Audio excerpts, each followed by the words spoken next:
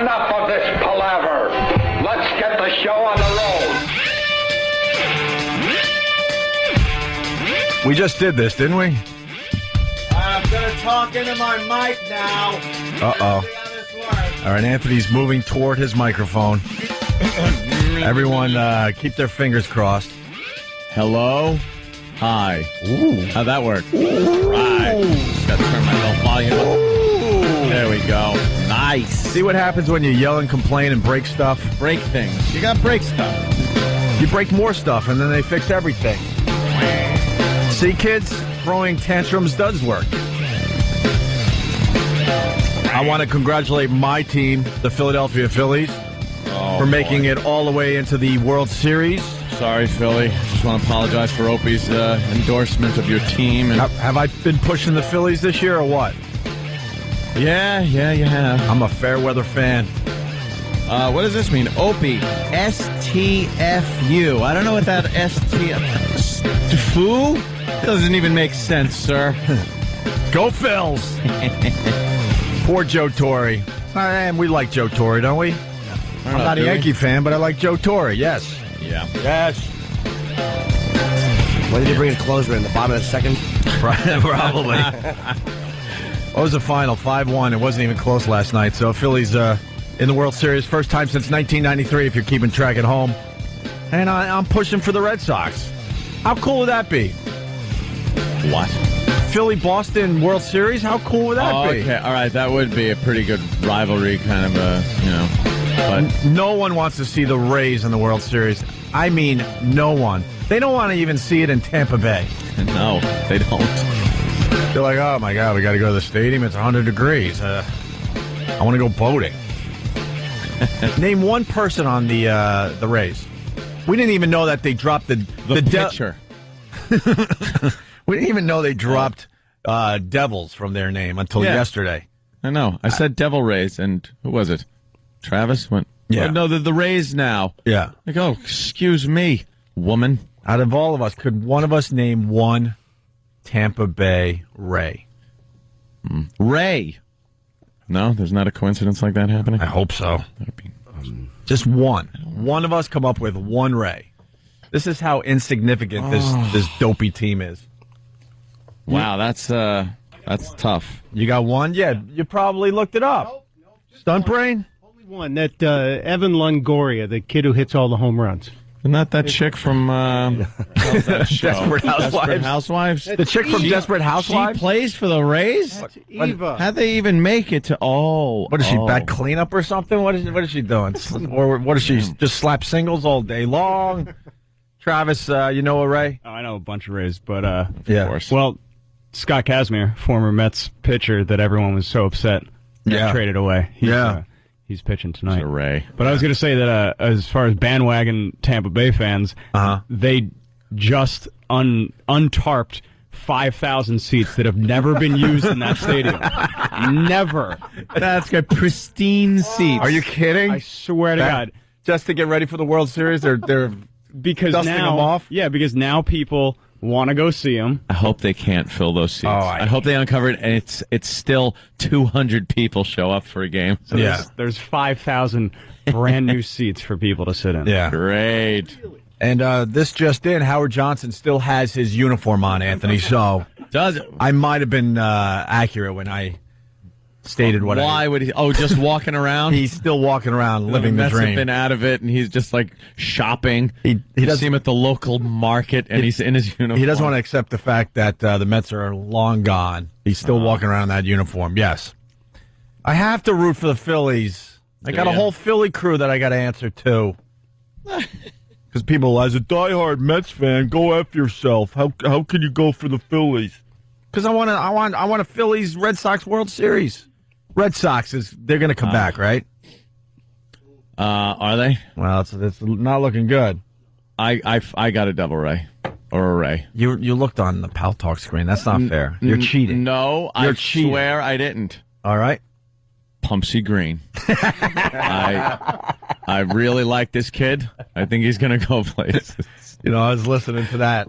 Pumpsy. They replay some stuff here in New York as we're getting ready. Yeah. I guess the 5 o'clock hour is us. I didn't even know that. When did that start? Yeah, I like that show that's on before us. Yeah, it's pretty nice. Yeah. Pumpsy Green, though, man. Pumpsy. I was hoping we were going to reference him today. Oh. We got to reference. I'm Pumpsy White at night to get to sleep.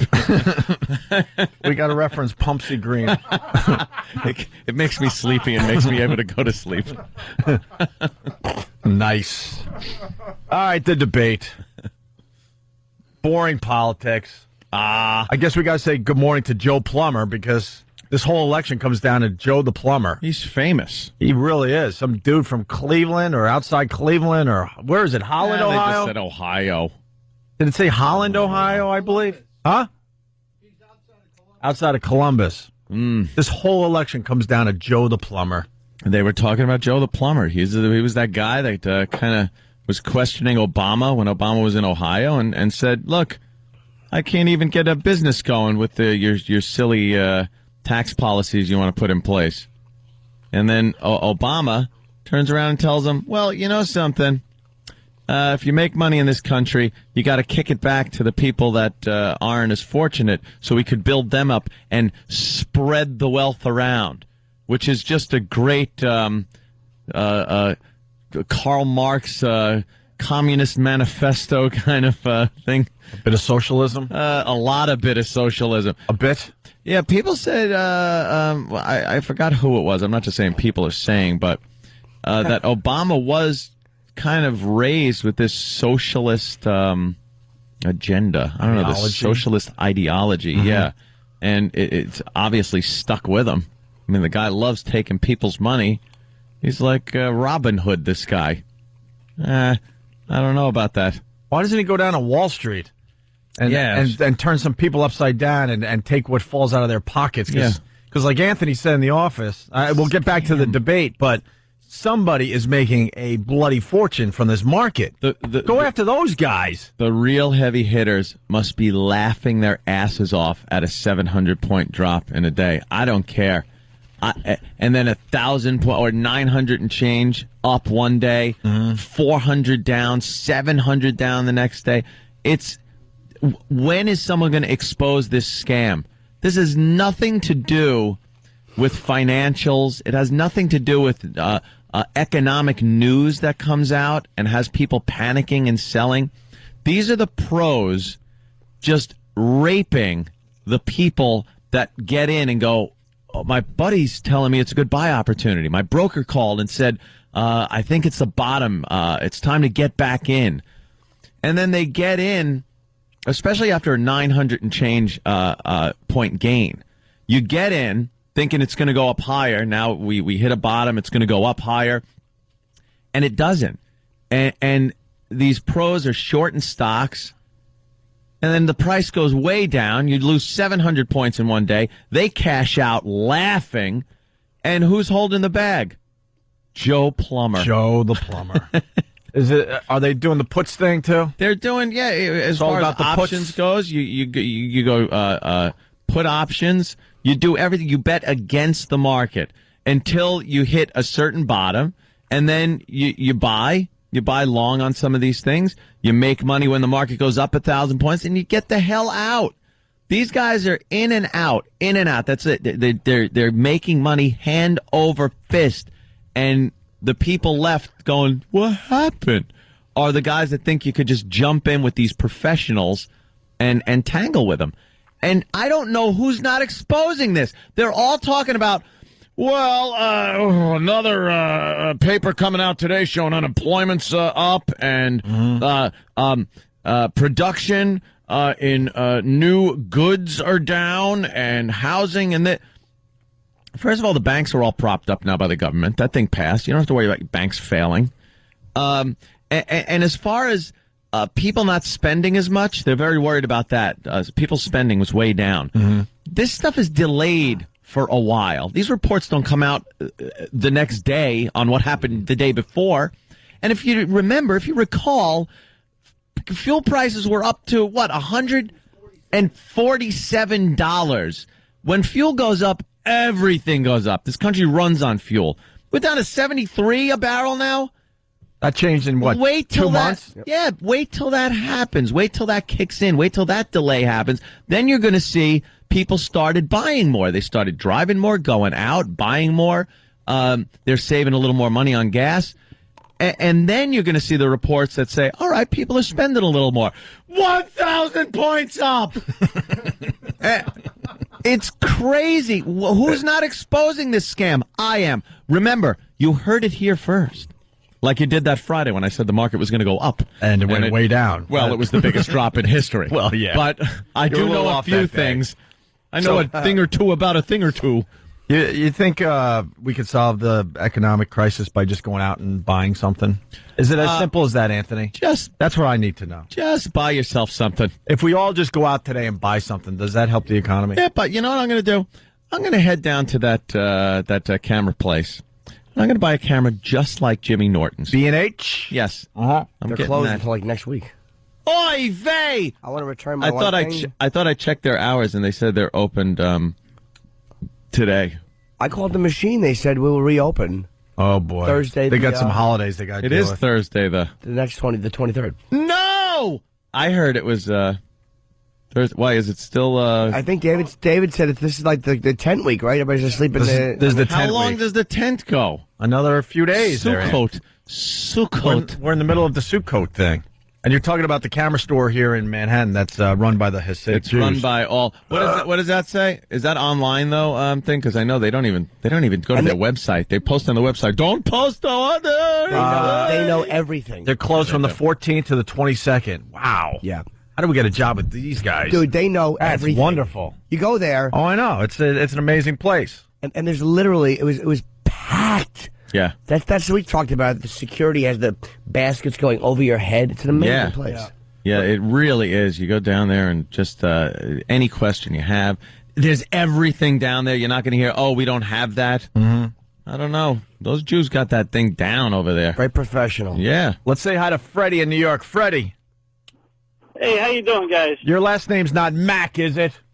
No. See, Freddie Mac. I wanted to ask the Fed Chairman, Anthony Cumia. Yes, sir. Yes.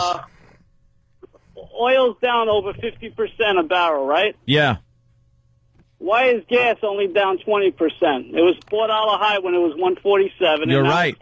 It's because these sons of bitches, the second the price per barrel of oil goes up, they're out there with those big long sticks and their numbers raising the price on the board in front of the station. The second that it goes down, they say, well, it takes time to make it to this level from the barrel being sold to actually being in the tanks at the fuel station. It's like, okay, then how come when it goes up, you raise the price immediately? It's price gouging. Mm-hmm. These guys are guilty of it, and you should. I would shake my my pointer finger at them when you're filling up your tank, like this, and go, you. No, not the back and forth one. The one where you point it at him and go, you. Oh, not the tisk, tisk, tisk. Not tisk, tisk. It's better. It's more than a tisk, tisk. What about friends. the old man move where you're like, oh! Oh, the fist shake like kids are on your lawn? Yeah, like a Scooby-Doo thing. Why you? And follow it with a YU. Yeah. Yeah. I would do that. A YU? A YU. It is. It's these bastards that actually run the stations themselves. And the managers, the owners of the station, I guess, they don't want to lower the prices immediately, and that's the excuse they use. It takes a while. The fuel that's in my tank, I still paid a lot for because the price per barrel was up. So I got to get rid of that fuel before I can lower my prices. But again, when the price goes up, how much did you pay for the fuel in the ground, you bastard? It's all a scam. Yeah. We're just little pawns in their game. We are such pawns. And the thing is, it's becoming so obvious. The greed that is being perpetrated against the average Joe. Joe Plumber. I'm going to call him now. Is ridiculous. And it's so obvious and so out there now. I think people are getting so greedy because it's so easy. The people on Wall Street, the big wigs, they got to be laughing to themselves, going, can you believe we're getting away with this for this long? Mm-hmm. We're pumping these idiots out of their money based on fear. The media's helping us. It's fantastic. short me that stock. I'm going to short that. I know the market's going to tank today. I'll make a fortune. What's that mean, shorting a stock? It's when you when you sell stock you don't own. You're selling stock you don't even own. It's too complicated for you and I, Jimmy. I'm telling you right now. It's easy. Let's say you got a stock. It's $10 a share. Nice. You sell 100 shares. I'm just using numbers. You sell 100 shares of it. Nice. And you pocket the money. Now you have $1,000. Or as I said, what? 100 shares? Let's say, okay, well, you sell 10 shares. $10. You have $100. Now you're sitting there with your $100 and you go, all right, but I got to replace that. I didn't own those shares at $10 a share, so I got to replace them. So I'm going to hang back and wait. I'll wait. Oh, the price just dropped to $5. Now I could replace them. So now you buy the actual shares to replace the ones you didn't have when you sold them in the first place. That's just insane. For $5 a share, and now you keep the other $5 and you go da da da da da. Now do this on an unprecedented scale of wealth, and you've made millions of dollars. And Wall Street invented this because they wanted to make even more money. They're like, we're not making enough money. We got to figure out another way where we could like work this market and make money. Joe Plummer's going, I'm going to buy Consolidated Allied Soot. Right. And he goes long on it, and just the market tanks that day, and he goes, oops. You know who this is hurting? The Pumpsy Greens of America. The Pumpsy Greens of America. You never would have been able to buy stock. What are you kidding? Don't allow that. Well, see what you do here. Just take your black. Should we keep Pumpsy Green in charge of the company? What are you kidding? He's a $1. Pumpsy Green. It's going to be all about Pumpsy Green today. Pumpsy Green and Joe the Plumber. Yeah, we're just getting warmed up. Why don't we take a break? The phones are lit already, which is nice to see. We love talking to you guys. 877-212-0&A.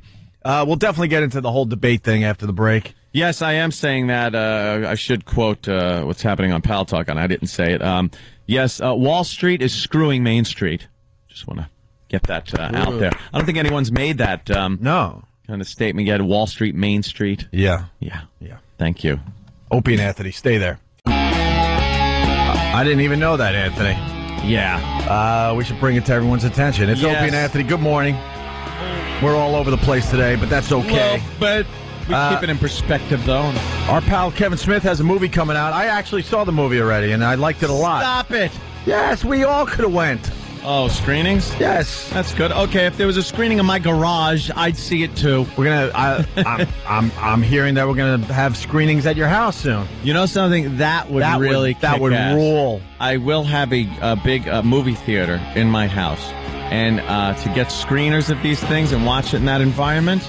Fantastic. That would be really cool. Mm-hmm. But no, I saw the Kevin Smith movie already. What is it, Mira and Zach, or Zach and Mira? Zach and Mira Make a Porno. That's the name of the movie. Our pal Jimmy's in it for a few seconds. Yeah, I heard he left two lines in or something. That's great. Aw. Cute. Absolutely now great. Pay me. Yeah. Pay me, Kevin. And what? He's getting a little flack for the title. Beautiful. This is perfect for him. They've taken it off of the bus shelters in Los Angeles, a few other places too. Billboards. They've demanded they've been taken down, and all these people are saying it's bad for the children to see the word porno.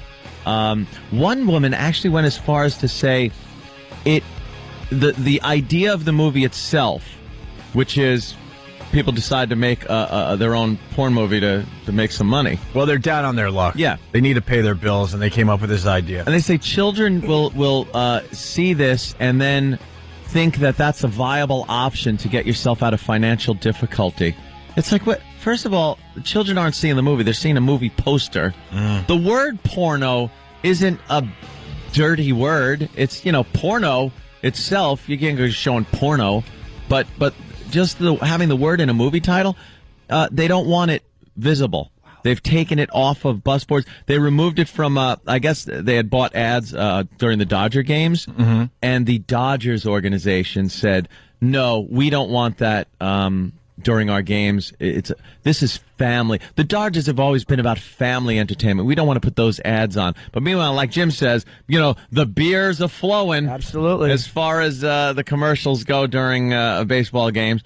Have a sip of this, then slug your wife, and then drive home and plow into a family. Yeah, go ahead. And you don't think if the feds would have taken away cigarette ads years ago that they would be accepting cigarette ads? Of course they would be. Absolutely, they would. It's one of those things. But the word porno, just the word porno, is too bad now in this whipped society we live in. This emasculated, wishy-washy, everything for the children, nothing left for adult entertainment society we're in. You can't even post the word porno in a movie title from a legitimate director. It's a movie. It's not a porno movie. Mm-hmm. Why? Children are an excuse. They don't even, right. I don't like it, so I don't want it. Is too insightful into the self-centeredness of the person saying it. Even the douche saying it knows they're not going to take me seriously. Or they don't even want to acknowledge to themselves, God almighty, am I a selfish ass? Yeah. They don't even want to acknowledge to themselves. Can we get our pal on the radio today? It might be a little early. When's he coming in? We have him all day. He's coming in next soon. week. But why don't we get him on today? Because we got some controversy. A quick phone call to Kevin Smith would be great. Like to hear his take on obviously this is complete BS, but if you're Kevin Smith, it's great. Yeah, Kevin. I would think it's pushing the movie. controversy. It's pushing the movie, further for him. It's like when Dogma came out and he caught all kinds of flack from the Catholic League and the church and everything. I think he's loving the publicity. He liked that, but and they said Kevin had said they went for the most kind of just innocuous, posters and they're just stick figures. Yeah, just kind of stick figures with an old school camera stick figure. You know what I mean? Don't they have guns in movie posters? Mm-hmm. Yeah. And the word dead or... We just focus on the wrong stuff in this country. We just... Americans suck.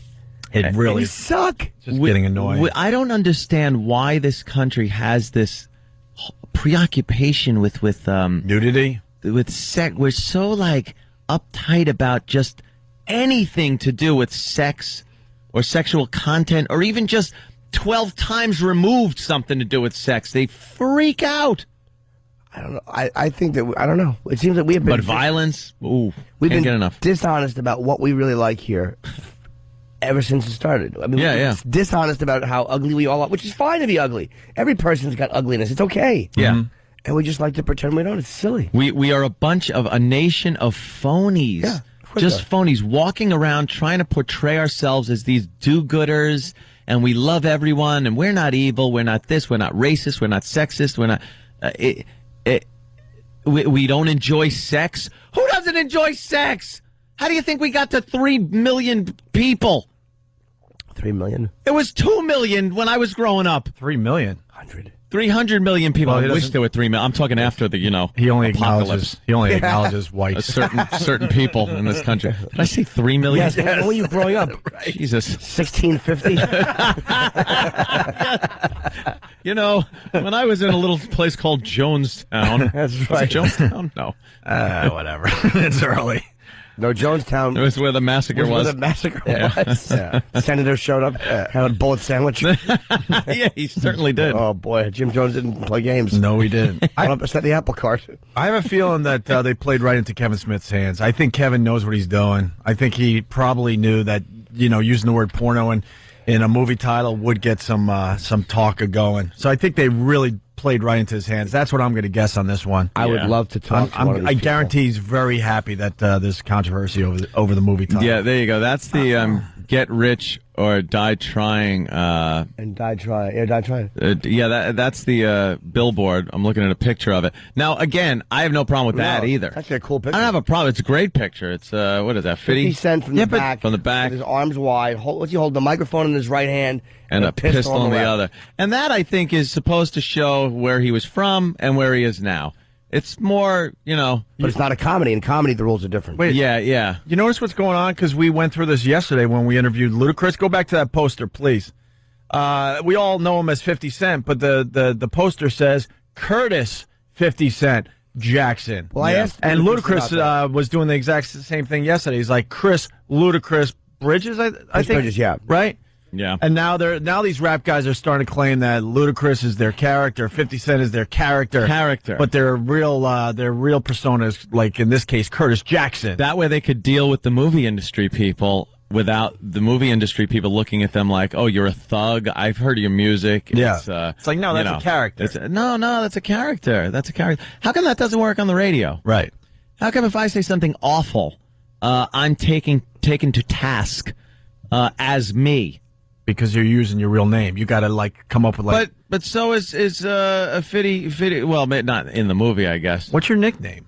I've known you for 14 years. What's your nickname? I got to come up with a fake name, but I don't have a nickname. You never had a nickname growing up? Pederast? No, I don't. There was never a time where people were trying to get a nickname going for you. And it didn't work. Never caught on. I just never really. What was the one that almost caught on?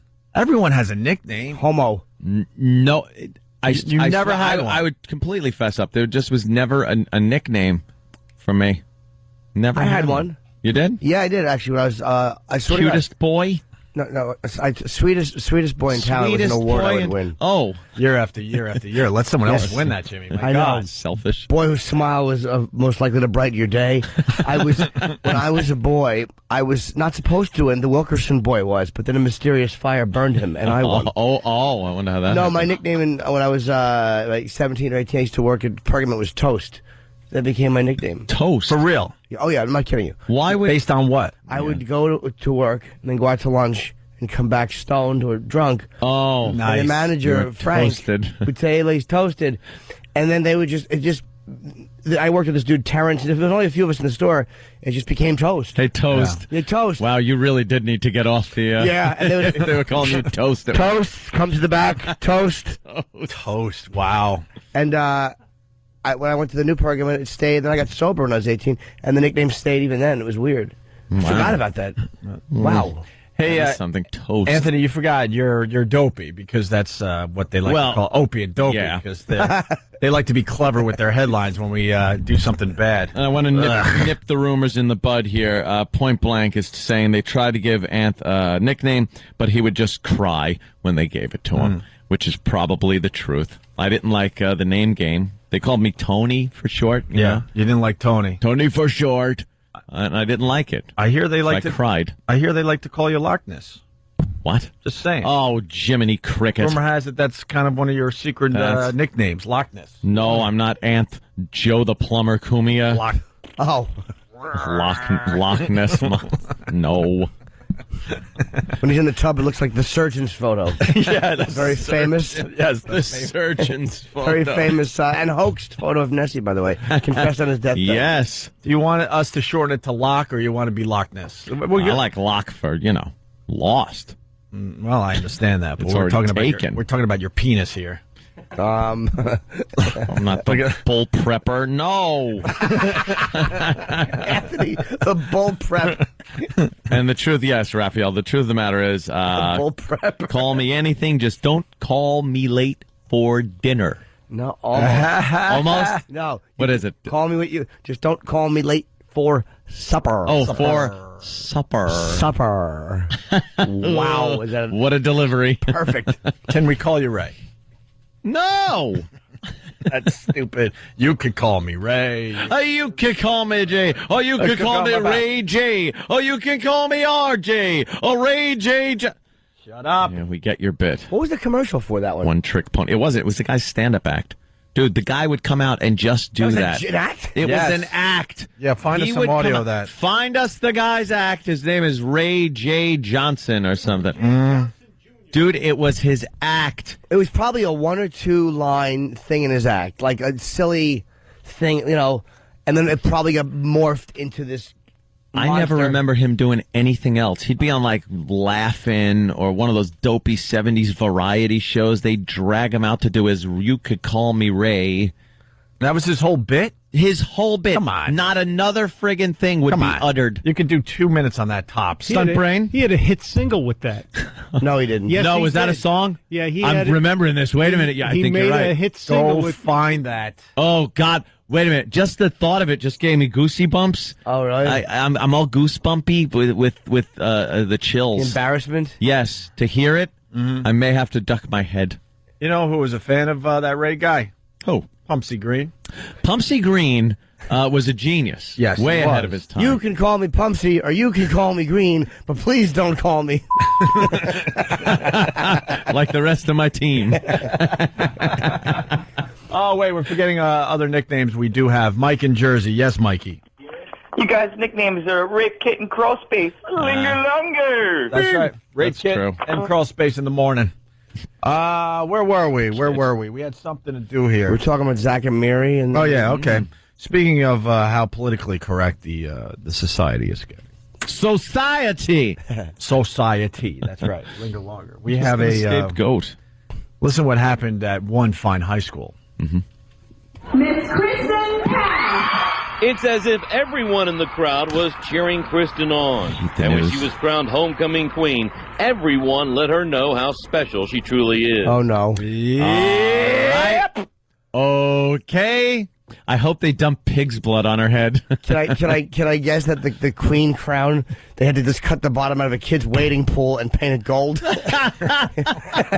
Strap this to your head, dumb bellow. Come on. Oh, the crown. Was it just Pete Rose's old batting helmet?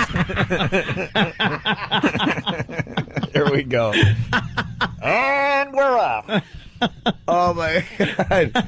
That's hilarious. One of those squirt guns when the tongue hangs out and you squirt so it doesn't get dry. Keep it wet so she could give her speech. Oh, Homecoming queen. Homecoming queen. Well, that's wonderful. That's reserved for the cheerleader that bangs half the football team. Yes. Why are we changing the rules? Good egg. Why are we changing the rules here?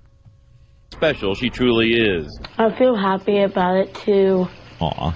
Sometimes I'm really sad. Yeah, I start crying. Tears of joy? Yeah, tears of joy, yeah. What do you think, dope? Tears of joy? Tears no, of joy? I'm retarded. This sucks. Right. Joy? Yeah, tears of joy, yeah. Kristen has been a part of the Aledo School District ever since she was in the 3rd grade. And even though she was born with Down syndrome, she's always just been another one of the students. She likes you whether you're pretty or not pretty, smart, not smart, tall, short, whatever color, whatever background you come from. Yeah, okay. She likes you. So I think that the She kids is like that about retarded. her. So it truly has been a special and overwhelming show of friendship that the student body voted Kristen Homecoming Queen 2008. And when they said her name, it was like a rush of excitement exploding, and it was awesome, and I bawled my eyes out. And it was really go, girl! I would love to know who lost to the Waterhead. Yeah, imagine that one. Having to go home and go, I was supposed to be a homecoming queen. Some chick named Brittany lost to the Waterhead. She's eating the crown. Come on. Stop. Aw, That's nice. It's a nice feel-good story. story, but come on. She didn't sound like profoundly retarded. I know. mean, Kids all happy. although she said yes, tears and joy. Yeah. It was tears of joy, and she was like tears and joy. She was describing what came out of her face and then what she drank.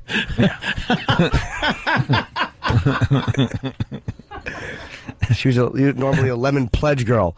All they had was a joy chaser. But it's nice they gave. It's like it was annoying me until I heard her talk. I'm like, yeah, then, whatever. then it it's a personalizes big moment for her, and we're such dicks. That belongs to the hot chick. Give her nothing. Yeah, give that retarded girl nothing. But it does belong to the hot chick. It's always been that way. Yeah, the hot chick will give it. You know what? I've changed my tack. The hot chick will never bang anybody. The retarded girl, by the way, they've all had her. Give her the crown. Why she won? Let's go to Arizona. Bill, how are you? Hey, not bad. When I was in high school, our homecoming queen my senior year was this 500-pound behemoth, and I kid you not, they brought her to the dance in a truck, a pickup truck. Oh, really? Yes. Why? Did they make her queen as a joke, or do they all like her and just kind of feel bad for her? I think it was just because everybody felt bad for her for some reason. I never figured out why, but I imagine they've changed all the rules in school, and obviously it used to be about a really hot girl being homecoming queen, but I'm sure they completely changed their criteria. Yeah, but unfortunately, and made it about something else. It wasn't like that. Have a good day, guys. All right. Where's Roland? Ha ha! Your dumb Rangers finally lost. Still doing really well to start the season, but Yeah. got to rub it They in. lost their big, long winning streak. What was it, 5 games? Yeah, they're 5-1. So me going ha is not really that impressive, but still, Yeah. a Ranger loss always makes us Islander fans happy. I completely lost track of hockey Why? over the past, I don't know, Hockey's great, man. 5 years, I guess. You should try to get back into it. Yeah. Don't become an Islander fan this year, though, because it's going to be a shaky year for us. But hockey rules, man. I wouldn't be an Islander fan. You don't have to really rules. worry about that. I wish I liked hockey. It's not. I don't hate it. I wish I liked it. I never got into it as a kid. Let me take you guys to a game, I do. and then you get into it again. Anyway, Is it easy to get Islander Ranger tickets? I got them. Islander tickets, easy. Ranger tickets, not so much. I want to go in the Garden because it's right here in New York. It's the Big Apple. All right, we can get that done. I'll wear a hat, half Islanders, half Rangers. Oh. Just so everybody's happy. We have to People could beat in half your head in the stands at a time. we have to start being nice to corporate because then they'll give us the nice box seats, even though they're claiming that they're broke. Travis, Can I tell you how easy it is to get Islander tickets? yeah. How easy is it? I just bought I just bought second row seats for the Canadians game on November 1st. Yeah, but that's because you're behind the goal where the Canadians shoot twice. No one buys those seats. I'm right across from where you sit. Really? Oh, so you get a good view of Greg Opie Hughes If he's there, I'll be waving all night. all night. Dude, I would have gave you my my tickets for that game if I had them. It was a Saturday. You know what you should do? If I had them. Bring little Dexter. Did you not catch that awful gesture? Damn it. Dude, I would have happily given them to you if I had them. But I don't. I'd like credit for the idea. But I don't have any to give you. Everyone says it's the thought that counts. I can explain my my statement, but I'll let that just sit there because that's really funny. Yeah, throw your little doggy Dexter on the ice right at the face-off. I wouldn't do so they just like just a slap shot. Terrible. No, He's coming in today. no, he's not. Oh, that's stupid dog. He's going to do the little butt drag across the carpet. Oh God, why? It's called scooting. Scooting. Oh, that's good. Looks like you've drawn friggin' designs on your carpet with a Tootsie Roll. He doesn't do that. No. He's a good boy. It's horrible. Hey, can we start a trend? Kill Dexter? Well, that'd be nice because you were saying how throw Dexter on the ice. And, Travis ain't going to do that. Can we start throw pretzels or something? Why? I don't know. And then That could really get in the way of a skate. yeah, but then the NHLs can't figure out where this whole pretzel phenomenon came from, and then they have to start talking about our dopey show again. I'll tell you who would figure it out. The people that would fire us for inciting a riot or something. How are we inciting a riot? A pretzel's I think a you're pretzel. able to do that. Throw You're allowed stuff to- on the ice. You're allowed to throw a hat when it's a hat trick. They throw that octopus thing where? Where do they throw the octopus? Detroit. Is it cold in the D? It certainly is Sure. cold in the day. You can't do pretzel wars. No, I you didn't can't say throw throw them at the The players. Utz. How about you just do this? You Utz family. loft a little pretzel over the glass, and no one gets hurt. The rolled golds are notorious pretzel hurlers, whereas the Utzes tend to drop them gingerly. Utzes. Yeah, we're encouraging you to drop them gingerly. No, we're not. Yes, we I'm are. not going for this throwing pretzels on the ice at hockey I games. didn't say throw anymore. We're just place them over the glass gingerly. Unless, of course, see what happens is the rolled gold people show up and they put the pretzels on their nose like glasses. Like glasses. Yeah. How funny is that? I've been doing it for years. How about never not gotten a laugh anywhere? And how about this? Yes. Pretzels with little parachutes, so no one gets hurt. I'm not talking about the impact of it hitting a helmeted head. Right. A pretzel. I don't know how much damage a pretzel can do to a helmeted How about it head. floats nicely to the ice? Then no one gets hurt, and we still start this phenomenon. The pretzel phenomenon. It's going to be called. Let's have a long meeting about it. We're We're not talking about hurling pretzels on the ice. Presenting. Like if I presented you a pretzel, you'd be very happy. If I threw a pretzel on your head, you wouldn't be happy, right? Look, There's a difference. Started out by doing it yourself, then. All right. Next Islander game. All right. I'll be pretzel guy. Sometimes I like to sucker the end of a pretzel and pretend it's a cigar. Yeah, that's fun too. But you got to bite the one end off first, turn it around, and then smoke it so you can flick it, and the crumbs are like ashes. Mm-hmm. You ever do that? You bite the one end, and then you turn it around, and then you can ash it. It's a lot of fun when you're a kid. Ant. Yes? I can't let the pretzel thing go. I'm back. You should. No, but we're going to do this now. Who suggested this? Because it's a great idea. Marshmallows. No one gets hurt. If we get fired because someone gets hurt by a marshmallow, that would be terrific. It's not hurt. It's just probably illegal to throw things or to suggest that you throw things on the ice. You got a loophole, though. They throw those hats during the hat trick. We're just throwing marshmallows for a goal. I would agree with marshmallow hats. How are you going to make a marshmallow hat? Very complicated. They sell quickly. They make pudding hats. Should be able to make marshmallows. Sure do. How about we decide one game where everyone throws marshmallows? I think he's got something. What if we made black marshmallows so they look like little pucks? And that every time a goal was scored, you showered. Since when they're calling them pucks? Oh, I get it. It's hockey. I forgot where we were for a second. I'm sorry. Yeah. Where are we at with marshmallows? You like that idea? No, I don't like the idea of doing anything that's probably going to get us. How about cotton balls? No, I don't think anything could be thrown out on the ice. I don't think we could suggest doing that. Find out, Stunt Then Brain. people will go, well, it was suggested by this radio show. All right, so we're telling people not to do that. Wink, wink, nudge, nudge, right?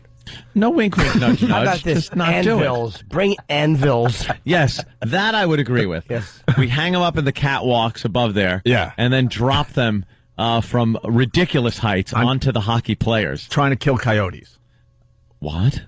Yeah, I got you goddamn Roadrunner joke. Yeah. All right. Can you imagine if you hooked it up and dropped a couple anvils during the hockey game, but then tried to play it off like it was just to be funny? It was a gag. What? Yeah. Just leaving huge craters in the ice. How about killed someone? You It's killed someone. funny though, right? It is funny. It's an anvil. All right, I got it, Ant.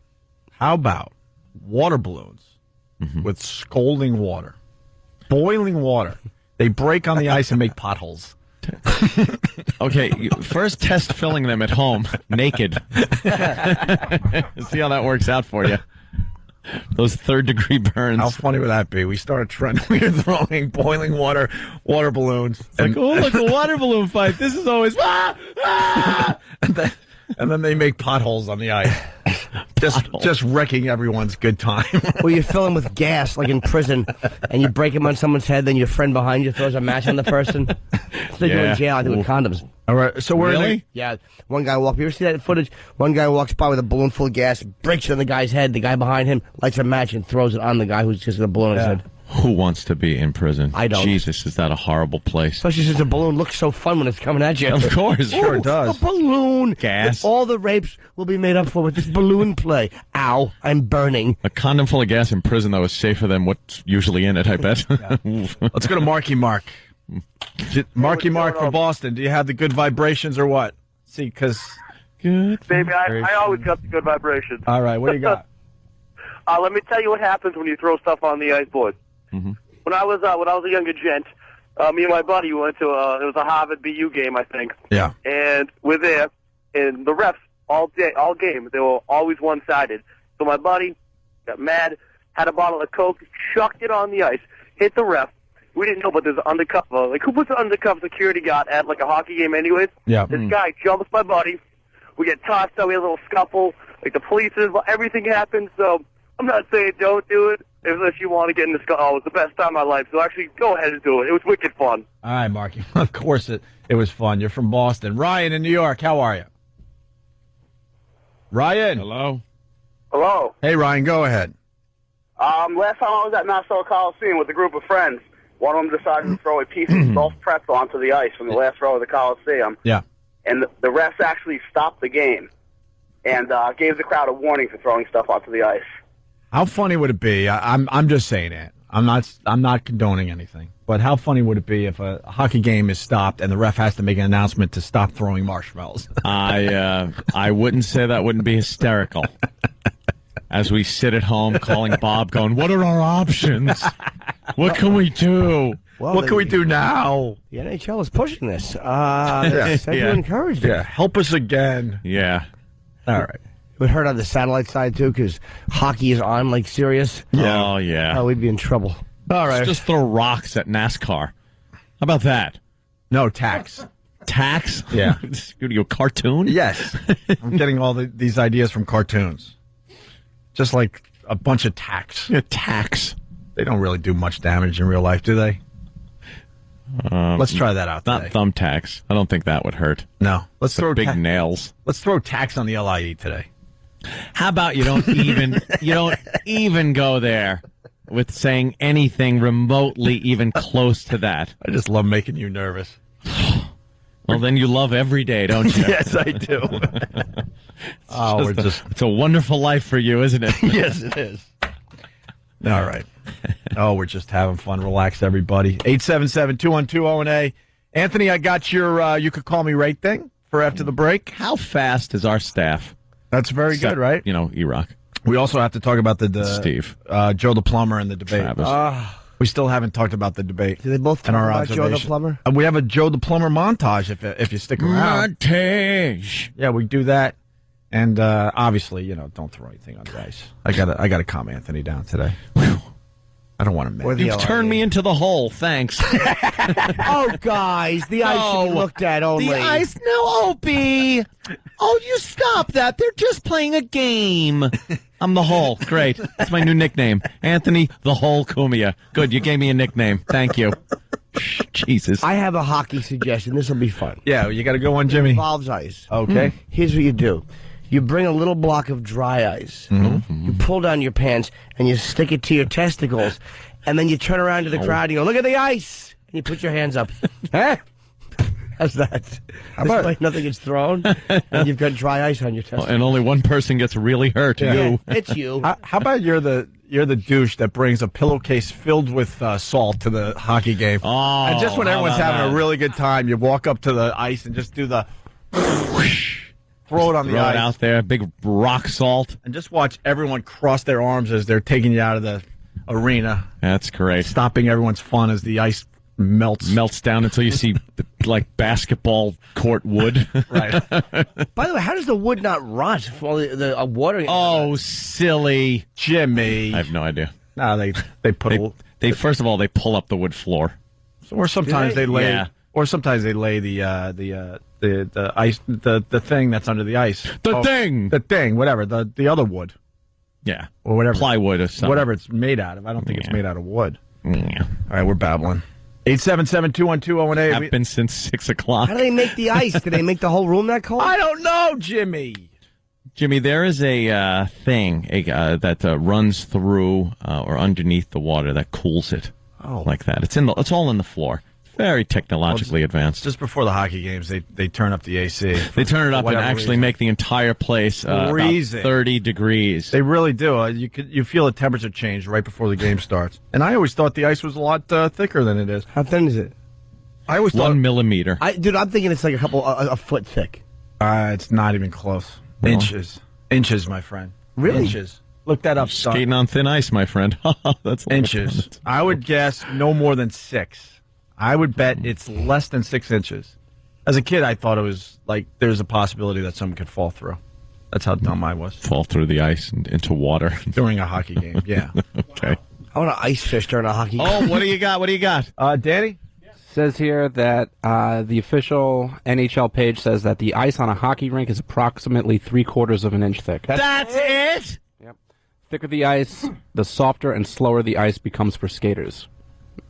Wow. Oh, okay. I learned something new today. Probably because of the way they freeze it underneath, the coldness wouldn't be able to get up to the top layer of ice, and it would make it slushy. Why would you be able to come to that conclusion, which is brilliant? I'm just so fast. Mm-hmm.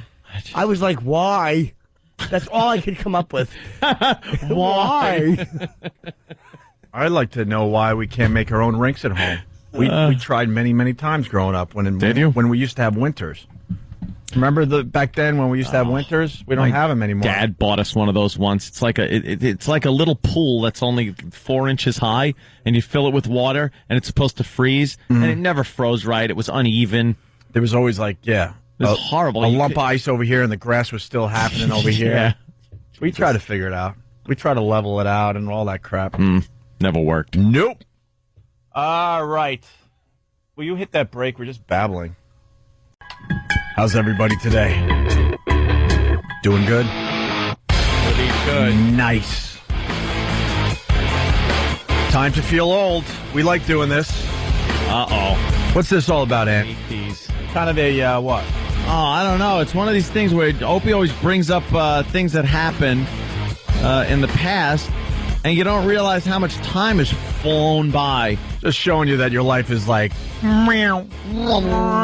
It seems like just yesterday some of these things happened, and then you realize they were many years ago. Million Man March. We all remember that? Yeah. Now play along at home. Mm-hmm.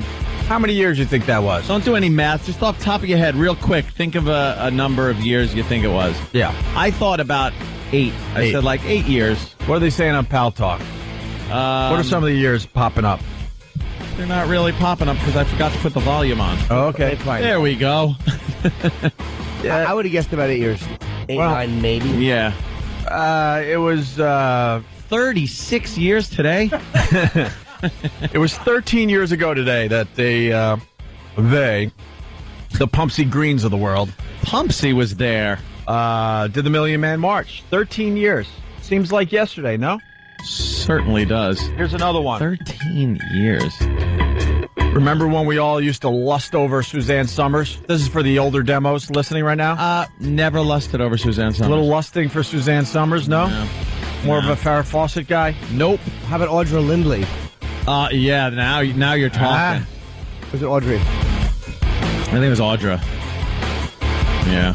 Was she the one with the twin? No, she was Mrs. Roper, who always wanted some hog.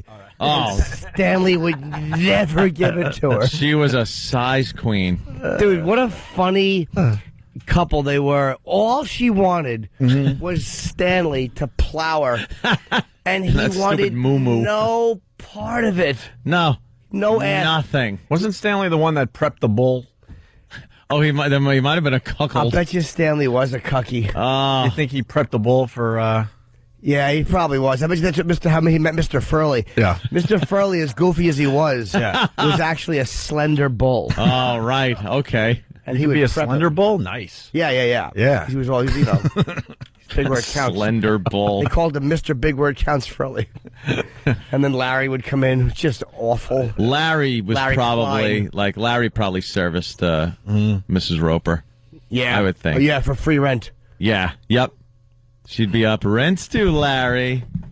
Play some bad 70s disco music as he just gives her the hog she so wanted and wouldn't get out of the hubby. They all used to wear those, like, scarves and stuff, too. A lot of scarves. What the hell was that? She wore a muumuu. She did. She wore this big...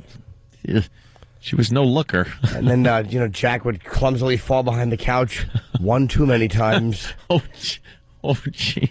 Not too awkward when his son comes in here tomorrow. Yeah, great. I don't know what happened there. I think his son's coming in tomorrow. Who? Mr. Ritter's son. Yeah. He's going to be in the Big W movie. Oh. That's getting, like, rave reviews. Is it? Sure is. I think we got another guy from the movie coming in today. Oh, is that who, that Rob Cordroy? Yeah, he's coming in. He's Cordroy, okay. Who does he play in the movie? I think he plays a press secretary. Press secretary? Why don't we get the guy that's playing George W.? Josh Brolin? No respect. That's Josh Brolin. No respect for the Opie and Anthony show. We get some kind of press guy? Well, Cordry's good. He's a local guy. Cancel him. All right. I don't want to talk to him. We want the big stars in It's a these very movies. pro-Bush movie. It's odd. Yeah. Anyway, Suzanne Summers. Yeah, nah. Ant didn't, but there's people out there that used to lust after Suzanne Summers. Hot. Your life is flying by you, my friends. She is 62 years old today. Suzanne Summers is 62 now. 62. 62 years young. Happened. Some of them were probably, I guess she was in her 30s.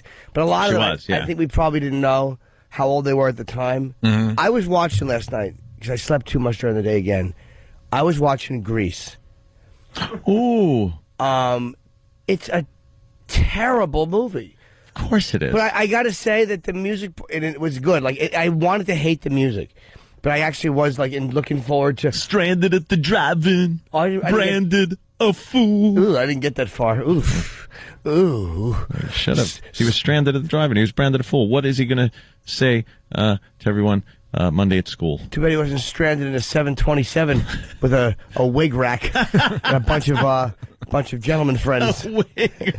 He's got one wig he calls Grease Lightning. It's all slicked back. Bunch of, like Pesci and JFK and all those mannequin heads. Yeah. I got a big secret. I've had it for years. And it's an awful movie. But the music, I did like the music. I can't, even now, all these years later, I was like, God damn it, I like Grease Lightning. I didn't want to like it. You like the that? dancing is so You like the hokey. song Grease Lightning? So bad. I know. Believe me. Is it a guilty pleasure? Yeah. Jimmy's guilty pleasure. I mean, it's like, it's a toe tap. All of it's a toe. You can't, like, watch Grease. The music's What's he all right. dancing with the cellophane for? I don't know. What was he doing? I don't know. Stop it. You know what? He should have been rapping with that, considering his lifestyle. But it's just, it opens up and they're all so wacky and having so much. Were the 50s that nerdy? Hey, Zuko! Yeah. Was it like that much fun in the 50s? Yeah, everything was a fun little wacky kind of doing Three Stooges things and hitting each other and going to the diner. And they're all waving, having waving fun. and dancing and joking. Going into drive-ins. Oh, that. Hosing down the... Oh, well, of course. Oh, well. Poor Pumpsy. No. Poor Pumpsy. Just not a good movie.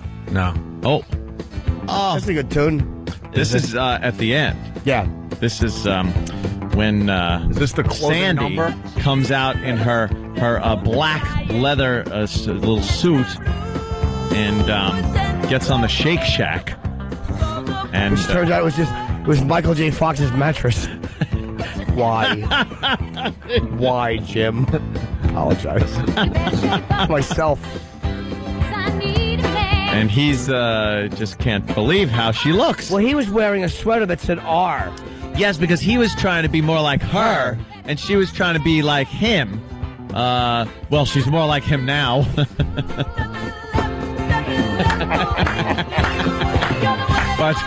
But it just goes to show you. Just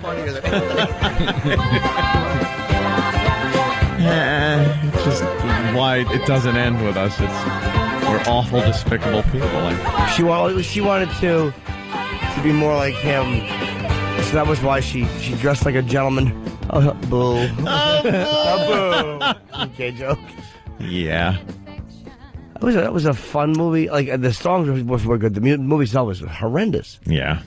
Well, I think that's why people went for the music. And if you recall, back when that movie came out, when the hell was that? 77, 78, something like that. It was the only music that was on any of those hit radio stations back then. Wow, look, Stumpbrain's like, oh god damn yes. Like what? Z100 even or PLJ or something? PLJ it was, right. Okay, PLJ back then here in New York was just every 2 seconds. Here's another one from Grease. They must have loved it because there were a bunch of like hits from that movie and they were able to just play them all. All right. You could call me Ray. Or you could call me Jay. Or you can call me Ray J. Why were we talking about this today? I don't know. Because we have a whole new stinks. audience now, so we got to kind of bring them up to speed. Yeah, yes, Dump. You guys were talking about nicknames and the fact that Ant didn't have one, and I said, somehow why we not? got into late for dinner. And it was because of the Devil Rays becoming just the Rays. Yeah. And then I started doing that, and people said, "What are you doing?" Right. And I had to explain that this unfunny hack. Back in the I don't even know when he started, but I remember as a kid in the 70s, early 80s, tops. watching like Laugh-In or the dumb variety shows back then. Captain and Tennille. He was the Ray guy. He would just come out and do this, and this is all he did. He parlayed it into a commercial, a hit song, and according to Anthony, this is all he did. Bush Natural Light. Just say natural. You see, you doesn't have to call it Anheuser-Busch Natural Light, and you doesn't have to call it Anheuser Natural, and you doesn't have to call it Bush Natural. Just say natural. Johnson's right. Oh, you can call me Ray, or you can call me Jay, or you can... For a great tasting light beer, just say natural. But you doesn't have to call me Johnson. 2 naturals, please. Please don't ask him his name. Name? You can call me Ray, or you can... And that's the commercial. So at the beginning, it was, he was talking about beer. Yeah. But But his act was just, you could call me Ray, you could call me Jay. You can call it something. Would he do that for other things? No, it was just usually Ray, Jay, Johnny Johnson. It was... No, it's sad. Horrible. Danny just found a YouTube video of that guy. Yeah. It looks like a very current video, and he's still doing the same thing. He's all about the "you could call me" for his entire life. Is he still gigging? I would love if Raymond J. Johnson Jr. gigging somewhere. Well, then, I mean... Looks like Bella outside his house in no kidding. Ed Wood. Look, there he is currently doing the exact same bit. Is that what's going on? Yep. He looks a little older. I think he's dyeing his famous Ray J. Jimmy Johnson mustache or whatever it is. You could call me Ray. You can call me Ray. He's got cancer of the throat from that cigar he's holding. You can call me Johnny. You could call me Jay. Just don't call me for a swim in the pool. Well, Hollywood thought he was so terrific they made a hit song. They didn't. Just a taste. This tells you when it's from. Disco. Call me Jay, but you doesn't have to call me Justin. You can call me RJ, or you can call me JJ, but you doesn't have to call me Justin. You can call me Ray. I gotta leave. I gotta leave the room. Hold on, he's coming back. I can't take this. It's hurting me. I feel pain. Call me Junior. I'm feeling pain.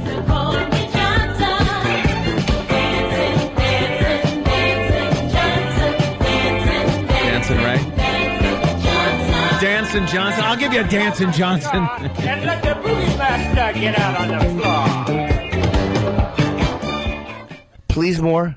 Please more. That's all we got. Please more. Get the whole song. It's 1979, Dancing Johnson. Yes, E-Rock. That song's over 4 minutes. Please. Holy God, no. And it took over a minute before it even got to that part.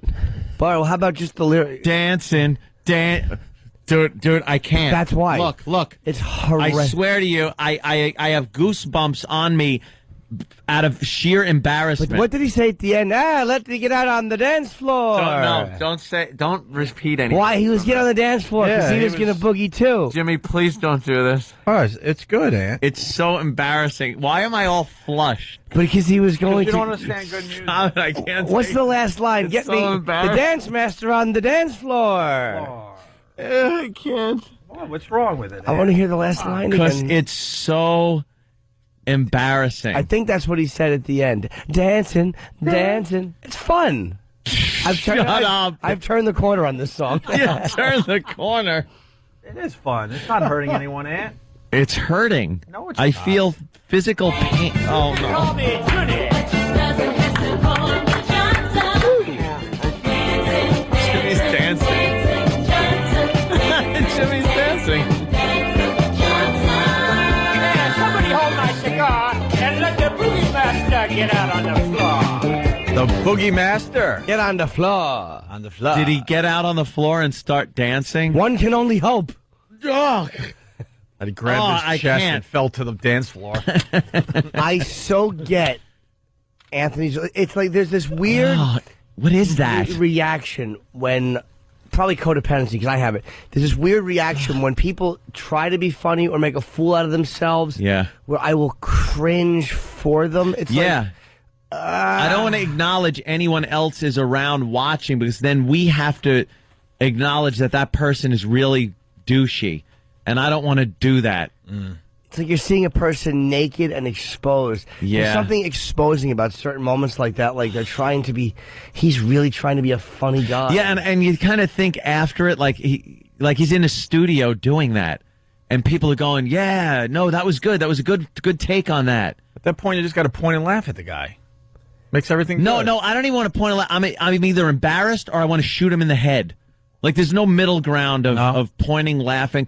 I don't want to see him or I want him dead. That's pretty much it. A terrible embarrassment for other people. I don't know exactly what that is. I think it has something to do with putting yourself in their place. Yeah, and feeling like he doesn't know how everybody is looking at him right now. Yeah. There's this weird terror, like, it goes, do people look at me that way? I don't know exactly what it is, but it's really, really weird. I used to get these weird little fantasies in my head of embarrassing the hell out of myself I'd be dragged to my sister's stupid ballet recitals and stuff when she was in ballet as a little kid.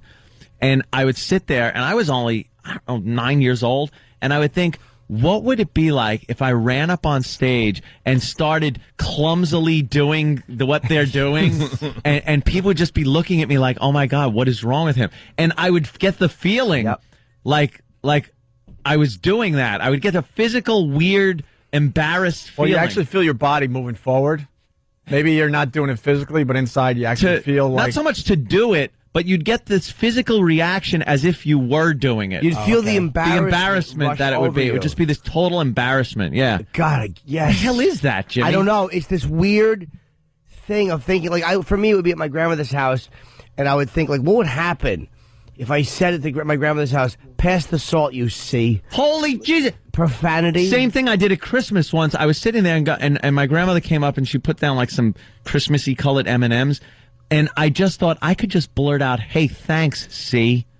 And the family would just be like, what the hell is he doing? Maybe we're actually cousins and our grandmother's just a C. But I think I get that in adulthood now at age 40. I still do that. Like, what did happen recently? There was a birthday cake or something. Or it was my aunt's wedding recently. Oh, no. Like, what would happen if I just took my fist and went for a big laugh and plowed my fist into it and no one laughed? The cake or the bride? Why is he putting on that elbow-high glove? But if I knocked the cake over, or when they came in saying happy birthday to me, how awkward a moment would it have been? The embarrassment I would have felt if I knocked the cake and like a couple of the awkward They would be smiles, compelled, you know what? They would be compelled to laugh because, oh, look, Jimmy's just being Jimmy. But really inside they'd be going, God, what a dopey move. Why would he do that? That's not funny. It's like, I would think that. I'm embarrassed for you now thinking that. Yeah, because I'd be like, look, guys. And then like nobody would laugh or they would politely titter like, ha, ha, ha, ha. And then maybe someone would pull you aside later and go, you know, they put in for that cake and everything. And what? I'm just being... I gotta shake this off. I've gotten that my whole... Shake this off. I wish someone would tell me what that is. I think everyone has that. That is really odd. I do that all the time, though. I would do that like in church at weddings and stuff like that. I would think if you got up and just started, like the echoey church, and just started reciting like satanic words from some friggin' devil worship book. One of our LA trips. Horrible. What would they do? One of our LA trips, we went and saw Bill Maher when he was still doing it on, I think, Comedy Central. And we were sitting, I believe, in like the second row or something, and I was getting the feeling that I wanted to just get up, run, and tackle Bill Maher. For real. Oh yeah, those things where it's like I could do it, but I can physically do this. But I really wanted to do that. Not to like bring harm or anything. I just had this overwhelming feeling of just charging the stage and just taking him down. The thing is, and I think it is like all those things we've been talking about, you have the physical capability to do it. You have legs to get up, you have hands to smash the cake or whatever it is, but there's some bit of sanity that keeps you from doing it, but your imagination can actually put you in that position where you get that feeling of what it would be like if you had done it. But that sanity is very fragile in your mind. You're like, oh my God, I can't do this. Me and my brother started laughing our asses off in church one day it was a goddamn funeral or something. It wasn't somebody really close, but it's a funeral for F's sake, you know. And my brother, he was probably stoned at the time. He goes, could you imagine if because it was big crucifix, Jesus on it, of course, and if the crucifix kind of went down on an angle and shot Jesus off it like a crossbow. And I couldn't stop laughing. That's very funny. And it's a funeral. And my head is down. And I assume people probably thought I was crying or something, but that would have been odd because I didn't really know the person that well, and I'm kind of in the back of the church, and it's just a weird situation. My brother's all stoned, just laughing. Hey, we got someone that's going to explain. She's a regular to the show. Oh, it's Lydia. I was actually thinking of Lydia. Our shrink. Said, hi, guys. Hi, Lydia. By the way, Lydia, before you go, before you do, this is something that actually did happen to me, and it was humiliating. Yeah. I was in the movie theaters with a bunch of my friends when watching Revenge of the Nerds, and I tried to be a funny guy in the movie theater, and I yelled out a couple of things, and nobody laughed. And my friend Bill D'Angelo was so embarrassed by me. It was a terribly delivered joke. There was a massage scene. This guy was putting liquid in someone's back. Let's just say, think of an embarrassing liquid from a guy that you wouldn't want on your back. Right. Let's just call it joy. It's not joy, but let's say for the sake of treasure, it was joy. Sure. Real quiet, the massage is happening, and I yelled, "That's joy he's rubbing in your back."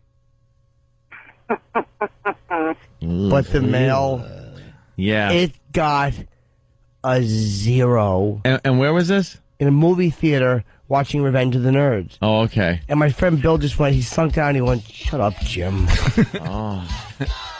I yelled something out in the Bayshore Porno Theater. It was after... What, ouch? What's that kid yelling? Where's my daddy? This woman had just gotten done servicing a gentleman and doing a very good job of it to completion. And then she kind of cleaned herself off as if she had just had some sloppy pischetti or something. And the theater was pretty quiet at the time. And I just yelled out, "Yeah, but can she cook?" What did it get? Zilcho. That is funny, though. I thought it would be, funny, but no one in there cares about funny. I think it's a good line. Yeah, exactly. It's a good line. Great line, goddammit. But your audience was not into hearing jokes at that moment. Lydia, what do you got? Because we got to go to break here. And by the way, I was joking about Rob Corddry from The Daily Show. I was just messing with the people out there. Relax. A lot of Rob Corddry fans very excited that he's going to be on our show in a half hour or so. Go ahead, Lydia. No, I didn't say it. It's George Burns. Yeah. What you guys are talking about is a mild form of obsessive-compulsive disorder. We all have a little bit of it, but you're talking about compulsions, things that you feel like you have to do, and you have to sort of fight against the urge. No, I know what you're saying, Lydia, but my thing is, why? Okay, forget the examples we gave. Why is it that when somebody else, when we hear that song, where we have no compulsion to do anything, we feel the embarrassment for that guy? I think that's just regular empathy, not obsessive-compulsive disorder. Empathy. We've all been in the situation where it feels like we have a rock in our stomach because we shouted out something stupid or did something like that. I guess it's the same way you could feel sorry for somebody. If you see something, you kind of feel like you feel bad. Not in an embarrassing way. Right. Like you see somebody that's, a little less fortunate, a little child in a wheelchair or something. You just kind of feel. And then you push them down the stairs and feel that weird, embarrassing feeling again. No one laughs. All right, Lydia, we got to take a break. Thanks, Shrinky Dink. Yeah, we're going to finally get into some debate stuff. I think a lot of people saw the debate last night. We'll give you some observations next. Opie and Anthony. Yeah. Welcome back to the Opie and Anthony program.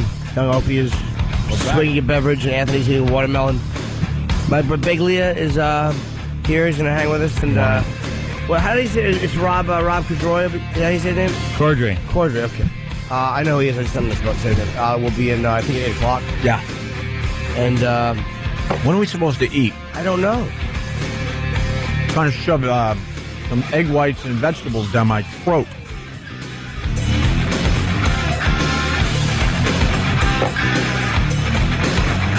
So we never really break. Because when we say we're breaking, then we do live commercials for half the time. Yeah. 877-212-0NA. We want to get right into the debate thing. You see the debate last night, Mikey? I saw some clips afterwards. I taped Conan last night for Friday, so. Oh, look at you! Nice. Yeah, it was good. I actually had a weird thing. I'll tell you about it later. I know we're gonna do the debate thing, but you know that sleepwalking story I have about Edward Norton that I'm in the movie Fight Club? Yeah. See that? I got to tell that story with Edward Norton on the couch with me during Conan. Conan, yeah. And it was really cool. What did he say about it? Well, it was actually awkward because sometimes it's like, wow, that was really cool. This is awkward. He's a really nice guy. We just had him on the show yesterday, and he's hard to read. Yeah, he was. It was tricky because you don't realize sometimes because you tell a joke about people who are celebrities, You don't realize sometimes that it's actually a little offensive to the celebrity in some of the wording. You don't realize like the subtlety of it. Like I started the story by saying I fell asleep watching the movie Fight Club, and I didn't know that was a joke unto itself. That's and then kind of people laughed, and that was just the true part of the story. Not because I disrespect the movie. I'd seen it probably 4 or 5 times. Yeah, and you were tired. It was like a lullaby. It was a combative lullaby. It's not like one of those movies that anyone says, "Oh God, that's so boring," and then you said you fell asleep. Like people don't fall asleep during that movie. Yeah, and he goes, yeah, that's a lot of people fall asleep during Fight Club. That's what he said. And then I was like, and then I didn't even... it messes up the whole reason why you're bringing up falling asleep to Fight Club. But then... He has no idea where you're going with this. This is how oblivious I am, because I have certain blind spots where I didn't even get the joke that he was saying, because I didn't even imagine that you could fall asleep to it in like it's not a good movie kind of way. Mm-hmm. And so I earnestly looked at him on the couch and I go, oh, is that common? Thinking that he wasn't joking. Thinking that he wasn't joking, that it was like a real phenomenon where people fall asleep and have sleepwalking incidents with the movie Fight Club, and it was just complete misfire. But Conan, fortunately, is like a steamroller where he just like keeps going, and then we didn't dwell on it that long. Good thing Conan was there. Yeah, no kidding. The debate. Yes. Want to jump right into this. First of all, an observation. John McCain, he starts every debate talking about... I'm sorry, there's a giant insect on Fox. Wow. So is Ed McMahon. Holy Christ. What happened to Ed? Time got him? Oh my God. Got to be He in looks his like a Ren and mid-80s. Stimpy character. Why can't we get Ed McMahon on? We could have been at a funeral home. I'd say part of the reason is the insect comment made moments ago. Oh, yeah. We forget sometimes that people listen to this. Like, what the hell happened? He's just an old guy. You remember, though. Glasses It's are like... horrible. There's lips. Oh. Hey-oh.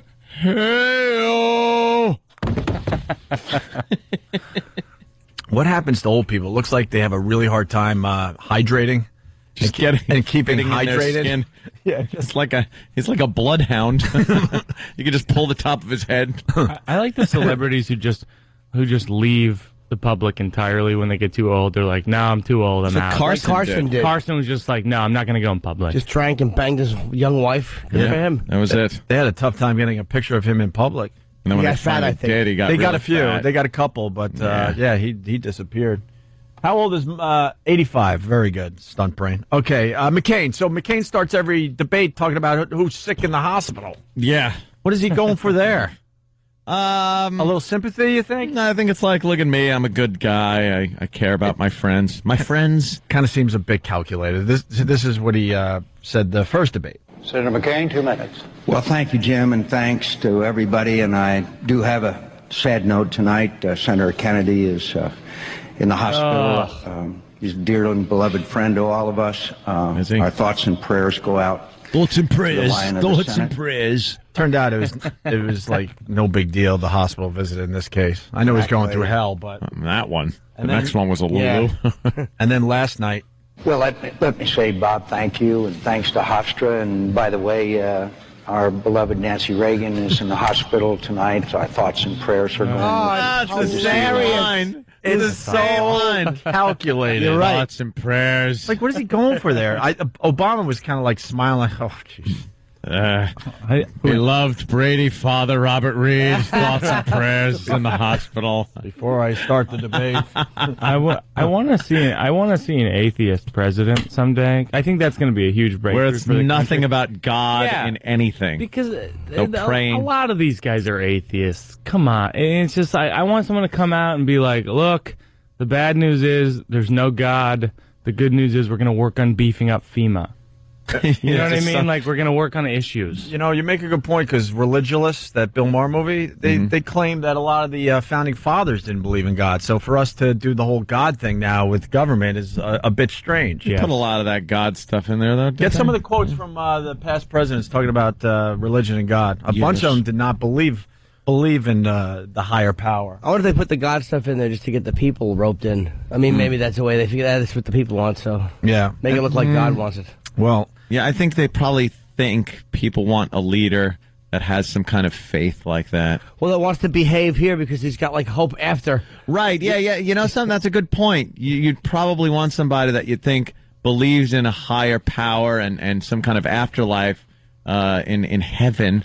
So that way they're not just, hey, screw this, I'm going to do what I want. I don't care. Nuke the whole planet. This is the end anyway. Yeah, that's why people listen to you guys. Why? Yeah. So they're like, well, things are very grim, so Yeah, they don't care about the future. Why don't we listen to really caustic people Yeah. shouting at each other? Wow, suddenly I feel like Edward Norton on that couch. yeah.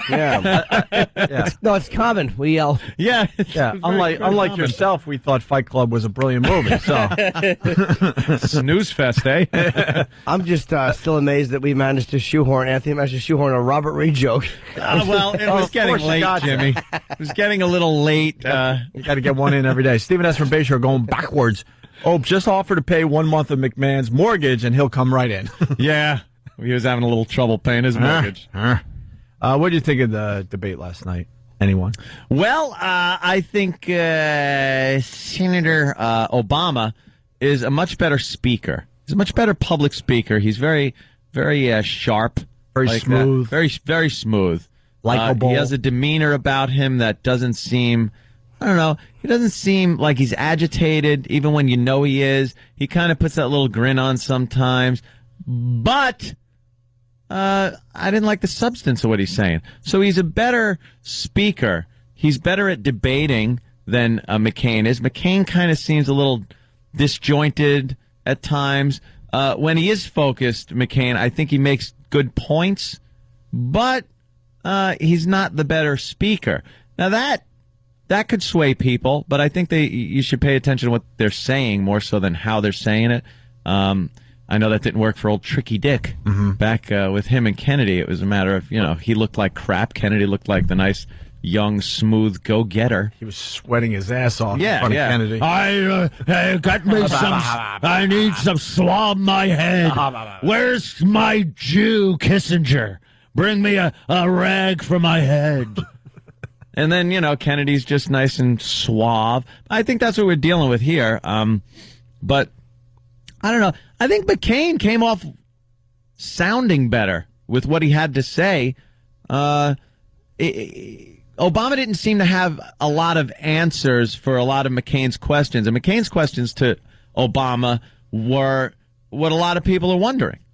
How is this getting done? Where's this coming from? All right, you said this, but you did this. Here was your voting record. And he really wasn't able to kind of think on his feet, and he had a smooth way out of all that crap. Yeah. Tell you that. He looked unflappable. Yeah, unflappable. That's a good way to put it. He was bobbing and weaving through that. Through that. McCain had good points, but he's not as good a speaker. He doesn't come off looking as smooth. He looks old because he is old, but I'm happy to know that I'm his friend, though. My friends, I like that. My friends, we don't want a friend, McCain. It's not a friend. I'm looking for a president here, not a pal. My friends, not a buddy. I'm good on friends. Let me tell you, my friends. Yeah, friend. It's funny. It's all how you look at it, because I'm leaning toward Obama. So I watched about an hour of the debate, and I'm like, wow, he kicked his ass. And then I wake up this morning, and it's pretty much everyone is saying McCain won the debate. And I honestly thought in my dumb brain that he won the debate. No, that's what a lot of the polls say. Yeah. That's what a lot of polls say that Obama won. But I thought it depends on where you go. Go to Drudge. Drudge, yeah. Drudge says McCain killed him. Because look who goes to Drudge. If you went to Fox News, Fox News said that Obama won last night. But you got a lot of the talking heads on there that were a little Republican leaning, I would say. Yeah. And then the talking heads on CNN were a little more left leaning. So it does depend on where you go. I heard from Romney Romney, he was talking about it and saying McCain just blew him away. It was amazing what he did. And then right after Romney, Hillary Clinton comes on. And she's like, oh, my God, it was so obvious how Obama just, like, blew him out of the water. So, yeah. But she was winking the whole time as she said that. Yeah. I don't like him, and it should have been me. Right. Well, I didn't like the way Hillary said it. She's like, well, the you-know-what beat John. That was just uncalled for. That wasn't very polite. I don't really think she wants him to win. No. Hey, it was all about Joe the Plumber. We got the Joe the Plumber montage from last night's debate. They were all talking about Joe the Plumber, this guy in Ohio that kind of talked to Obama and asked him about this tax thing. Do you have the original clip? I've never actually heard it. Do we have that? You want the original? I've never heard it. It would be good to hear the original clip. You ask, you will receive, my friend. Put it in context. I'm getting ready to buy a company that makes about $250,000, $270,000, $80,000 a year. Your new tax plan is going to tax me more, isn't it? If I'm getting taxed more and more. Well, you're fulfilling the American dream. It's not that I want to punish your success. I just want to make sure that everybody who is behind you, that they've got a chance at success too. I think when you spread the wealth around, it's good for everybody. That right there is socialism. Yeah. There's no denying that. There's no talking your way out of that. There's no making an excuse that I meant this when I said that. He just described socialism. You get a guy that's talking about building up a company that's going to make more money than Obama wants you to make without having to spread it around like he says. And Obama's answer is the guy behind you, he needs a chance on your back? No. He's got the same chance that the plumber had. Well, it's socialism. Well, the flip side of that is that, you're talking about regulation versus non-regulation. That's how, with a lack of regulation, is how we ended up in the financial crisis. No, I know the financial crisis we're in, which I think is a big sham anyway, on behalf of the Wall Street. Sham? Because the big heavy hitters on Wall Street are playing the crap out of everybody right now. That's why it goes up. Why do you think it goes up 1,000 points one day and down 700 points the next day? What happened in one day to the economy? That one day it's the biggest gain ever in the history, and then the other it's the biggest loss ever in history. It's volatile because these guys are going, they can make money whether the market goes up or down, and they are milking the poor slob that's watching it like a casino wheel and thinking he could jump in and make some money. This will come out. Believe me. It has nothing to do. The banks are taken care of. The Fed, made sure that's taken care of. Fuel prices are down the lowest they've been in quite a while. So people are going to start spending more money. The reports on spending that are coming out now are based on what happened like a month or 2 months ago, sometimes 6 months ago, when fuel prices were crazy and people weren't going out. They weren't spending money. I think they are a lot more now. Like I said, I took a little walk around the city last night. I went to the Apple store, and it was packed. You couldn't even get online. It was ridiculous. And people are spending money. The problem with Wall Street is no one's onto them yet. These huge swings in either direction are making people rich. Really rich, and they're taking the money from the people that are jumping in, thinking they're going to make a few bucks. But the whole thing with Obama and the tax thing is him saying spread it around so the guy behind you has a chance. The guy behind me has the same chance I had, and if he uses the system and gets a lot of luck and stuff, because the system, and I've said this 1,000 times, this country isn't based on the fact that everyone makes it, that everyone is entitled to a living. There are people that live in boxes on the streets, and there are people that live in mansions. That's what this country is. Don't hate it because that's what it is. It's what it's been based on. It's a capitalist country. It's based on a lot of things: talent, luck, your family. If they had money, it's just the way it is. It's not a socialist country, and it shouldn't be. That's all I'm saying. I'm taxed enough. I want it to go to roads. I want it to go to things I use. I don't want it to go to some guy that someone feels should, get a little boost. Thank you. But he's saying tax breaks for 95% of us. Yeah, well, Keep saying that. The top 5 are the one that supply the most tax money, by the way, for this country. And 35% of Americans don't even pay taxes. 35% don't even pay taxes. Nice.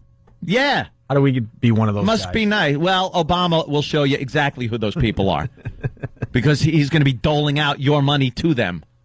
All right, here we go. Drudge. McCain won the debate 65-35. AOL. McCain lost to Obama, barely. CBS News. Obama kicked McCain's ass 84% to 13. Jesus. CNN had it in Obama 58% there, Stump Brain? Obama was up in most of the polls that I saw. Well, like I said, people see it. They see a smooth speaker, smooth talker, don't really look into the substance of what he's saying, and he wins, you know?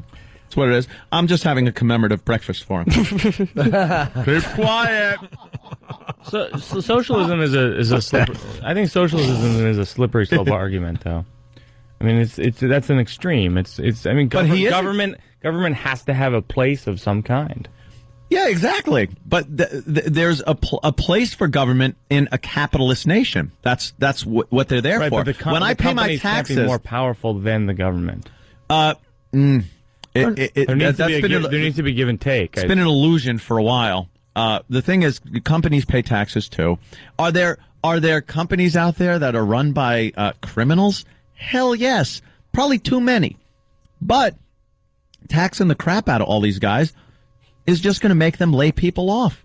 It's going to make. How is giving somebody my money or Joe the plumber's money going to help build this economy? Incidentally, Joe the plumber, did you see a photo of him? He looks a little bit like Rob Corddry, who's coming in a few minutes.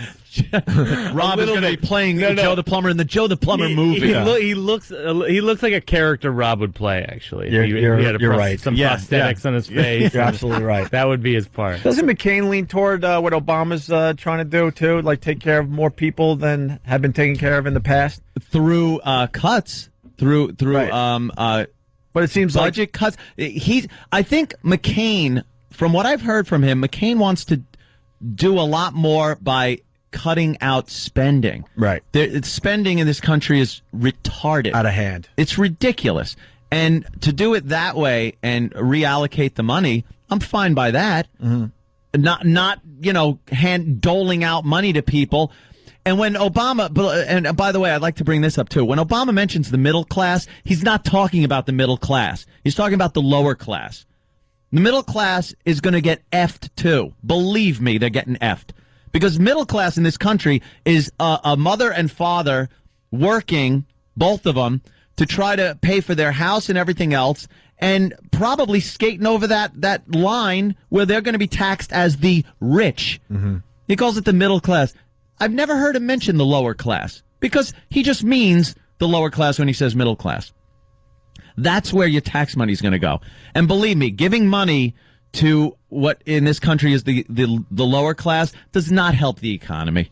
It doesn't help the economy. Tax cuts for companies? Sorry. It doesn't all go to some fat cat with cigars and gold watches. It goes to employees that now don't have to be laid off and be unemployed because they've been taxed to death. The company's been taxed to death. They're not going to just sit there and go, oh, well, we're going to lose money this year because we're taxed. No, they're going to go, you. Goodbye.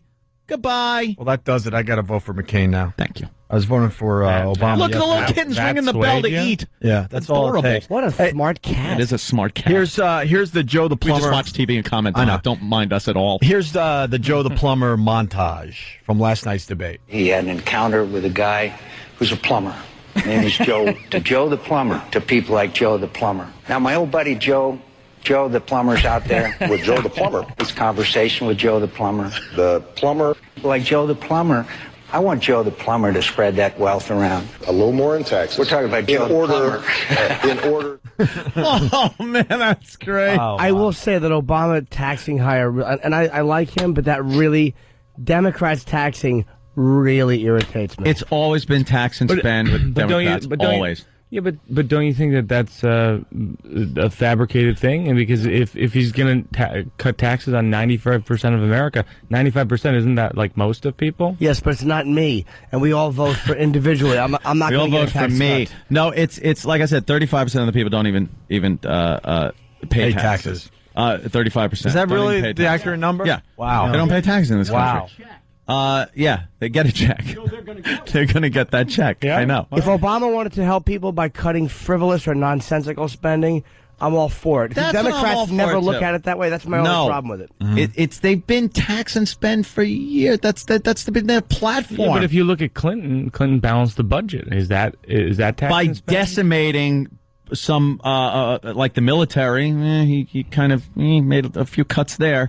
Look, I'm not one of these hardcore Republicans going rah rah. Bush is doing a great job. Let's keep the war going. Let's spend trillions on the war. That money I think could definitely be better spent here. But I can't look at what Obama is saying and go, this is good for our country. It just isn't.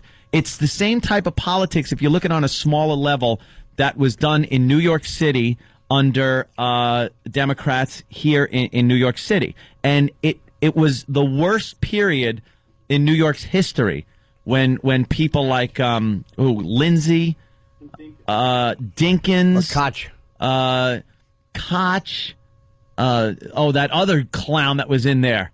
That little guy, that little old man. Was it Theo LaGuardia when he read the funnies?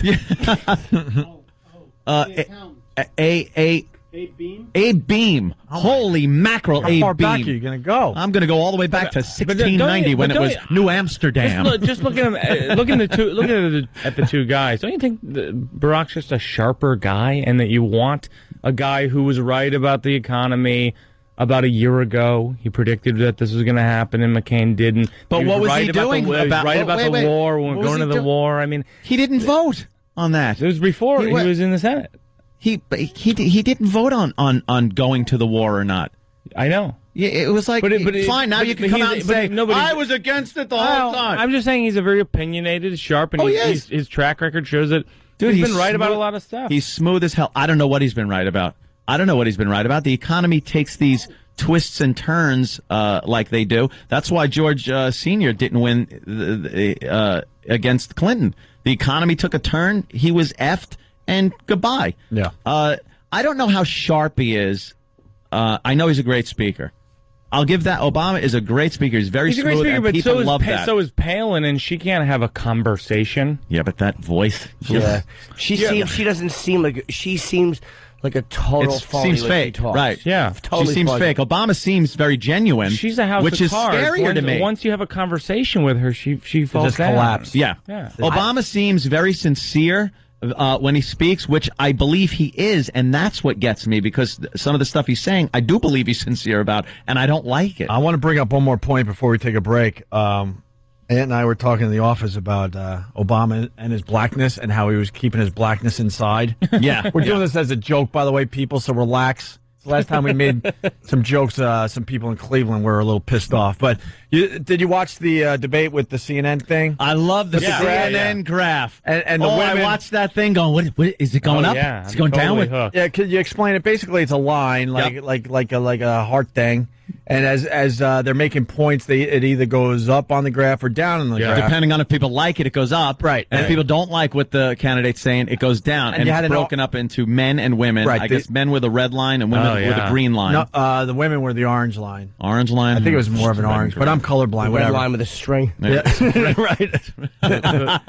and for the most part, the women were pinning that mother effer. Oh, yeah. That they were loving Obama. They love Obama. But we were watching the graph, and I was telling Ed, how funny would it be if, some of the blackness comes out of Obama because he's getting mad at McCain. And then I think that's what McCain was trying to do. Yeah, of course. He was. He was trying to get him to go a little ghetto. Yep. You try to get him to go. But Obama's got this demeanor and a way of speaking that's just wonderful. It's like, what I want to do He's is a lawyer. Take the American people and give to the middle class. People are liking There's that. the graph. They're liking it. Yeah. And I believe the environment is very important. I think global warming should be looked into. Alternative fuel. Mr. Obama, what about that 60s radical you were aligned with back in the... Why you gotta bring that crap up now? What the hell?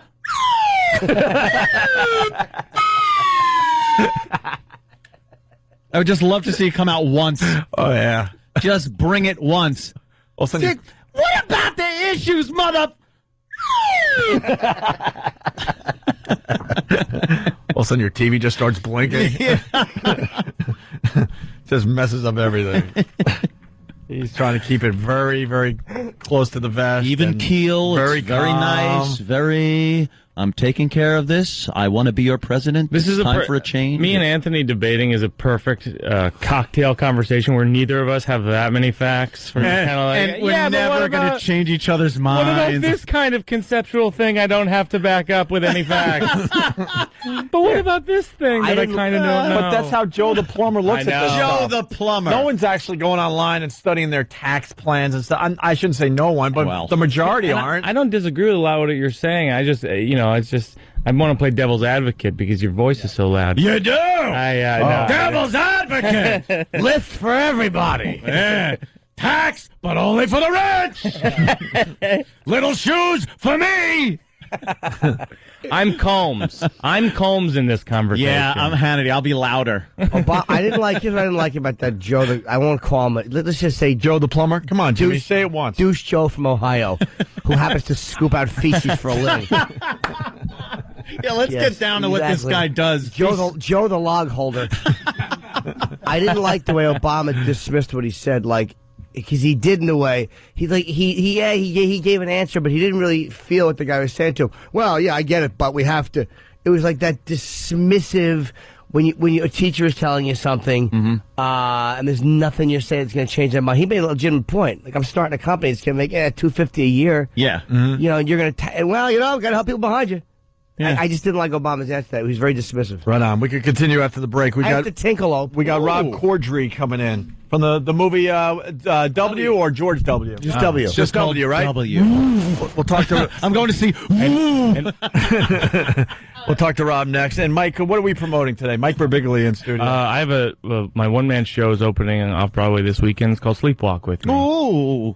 I want you to come and we'll have a discussion afterwards, Anthony. Yes, we'll debate on stage. It's at the Bleecker Street Theater. I hope people come. Very cool. All right. Opie and Anthony.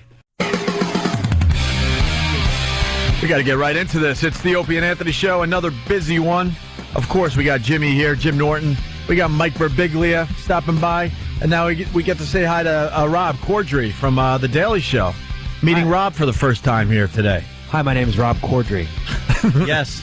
Hi, Rob. Nice to meet you. Rob. And another one, going into motion pictures. Yeah. Yeah. The Apparently motion that's- picture shows. That's now where they, is that where they now grab up people? That's it. That's what we Daily do. Show? That's what we do. Yeah. John must be like, hey, What about me? What about the kid? What about me? What about See, the he main did guy? it backwards, though. He tried with the movies before The Daily Show. Yeah. Yeah. The Faculty. Right. And classic. then there was the Faculty. The one about the one about dating. He was in that. It was called The Dating. Hey, Rob, before we start, can you tell John we said hi? Because he used to do our show before he remember became those really days? famous. Wow. He used to love us. That was a lot. You got to be nice to the people you meet on the way up. Yep. That's right. Because you're going to meet the same people. Yeah, he used to do our show, John. Then I don't know. Before he became a big star. I'll tell him. All right. Rob was also in my failed pilot for CBS. Oh, really? I was. He I made a played. cameo. Yeah. I played He Rob. wouldn't take an actual role. A cameo and a pilot. Even though Yeah. he wouldn't actually take the role I that we said- wanted him to do. I said as long as you call it a cameo, because that's cool.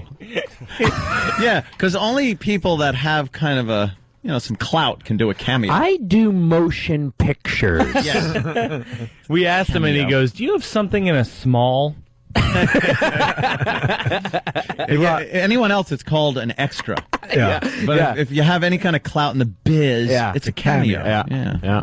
Did you watch the debate last night, Rob? I did. Yeah. What did you think? I did.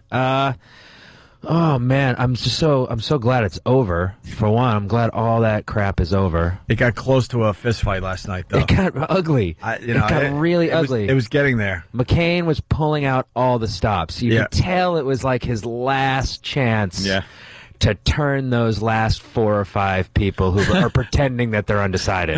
Yeah. You know?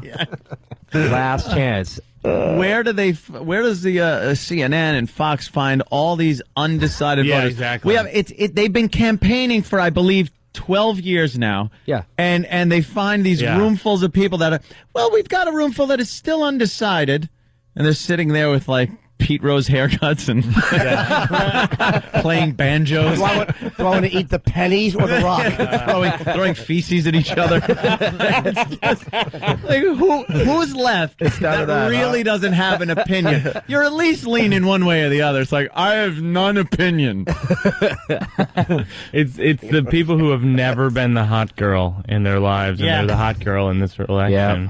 I like the wishy-washy people. Yeah. They love Obama, then next day they're all about McCain. Yeah. How does that change in one day? How can you possibly do that?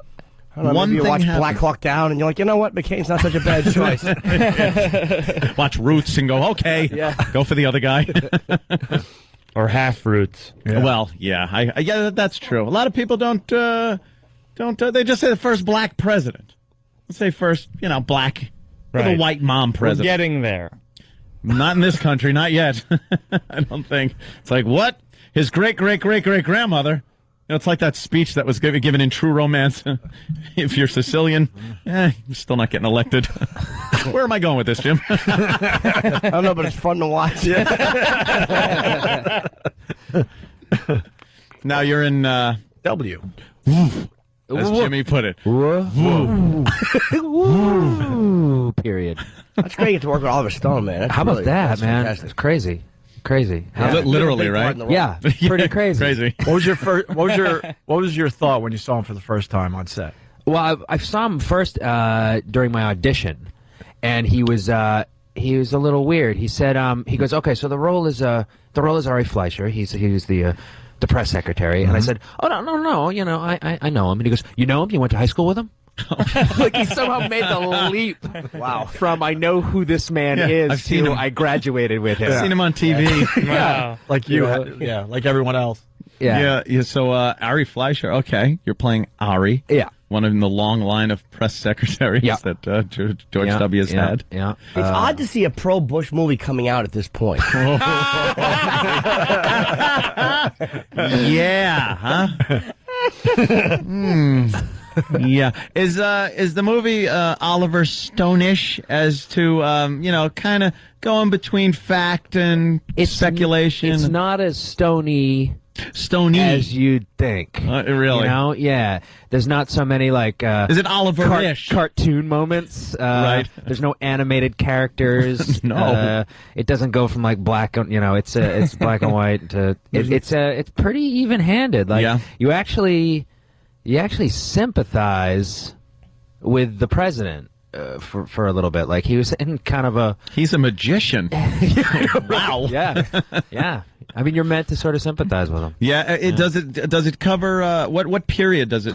Well, it goes back and forth between the 70s and 2004, I believe it ends. Mm-hmm. 2003, rather. Okay. Yeah. So the 70s, I guess, a little raucous. A little raucous. Yeah. They show a party in George W. Not a small amount of alcohol was consumed. Okay. I wonder why they got Josh Brolin instead of who's the guy that did the Comedy Central roast? Who he did Bush as Bush with Bush at the White House Correspondents' Dinner. The guy that really looks like him? I mean, he does an amazing. Is he a comic though? I don't know. I don't know who he is. Do you know who I mean? He does. He's that just personal, professional impersonator. Right? He looks. He did Bush standing next to Bush, and he really sounded. Maybe he can't act. But I think we were trying to get actors for that one. I think they should have gotten Rich Little. Maybe Rich Little could have. It's not and it would have sounded like Ronald Reagan and Johnny Carson. And Johnny Carson. Exactly. Every They could have done kind of a review, kind of a touring review. Clip your lapels down. It's 2008. Hey, does Oliver Stone tackle the cocaine thing? Or does he leave that alone? 'cause he doesn't- No, actually, no. Not a lot of cocaine shows up in the movie. I bet there's a lot of cocaine in the movie. Yeah, Yeah. It's like the end of Scarface. Wait for the Diaz brothers' faces falls out of the table. No, there's tons of machine guns. Tons. Great, fantastic. A lot of car crashes. In He this has a movie? bloody nose for the first half of the movie, but cocaine is never mentioned. Yeah, something tells me Oliver Stone wouldn't really mind throwing things in like that. He's been known to. Yeah, there is a moment where they refer to him getting a woman pregnant, a girl pregnant back in the perhaps early '80s. Really? Which I'd never heard that. Never heard before. about that one Yeah. either. So Interesting. Did they say Clinton Racy. knocked the girl up too, like years ago? Like never heard that. Black Clinton, girl from Clinton likes the ladies. I kind of go out on a limb sometimes. Well, the way he usually finishes, you wouldn't think he could knock someone up. Wow, what a place to put that dress. But there was some girl in down south or whatever from Arkansas. It was like knocked up a black girl. I don't know if it's true or not. I remember hearing about that. But I didn't know Bush had the same thing. I think it was some vast right-wing conspiracy, though. That was a lot like me and Anthony's political discussion. Just kind of a vagary. But I had heard that, but I didn't spit it out like it was fact. Yeah, well, what about Clinton? You know, I just heard that. Just kind of throwing it out there and see if there's any truth to it, right? Right, Jimmy? Yeah. What'd you have to do to prepare for the likes of an Ari Fleischer? Not the most charismatic of the press secretaries. Get glasses. No, Yeah. had glasses. A bald gentleman as well. Good. A bald person. Can you stand behind a podium? I could do that. All right. That was easy. You're in. I did what every actor does to prepare for a role like this. I rolled with the LAPD for like 6 months. 'Cause, you know, That's what you do. so you do. Got to get into it Yeah. for some reason. Did you meet him? Did you meet Ari? I didn't. I talked to him on the phone once, and he didn't want to meet with me. Really? You know? What a Yeah. dope. Well, I mean, I had get he it. seen Semi-Pro? I get. I was the guy with the mustache and Blades of Glory, man. Come on. No, he wouldn't answer your questions. He would He kept answer- pointing to somebody else. He reluctantly answered some questions, but Yes. he didn't want to meet with me. Like he didn't want to be seen with me. You know? What was his reason for leaving? Well, you as know what? press There, secretary? he actually lasted a lot longer. He than, did, than most of them do yeah. now. You know, it's such now that there's TV cameras on you. The turnover rate is like about 2 or 3 years for those guys. That's amazing. Yeah. Like It's got to be the hardest job in the world. You gotta BS your ass off and Especially- make it look like you're really telling the truth. Well, the thing is that I think like I've asked some people and they said that the key to being a good press secretary is really believing what you're saying, which Scott McClellan didn't. Yeah. You know, and Yeah. a lot of guys don't, and Ari Fleischer absolutely does. He's, you know, one of the few people, even in the former administration, that like still supports Bush. Maybe they just 100%. told him nothing. They didn't told him not what was really going on, and just told him like, this is what's happening. Part of me thought like maybe he was just like, and also he was like, don't tell me anything. Yeah, yeah. I don't want to have the information. I want to be able Let to me live in my fantasy world. smile and be like that friggin' guy in Iraq at the Yeah, end that was like, yeah. no, Americans are not at the airport. Tariq Aziz. No, he was the other guy. Oh, the what did they wind up Minister of calling Information. him? Yeah. Yeah, that How was quickly great. we forget their cute little made-up names we had for all of them. That guy ruled. Baghdad Bob, I think we were calling him. I or think you're something. right, yeah. Yeah, I got a coffee mug with his face on it. I believe someday it'll be a collector's item. It'll be like having a Hitler tea set or something. I don't know. I got one of those too. Rob, did anyone tell you that you look vaguely, if you were in character, like Joe Plummer from last night? Oh man! Enough about the I plumber. am so sick of Joe Plummer already. Like after it was mentioned 20 times. Yeah, they said Joe, like all the jokes, like they were already making jokes about Joe the Plumber. Yes. Yeah. That now it's no longer. I don't think. Hey, you hear about this Joe the Plumber guy that Hey. they got? All right, we get it. It's What's late the night deal fodder. with Joe the Plumber? Joe the Plumber is okay. Right. Great. When Joe Scarborough is nailing it with jokes, you know that you're in the wrong joke territory. Joe the Plumber. I believe he's going to do well though. Joe the Plumber. Book deal, movies. We're gonna hear from Joe the Plumber. He's not going to be plumbing too much more. He's Yeah. gonna start blogging. You just know it. soon. Yeah. Who cares about Joe the Plumber? Joe the Yeah. Blogger. Yeah. Beyond the elbow. Beyond the trap. Some kind of plumbing terms. He'll be on Letterman. Beyond the faucet. The top 10 things that clog a cesspool. Oh, the plumber sucks. Fool. You're not a fan, huh, Jimmy? Hope his business fails. And children are driven into prostitution. Enough about Joe. I really don't like him. Rob, incidentally, I was looking up Daily Show clips once. I think you've done the most ever correspondent pieces. No. 600 or Colbert. something? Colbert was on for a long time. Colbert was on. He's been on before John. The show kind of the show is amazing. First of all, I love it, and it's one of these shows that kind of morphed into almost real news. So they tell me. It's like, and I know that's nothing new to say, but who the hell did?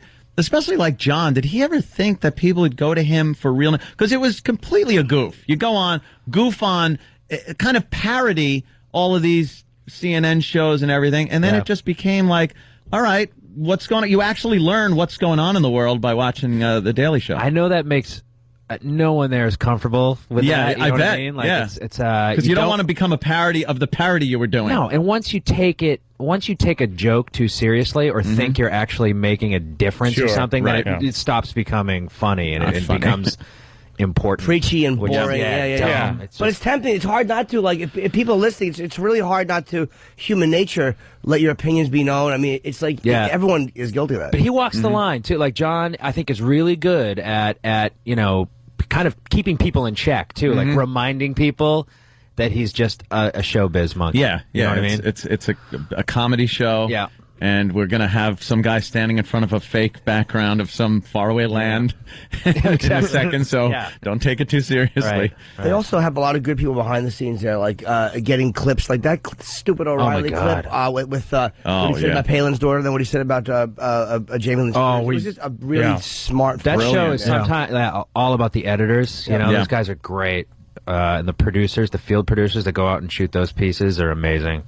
And a lot of people coming out of that show. It's just amazing. Like Stephen Colbert with his Colbert Report there is just like a great. You would think, okay, what is he going to do? The Daily Show 2 or something? And then he turns around and just becomes this complete parody of like O'Reilly, and it's brilliant. His sarcasm is fantastic. We were like behind his back. We were like, it's never gonna work. What a terrible idea. It's just gonna be you, and you're gonna be playing a cat. You jerk. It can't possibly work. You never want to see your friends succeed. No, he'll be crawling back in no time. What did he do before? Colbert was like a political. We did something. Strangers serious. with Candy. He was on. No, but didn't he have a serious political job? Dana before, Carvey show. He did Dana Carvey show. He wrote for SNL, I think, for a little bit. So he was never involved in politics as a writer for the press or anything. Oh, okay. If you can get Americans to say a silent T regularly, I think that's impressive. Rapport. Jimmy actually once yelled at me. He goes, "It's report," and I was like, "No, Jim. See, because it's Colbert, he says it rapport." I don't remember saying I'm just pointing out how stupid you were once. I don't remember being guy who didn't get the joke, guy. You forgot the T, stupid. Ass I am. No, but they're kind of pulling from that show, which is good. I mean, obviously. Obviously, what's his name has made a few bucks on a few films. Look at me. I don't even... Oh, Lewis? No, well, Lewis, he's doing very well. You were also in Lewis. I know in the bio, Rob was in Unaccompanied Minors. That's right. We were. Oh my God! Yeah, I was watching that the other day. Yeah, you and my dad. I love the children. Sometimes inappropriately. No, but so now, is it a big part? You got a big part in this one? In the W? There's a lot of airy. No. In this, no. No, I'm gonna be honest with you. Really? I'm really surprised I'm here. Damn it. Yeah. No. Tiny. Tiny like bring eye drops so you don't have to blink. Oh no. Kind of thing. Yeah. I'm mostly the background. I'm shallow background. You know something though? It looks great on IMDb. Sure, that's right. I'll take it. Oliver Stone movie. Doesn't hurt. On the XM side, they're interviewing extras. Yeah, we're just I was in the background. We actually did talk to the guy that said, "Don't shoot in Goodfellas." When remember the guy that was getting his nose beaten in? Don't tell me yes. you remember his Oh, name. yeah. No, I know who you mean. Well, you touch her, you're dead. Yeah. Yeah, it was the other guy. Yeah. Don't shoot. I don't know his name. I know who you mean. It was I his buddy. The driveway. Yeah. That was a good day for the show. We got to talk to that guy. And we were all psyched. Like, oh, yeah. dude, you were in Goodfellas. That's so cool. You had a speaking part. We can't get Leota, but we can get the guy who actually brought the little milk thing that she ditched the gun into. We really are flops. We did a bid, Rob. You know, we wanted to see how many famous people were listening to the show, and we also had a guy that played a corpse in Law and Order or something. Yeah. So we were really psyched that day that we had all the big stars listening to the show. That's great. Yeah, we do that every so often. We're like, hey, you know, it's kind of we depressing. put the word out and we go, It's really whatever depressing. celebrity, wherever you are, if you're driving, whatever you've done, please call us now. And we want to see who the biggest celebrity is that's listening at any given And moment. we're expecting some biggie in a cab somewhere. We had a guy that did a reenactment and then played a corpse again in. Oh, it wasn't Law and Order. No. With the voice guy. Saw? Bill Curtis or one of those guys. The other guy. Bill Curtis. Unsolved Mysteries. Was it Unsolved Mysteries? Yeah, I think so. He Unsolved reenacted Mysteries. Yeah, Robert Stack. Wow. Not him, though. It's a guy that played a corpse, a reenactment. Yes, that's the And best. boy, did he hold the title for a while until, the guy that Leota said don't shoot to. And then we have to decide if you're more famous than the corpse. It's very awkward for everybody. I appreciate the audacity of those people that call in. I think I'm the most famous. Yeah. I was. They probably had no clue that they would make it. They're like, really? Me? I'm the guy? You guys have nobody important listening to you? I was trying to be the 10th caller. Yeah, I just was an extra. Hey, did you did scenes obviously with Josh Brolin and you, was there any other like really big stars in your scenes? Oh my God, yeah. I was called into set one day. It just out of the blue. I was actually on the treadmill in the gym because I work out, guys. Hey, you gotta. My body's a temple. Keep that. And a PA just came and grabbed me and said, "You're needed on set right now." And I got there and I walked into the room and everybody was there, like Richard Dreyfuss, Scott Glenn, Jeffrey Wright, Tandy, like the whole main cast, and they all thought I was late. You Like, lost me after Richard Dreyfuss, but cool. Totally cool. But like I was, and they all thought I was late, so I was like humiliated my first day. They're all looking at you like oh, the just slide in like Kramer. Yeah. Just kinda, okay, hello. Hey, did you should have hit Dreyfuss on the shoulder and said, "Good job in the Poseidon Adventure remake," and spit in his face. Hey, he came on our show to Of course he promote did. that piece of crap. Hey, Jesus. My question was, did you? The reason I asked it was that did you blow any lines in front of important people, or did you have any horrible moments of just forgetting what you're supposed to do or screwing up? No, my part is too small to even have been given the opportunity to screw up. Ladies and gentlemen, the President of the United States. And cut. You got to stop walking away from the podium. That's not the way he did it. Mr. Faversham. We have to take a break. Rob, you want to hang? What do you want to do? definitely. It's up to you. Okay. The new movie W starts what, Friday? I think so, yeah. Yeah. The reviews are ridiculous on this film. Are they really good? You don't even have to be here. been a while, right? We're just fans of you and wanted you to cool. Josh stop by and say hi. Brolin, really, they did that up. He looks like him. Yeah. Yeah, he's pretty good. Yeah. All right, we'll continue in just a bit. Opie and Anthony. We're running out of show on the Opie and Anthony program. Getting to know Rob Corddry from The Daily Show and the new movie, W, coming out this Friday, getting amazing reviews on RottenTomatoes.com. Rob, Brent D. from Louisiana wants us to ask you about an arrest in Louisiana. Oh, yeah. Were you part of that? I really don't know anything about this. No, I wasn't. I was. I didn't go out that night, but apparently Josh Brolin and Jeffrey Wright got into an argument with a bartender. This is just what I've heard. And then the bartender called the cops, and they got into an argument with the cops. And the cops, I think, tased Josh Brolin and pepper sprayed Jeffrey Wright. Wow. Yeah. So that was the extent of the fight. That's a hell of a night. Wow. Yeah. Do you know I physically restrain myself right now from just going, really? No. Literal dummy. You are a little naive, Jimmy. He got tased? He got tased. Did he tell you what that's all about? No, I Are mean, you I just serious? got bits and pieces. Yeah, yeah. I thought you were kidding. No, it's No, true. there's a real story. Steve Anthony. It was a story right after it happened, but it was this big. It got turned into this big fight, and they got in a fight with the cops. Where it What was the really fight wasn't. about with the bartender? It was in. I mean, it's Shreveport, Louisiana. Like they weren't. You know, They fight over the weather. They don't enjoy the Hollywood.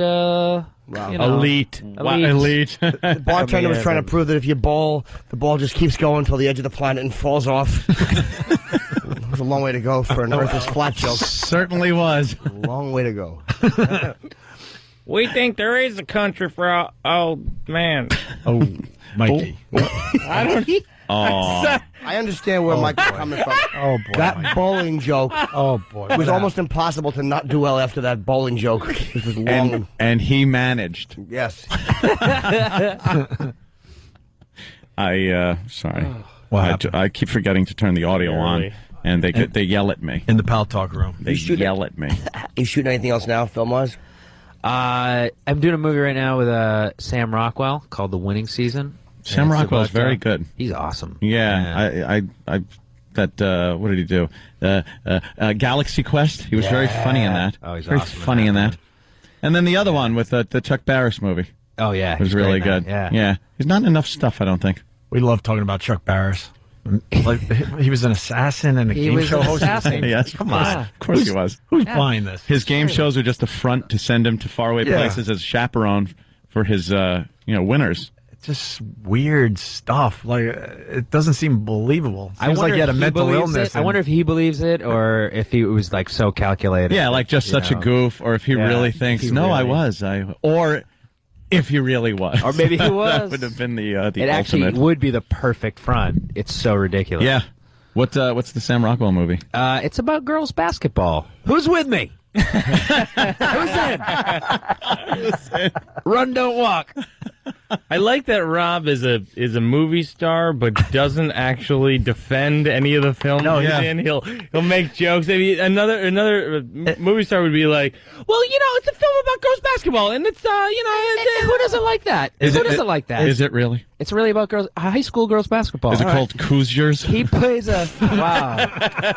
Nicely done. Thank you, sir. Nicely done. Everything needs a joke on this goddamn show. For once, I'd like to be respected. I love how you're using him for a setup too. Is it? Is it? Because I got a funny here. Is it? Right. Ham. It's a great line, man. I'm a douche. I like Rob. He doesn't take himself seriously. Yeah. He's very sarcastic. So what do you play in this movie? The coach? I'm a principal. A principal. I'm All a right. principal. He plays an alcoholic coach of a girl's. Yeah. Is it a comedy or is it? It is a comedy. It's a dramedy. Yeah. Dramedy. Now, let me Okay. walk you through this. There's no- That's part drama. there's no part comedy. There's no crying in girls basketball. Is that kind of what it's like? It's a little bit like that. Yeah. Yeah. Do you drill a hole through into the girls' locker room and put your junk through it like in Porky's? Yeah, that's the second act. That's like I the- knew the it. Turning Yeah, point. Sorry to ruin that. Yeah. Sorry, everybody. Who hasn't?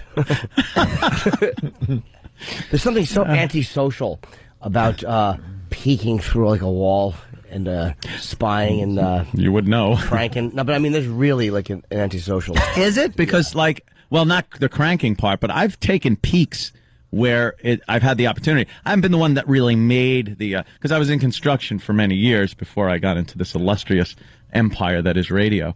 And I used to have to do jobs at commercial buildings that might have had gymnasiums in them. And I might have had to work over the ladies' locker room. And I was able to, is this too much work to go through to maybe see a woman naked? Getting up on a ladder, going on like up above the ceiling, and it's a hung ceiling, so it's acoustic tile, cutting a piece of metal into a point so I could jab it into the acoustic tile, the top of it, and lift it up so I could look in. That is too much trouble, considering the building you're working in had K through 6 on the front of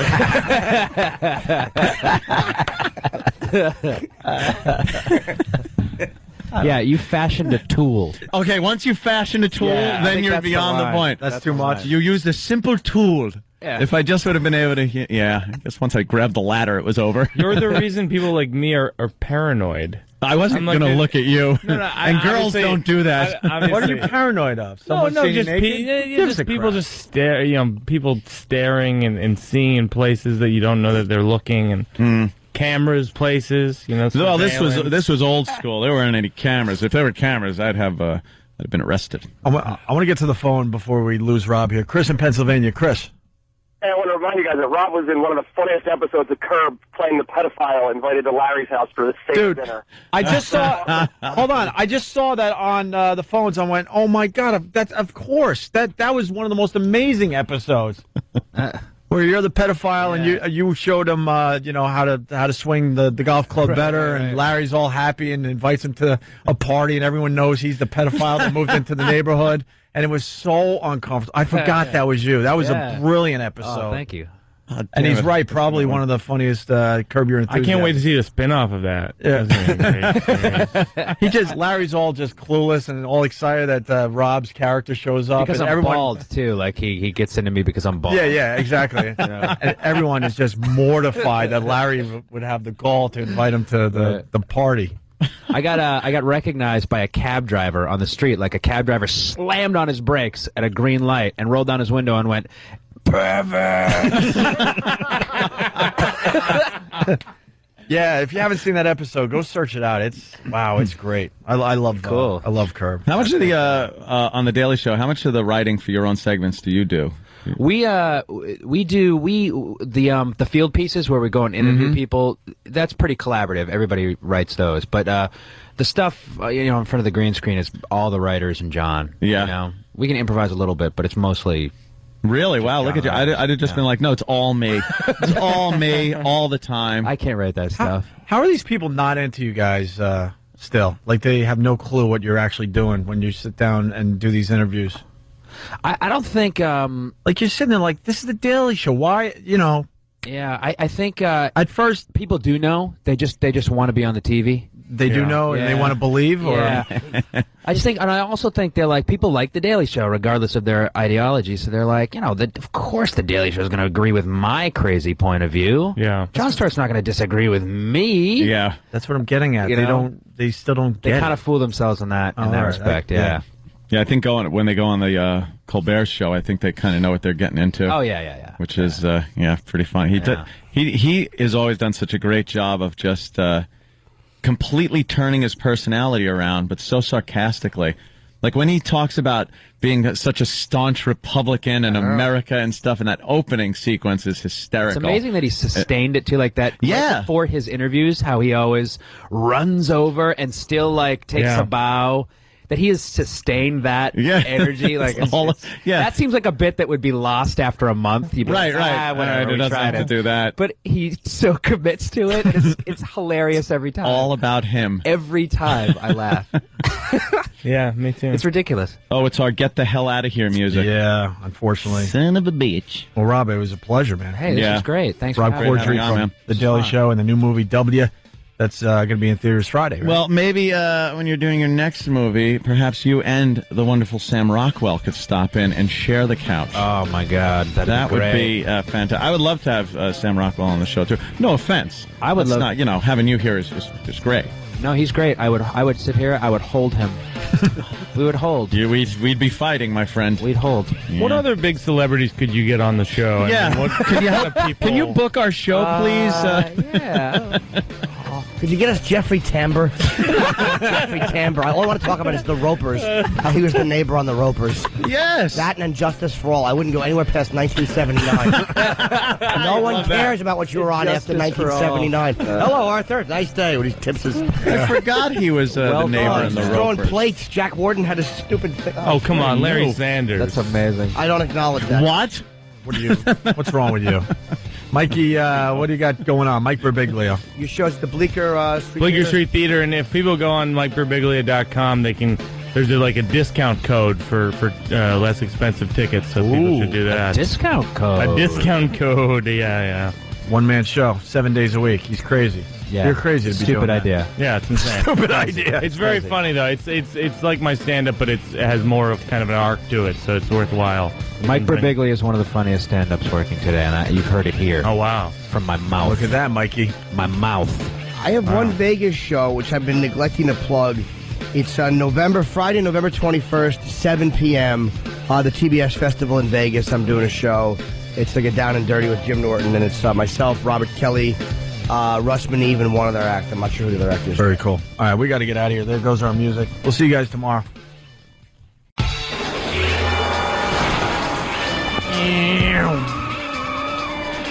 Wow, look at this. It's Opie and Anthony continuing the show. What are we looking at, Ann? I just got here, and wow, this is cool. I see Laszlo is in here. Yes, of course. Laszlo's here, and wow, I'm just... This is Midnight Club Los Angeles. Yeah, Midnight Club Los Angeles. Comes out on Tuesday. It's a racing game that is unbelievable. It's set in a virtual Los Angeles, so just like how we modeled New York for Grand Theft Auto 4, this is set in an LA. So you can race through Santa Monica, Beverly Hills.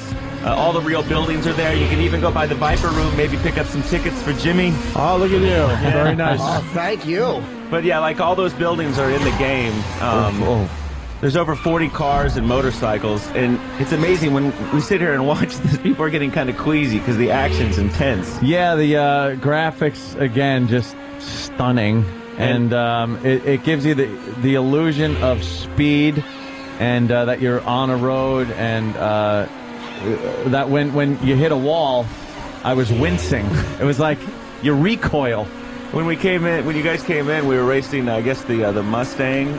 And Anthony said, "This looks like my ride home from FHR Island."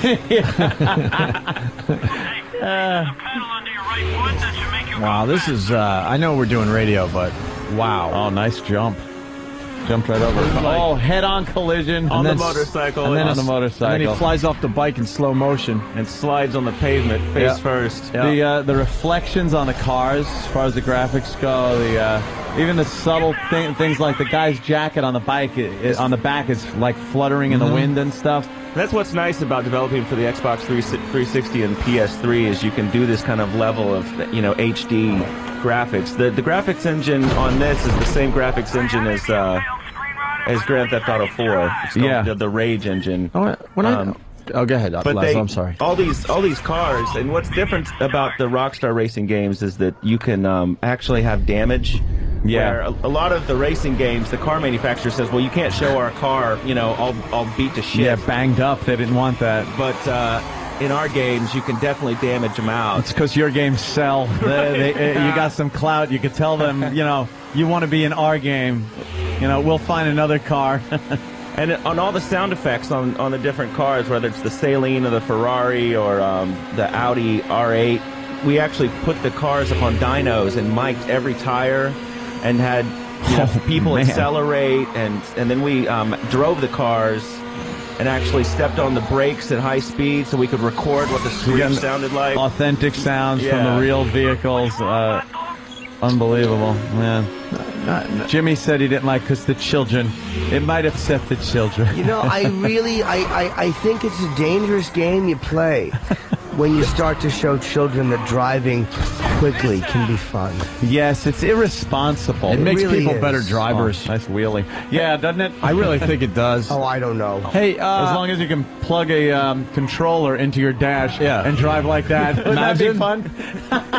It's probably something they're working on, Ann. Hey, we're all video gamers, some more than others.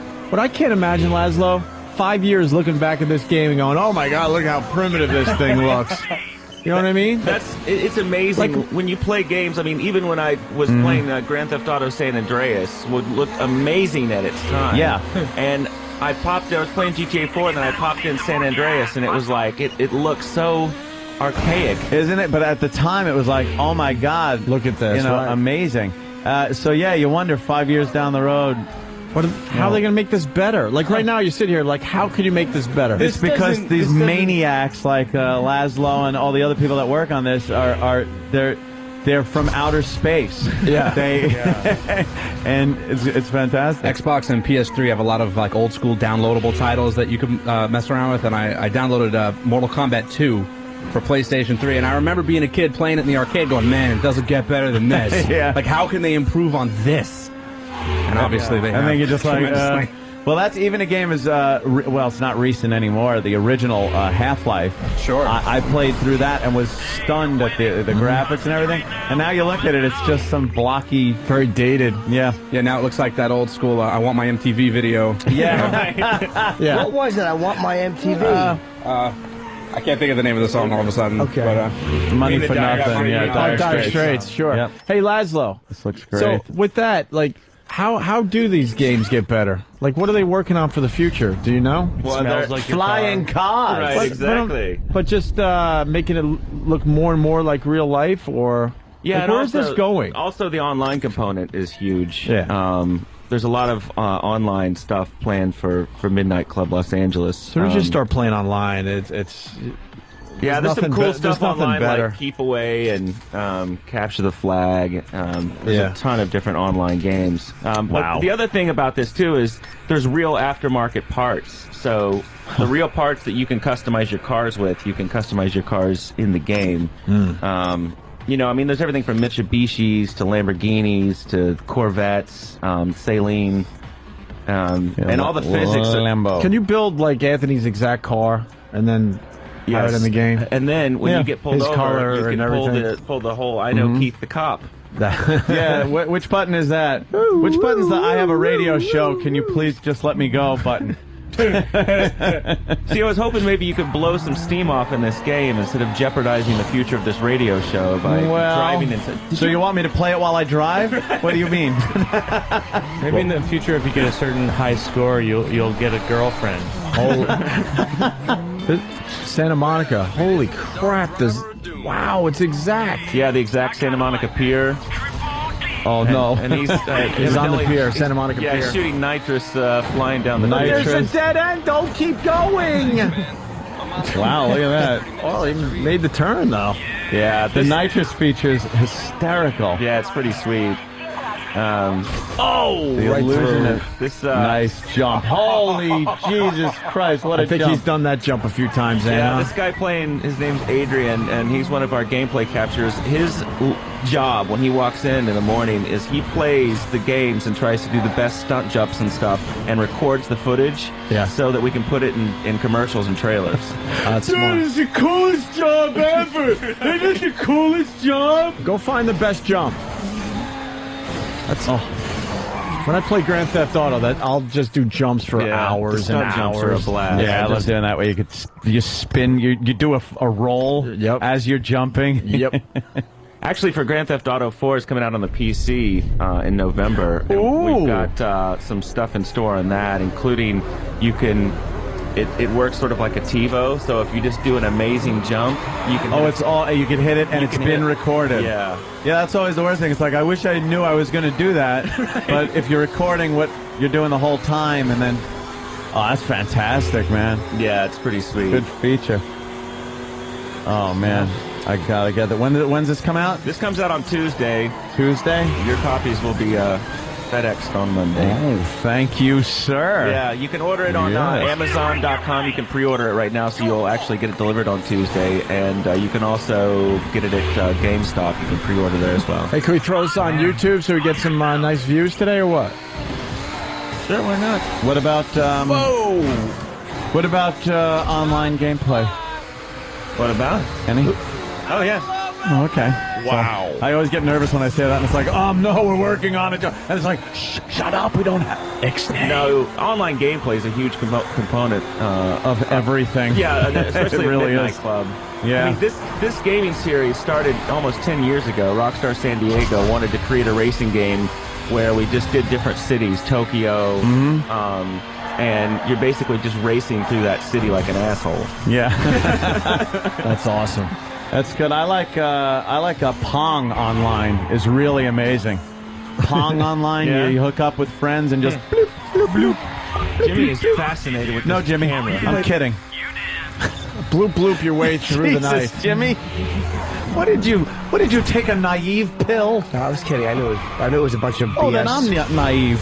Hey, Laszlo, what about the Logitech wheel? Does it work for this game? Or Yeah, the wheels do work with it. All right. What do you call them? Faggots that use the wheels? What is that? What is that? I don't know. That always seems a little weird when I got the whole setup. But It is a little odd when you go into someone's house and you see their rig. I'm and a it's pretend like, racer. Okay. oh, and you got the steering wheel and the... But although I always wanted to have like the whole flight yoke and everything for a flight simulator and stuff. You can buy those like $20,000. It's setups. ridiculous with setups with the real Wait, what? radios and How everything. For flight simulator games. how much? People make these custom cockpits, and they get you can pot that with that down. These custom cockpits, and they cost a fortune, but it's got like all the instruments and like the pedals. Everything. 20,000 you could spend on this? I've seen guys that have customized with multiple monitors and a movable cockpit, right? Where you feel, it's a flight simulator. No shit. Yeah, you close That's yourself pretty cool. in there. Right. You should get that for your basement, Ed. Yeah, why not? Why not, Ed? I'm already having the theater put in there last. Are you doing the home theater? Well, I'm not. Keith is apparently. Yes. I was saying the other day. I'm positive that the second I get everything done with the house, Keith's going to kill me and take over my house. I have to say, one of the best No, parts. know what he's gonna do? He's not gonna kill you. He's gonna get you arrested for something, though. Oh, He's we'll gonna do that. He's Like, gonna yeah, set the you bad up. cop in a movie. He's gonna set you up and go, hey, don't worry, while you're doing the time, I'll take care of your house. Yeah. He already showed me a magazine the other day because catalogs come to the house in his wife's name. Good. And he goes, look, already established residency. Like, you son of a bitch. One of the best parts of your barbecue, besides watching the burglar case the joint, was when, people listen to this show and they think that they're amazed how you and Jimmy don't listen to each other and will do the same joke. You do it in person. You were doing it by the pool. You made a joke, and 60 seconds later, Jimmy makes the same joke, and you're like, Me and Aunt never listened to each other. I know. It's terrible. See what I did there? You actually did it. You guys thought I was texting about ass eating, but I was absolutely not. Can I taste your ass first? Who the fuck would write that? Hold on, let me answer yes. All right, let's go to the phone and say hi to Jeremy in Cleveland. Jeremy, we're hanging out with Laszlo today. We're going to talk gaming and tech stuff and do other things, I guess. Certainly. What do you got, Jeremy? Yeah, I was wondering if you guys caught CNN yesterday, the political analyst saying that the other one was a good contributor. Yeah, can we get that? Yeah. Contributor? Yeah. It was pretty good. She said cunt sent like in, twice. A couple weeks ago, Harry Boomer here calling National City National shitty. I Yeah. sent it to Danny. Yeah. All right. Yeah, we'll get the faux pas that happened on CNN yesterday. Absolutely. Thank you, boys. All right. All right, good. A real faux pas. And of course, they won't be fined. No, of course not. No, it's not radio. As long as you make it look like you're slipping. Laszlo, tech stuff. What do we got going on out there? We like when you come in with some of the things that are happening. Did you see the robot girl? Yeah, Robot Girl's creepy. That's creepy, man. It's creepy because they made her kind of ugly.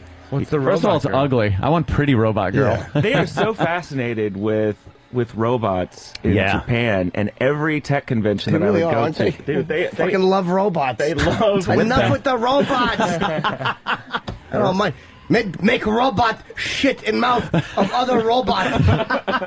They'll be the first country to have a robot that cries. It's just, and it's so disturbing. And they always like they have something like 2 foot high, and I'm like, obviously the goal that they're shooting for is a robot that they can fuck. Of course. Right. You know, Of course. Yeah. It's a fuckable robot that is underage, too. Right, of course. Because they made Robot Girl. This thing is supposed to be like a 9-year-old girl. At least take the flashing off the plastic on the eyes. Like, you take it out of the mold, cut the flashing away. When do you think it becomes a crime if you're like having sex with a young robot girl? The year 2105. You're right, though. Eventually it will be a crime. No, I'm to just fuck an saying. underage robot. What does You're it right. have to be where people finally go, look, you can't have sex with the underage robot? Underage robot? Yeah. Well, because when it starts to look way too realistic, or isn't it a crime to have like cartoons of underage girls? Like, No, I think they it's said even that's depictions. okay. No, I that's think awesome. even if you put underage girl's head on an adult's You're allowed body, to you're do allowed that. to do that. Yeah, because they said it's almost like Because my lawyer told me that teasing, of course. And your lawyer told you that's what you should have done instead of taking the actual photos.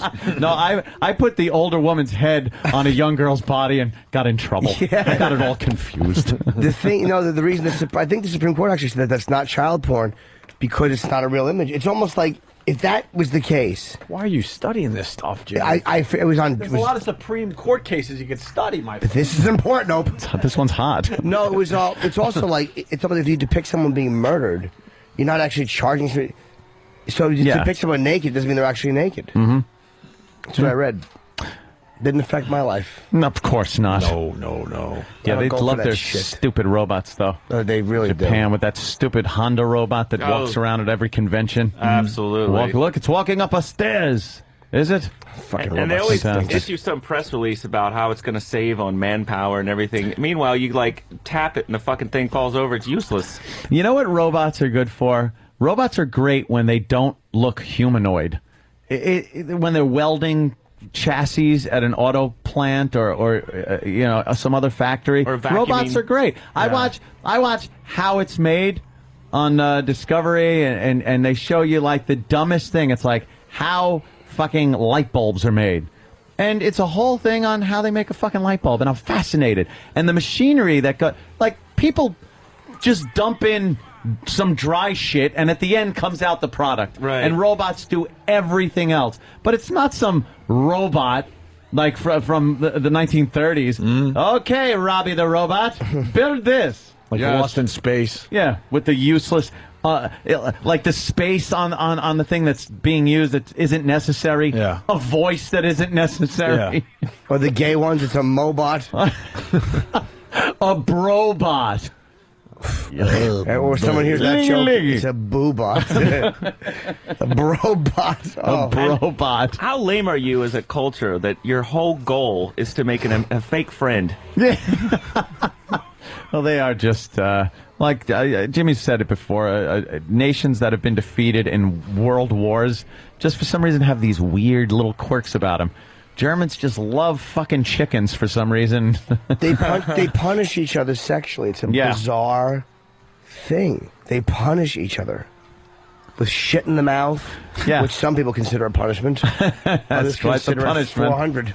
I have to tell you, when this merger went down, I got a call from whatever. You mean this the bloody takeover? Takeover? Yeah. The way the fucking Russians merged with all those other countries, with Latvia. I got a call. Germany merged with Poland. Yes, right. We're trying to merge with downtown London. Right. Fucking merger. I was trying to be kind. It was a merge. It was a hostile takeover. Yeah. No, this merger's good for everyone. Really? Oh yeah, thanks a lot. It worked out really well. You know what? The fucking Bush Stoons they put on the FCC board, right? So they railroad this through. So there's a monopoly now in satellite radio, which I'm sure was awesome. Hey, this is Laszlo's opinion on the whole thing. Yes, we think it's fantastic. That's right. I'm sure that worked out really great Drink for the your Kool-Aid, contract drink the negotiations. Kool-Aid, It was wonderful. Yes, as a matter of fact. I think the problem. We are so happy to be with this new company. We are Honestly, Japanese robots. I was right. happy because it's fucking. It's like with all the other technologies, man. I honestly don't think both would have survived. I really don't. I don't think you're gonna have two of them survive. They're both in a toilet anyway. It was like I kind of was happy for it. They kind of had to. I was hoping it would Without have been a doubt. more of a merger than a kind of there was some- one-sided thing, because I would have liked to have seen like maybe Eric Logan still here and things like that. But it's the fucking business. What are you going to do? There were mistakes made at XM. They called me a month ago, and they said, "Is it Laszlo?" And I said, "Yeah." And I said, "You have the Technophile?" And I said, "Yeah." And they said, "We've got some unfortunate news. We're not going to run the Technophile anymore." And I said, "That's interesting because I stopped doing it in July of last year." Yeah. What the? So I fired you first. Yeah. Thanks. So ha. But I fucking saw that train coming. Yeah, rolling around the bend. Yeah. It's sad. A lot of really talented people are packing boxes today. Really talented guys. Right. I Pack can't that open box. my fucking company email anymore because it's another sad email. Well, it's time for me to go Try to do something else. Yeah. Yeah, and it's a perfect I'm economy going to to go looking explore. for a job in. Yeah, that's why it's such bullshit. I'm going to explore new opportunities. Really? Have you been watching CNN the last? It's not a good economy to look for jobs in, man, at all. I'm going to explore. Literal Jim. I'm going to explore some new opportunities like food stamps. Yeah. Let's go to Heather in Jersey talking about the Japanese. I want to talk about the Japanese. They got some weird shit going on. Heather, what do you got? Hi. I was watching this TV show one time, and they had this show in Japan where it was like an air sex show. It's just all these creepy guys just having sex with air. With the air? How is that done? Acting out what they would do if they were with a girl. So in they're front just of all these people. It was the creepiest, most hilarious thing I've ever seen. So they're just pumping and like holding an imaginary ass and things like that? Yeah, exactly. And if your fetish is like banging old broads, do you go to Arizona? Because dry I don't air. know. I'm going with a dry air joke. Whoa. That was comedian Mike Birbiglia right there. Oh, I looked around knowing it didn't have a chance in hell. You know what then it I was was? going to follow it up with a Seattle joke. Wow. Let me tell you something. The game over there doesn't have as many wrecks that are as worthy as that one. Let me say I gave it a shot. This Yes, is why I Jimmy. didn't do well. All right. First and foremost, it wasn't your best it was work. a dry. It was But a dry pussy dude, joke. A dry air joke is very difficult to pull off. It really is. In any environment. Especially when meandering through it slowly.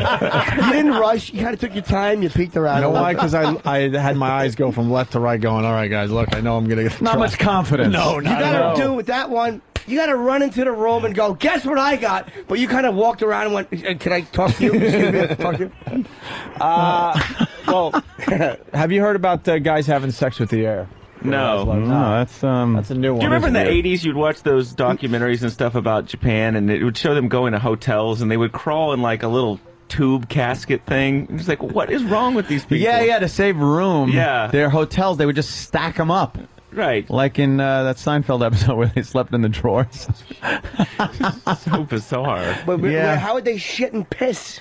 Doesn't matter. On each other. Right. It was, I it's, don't know. and then film it and put it So on each the bed had a hole in futuristic. Wait, they would all be in one room? No, they're sort of like pods on the wall. Like Yeah. they look like that you're opening a dryer door and then you crawl in. You crawl in, They you still take do a that? little nap. Who knows? Who knows? Who needs that? You'll be tumble drying. Who can sleep? Who knows? It's the oddest thing. Some of these weird And the cultural differences. The consumer, the video game market over there, we have not even attempted to try to sort it out. Really? Because, you think that games like Grand Theft Auto and stuff would sell more there than they would in, know, Europe or anywhere else, because they're so tech crazy. To them, that's normal driving. Bumming in and shit. Running people like over. the video games that they want, they do 20 miles an hour instead of racing. the video games they want are like little cute marbles that bounce around and go, oh, yeah, no, Pikachu, Yeah. It's just those I don't Like get those games at all. A bunch of anime stuff and little creatures that jump and roll, and I don't get it either. But it's everything. It's like, oh, have you seen this? It's from Japan, and it's not released in the U.S. yet. And you look at it and go, I hope it never is. Right. It's just garbage. It's awful. And even the Final Fantasy games, I tried to get into those, but it's like you're fighting, and then there's a slot machine on screen that shows how many thingies you have. I'm just like, what, am I playing What in is Vegas? this? What am I doing? I just want to fucking shoot people. Aren't there phones pretty much ahead of ours, though? Yeah, they had TV on their phones like in A long time 72. ago. They were like so far advanced on that. Where's their cell So phones they could at do now? fucking upskirts in their trains. Exactly. Isn't Finland ahead of even Japan, though? Finland? Really? I think Finland is a hotbed of activity The for cell Finnish phones. are known. Look it up. I might have a good fact for once. Yeah, I think they're into their cell phones even more than the Japanese. Wow. I think I read that somewhere. Finland? Is that where Maybe Nokia someone could help comes me from? out. I believe I so. believe There so, are yeah. Sweden, maybe. The Finnish. We got the clip of, what's her name? CNN saying cunt. Yeah. Oh, wow. This is a good clip. Kyra Phillips. She obviously made a mistake, but it's a good one. I'm going to turn down your game for a second, That's Laszlo. cool. I feel like we're doing the show from an old school arcade today. I know. All you need is Roland that Martin, creepy well, I guy. don't know, I'm going to go favorite there. CNN political analyst and You Obama supporter. know you love me, Kira. At least Leslie Sanchez, Republican strategist and CNN political contributor, is always on time. Cunt contributor. Nice. Wow. She blasted her. Wow. She sure did. Wow. Good girl. Leslie Sanchez, Republican strategist and CNN political contributor, is always on time. She like she had Tourette's. What a place to cunt, bitch, fucking twat, shit, contributor. Wow. Would have been funny if she said cunt producer. Leslie Sanchez, Republican strategist and CNN political contributor, is always on time. By the way, just that cunt. Sorry, cunt. Leslie. I ran here. I ran here. A good man is worth the wait. Oh, Lord. See? Okay, See? Leslie. Okay, I'm not taking sides here. Why are you? They're not even going to acknowledge. They just said- do not acknowledge that one. Yeah. Oof. Yeah, that just cunt. I could use that on my soundboard. Oh, wow. Cunt. That's yeah. Cunt, say to yourself. Coint. Let's say hi to Danny in the Windy City. Danny. Hey, what's going on? Apparently, they're in Maryland. They're now sending all the registered sex offenders large signs to put up on their doors for Halloween that says "This house has no candy." And I just wanted to see if how you felt about that. I thought they were actually sending them little pads so they could kneel by the doggy door and stick their dick through it. Yeah. Wow, how do you bomb on a fucking stick your dick through the doggy door joke? I Because found the a doggy way. door's down below. You're talking about the mail slot. No, I meant down below. That's why I said the pad for them to kneel on. It was too much thought. But the doggy door not is enough too low. funny. Yeah. It's too low, Jimmy. If you kneel on the floor and put your dick and balls by the floor, you could absolutely get your cock and balls through a doggy door. No way. Now I'm going to fight for this. I would think, yeah. Of course If you could. kneel, depends what kind of dog you got. You know, if it's a little fucking Yorkie. Well, you couldn't stick it through the fucking hole that Tom and Jerry fucking would fight through, but doggy door. Hey, Laszlo, back to video games. Yeah. What do you think of Spore? A lot of buzz on that Spore game. I think it's a cool game. It's unfortunate that I like that people are making penis monsters out of them. Yeah. I did. Danny made a penis it allows monster? a lot of, I absolutely did. Yeah. It allows a lot of creativity. It's unfortunate that the whole DRM debate is kind of like dragged down people actually being able to have a cool discussion about the game. Because there was that whole deal about on Amazon, people were bringing the rating down to like 1 star because they were upset that you could only install it 3 times on your PC. Yeah.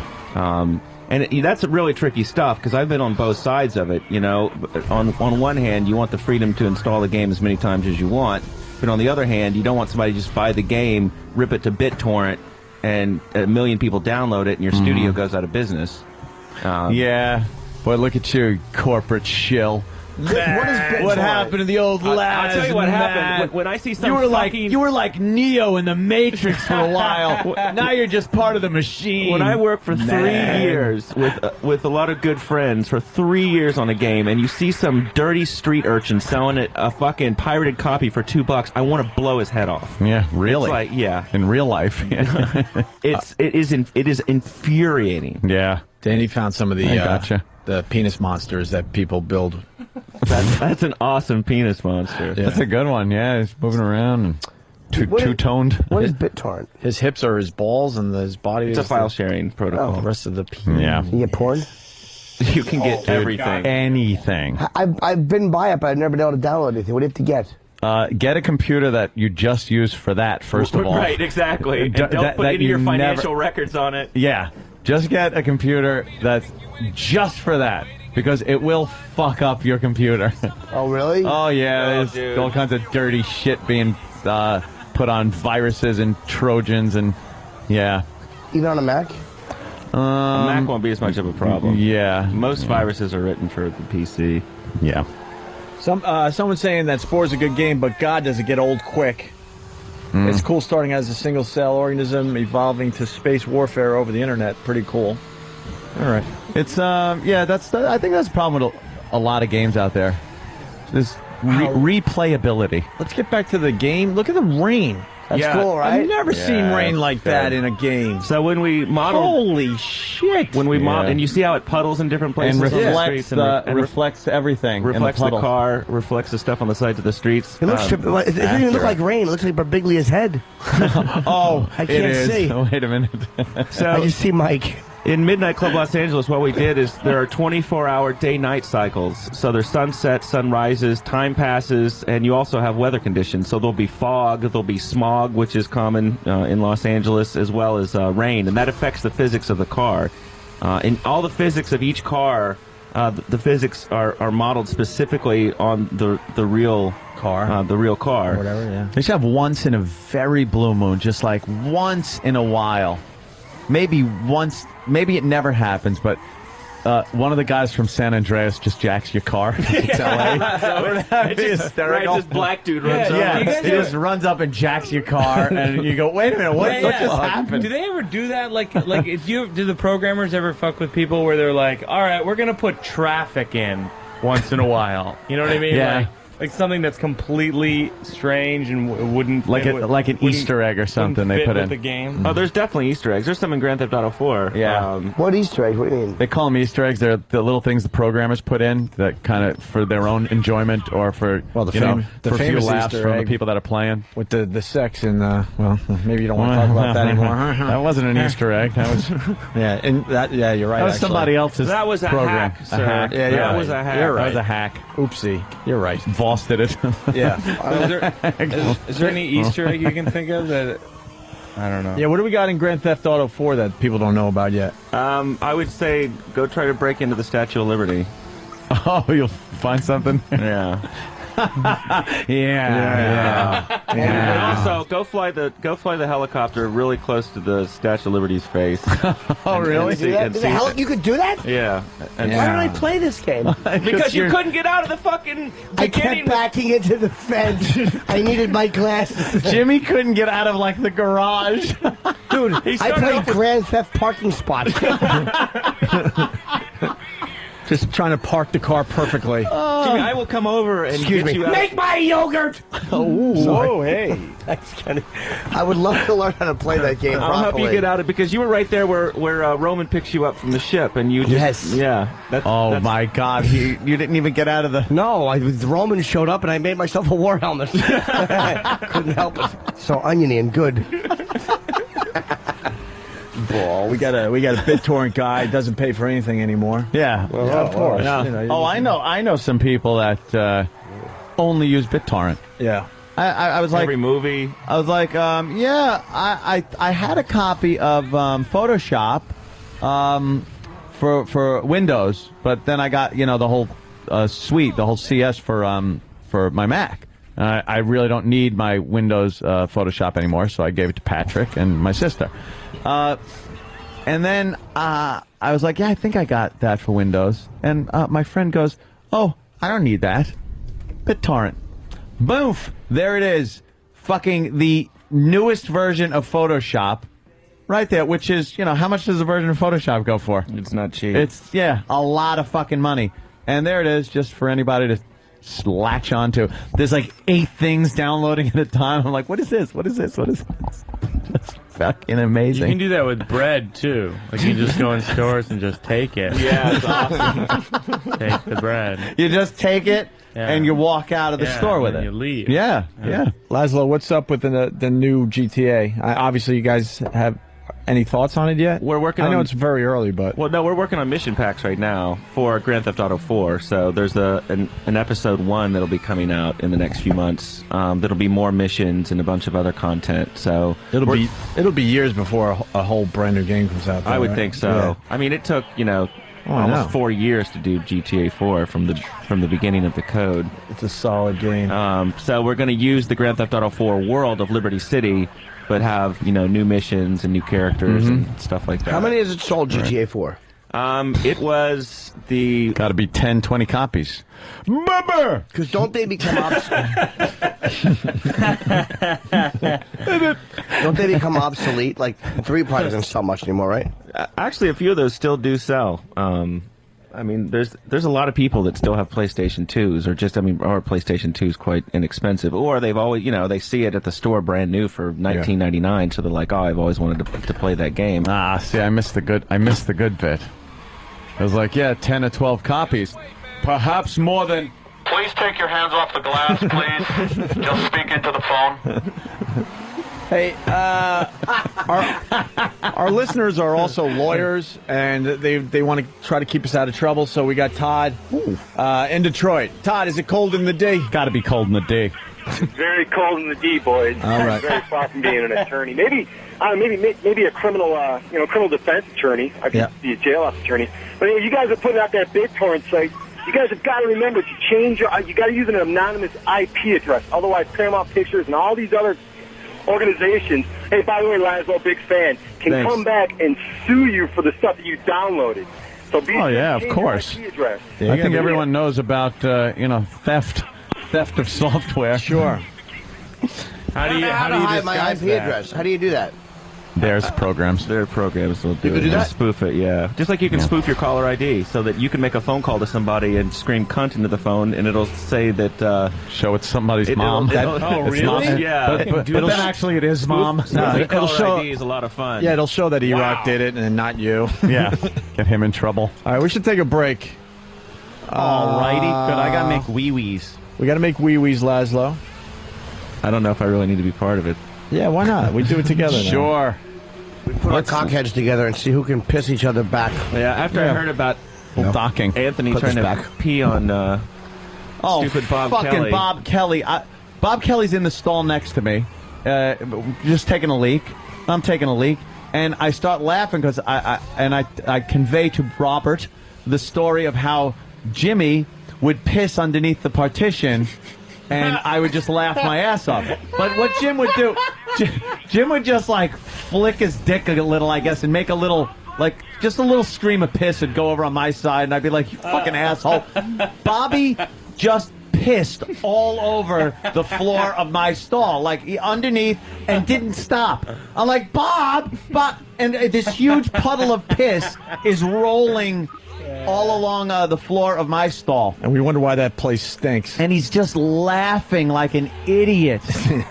And I was too, because it was hysterically funny. Yeah, And I'm trying to piss, but put my feet way back, like by the door, so it didn't splatter on my shoes or my glasses. My shoes and glasses. So I'll have them. All right, quick break. We'll continue. Mike, thanks for the participation today. It's been great.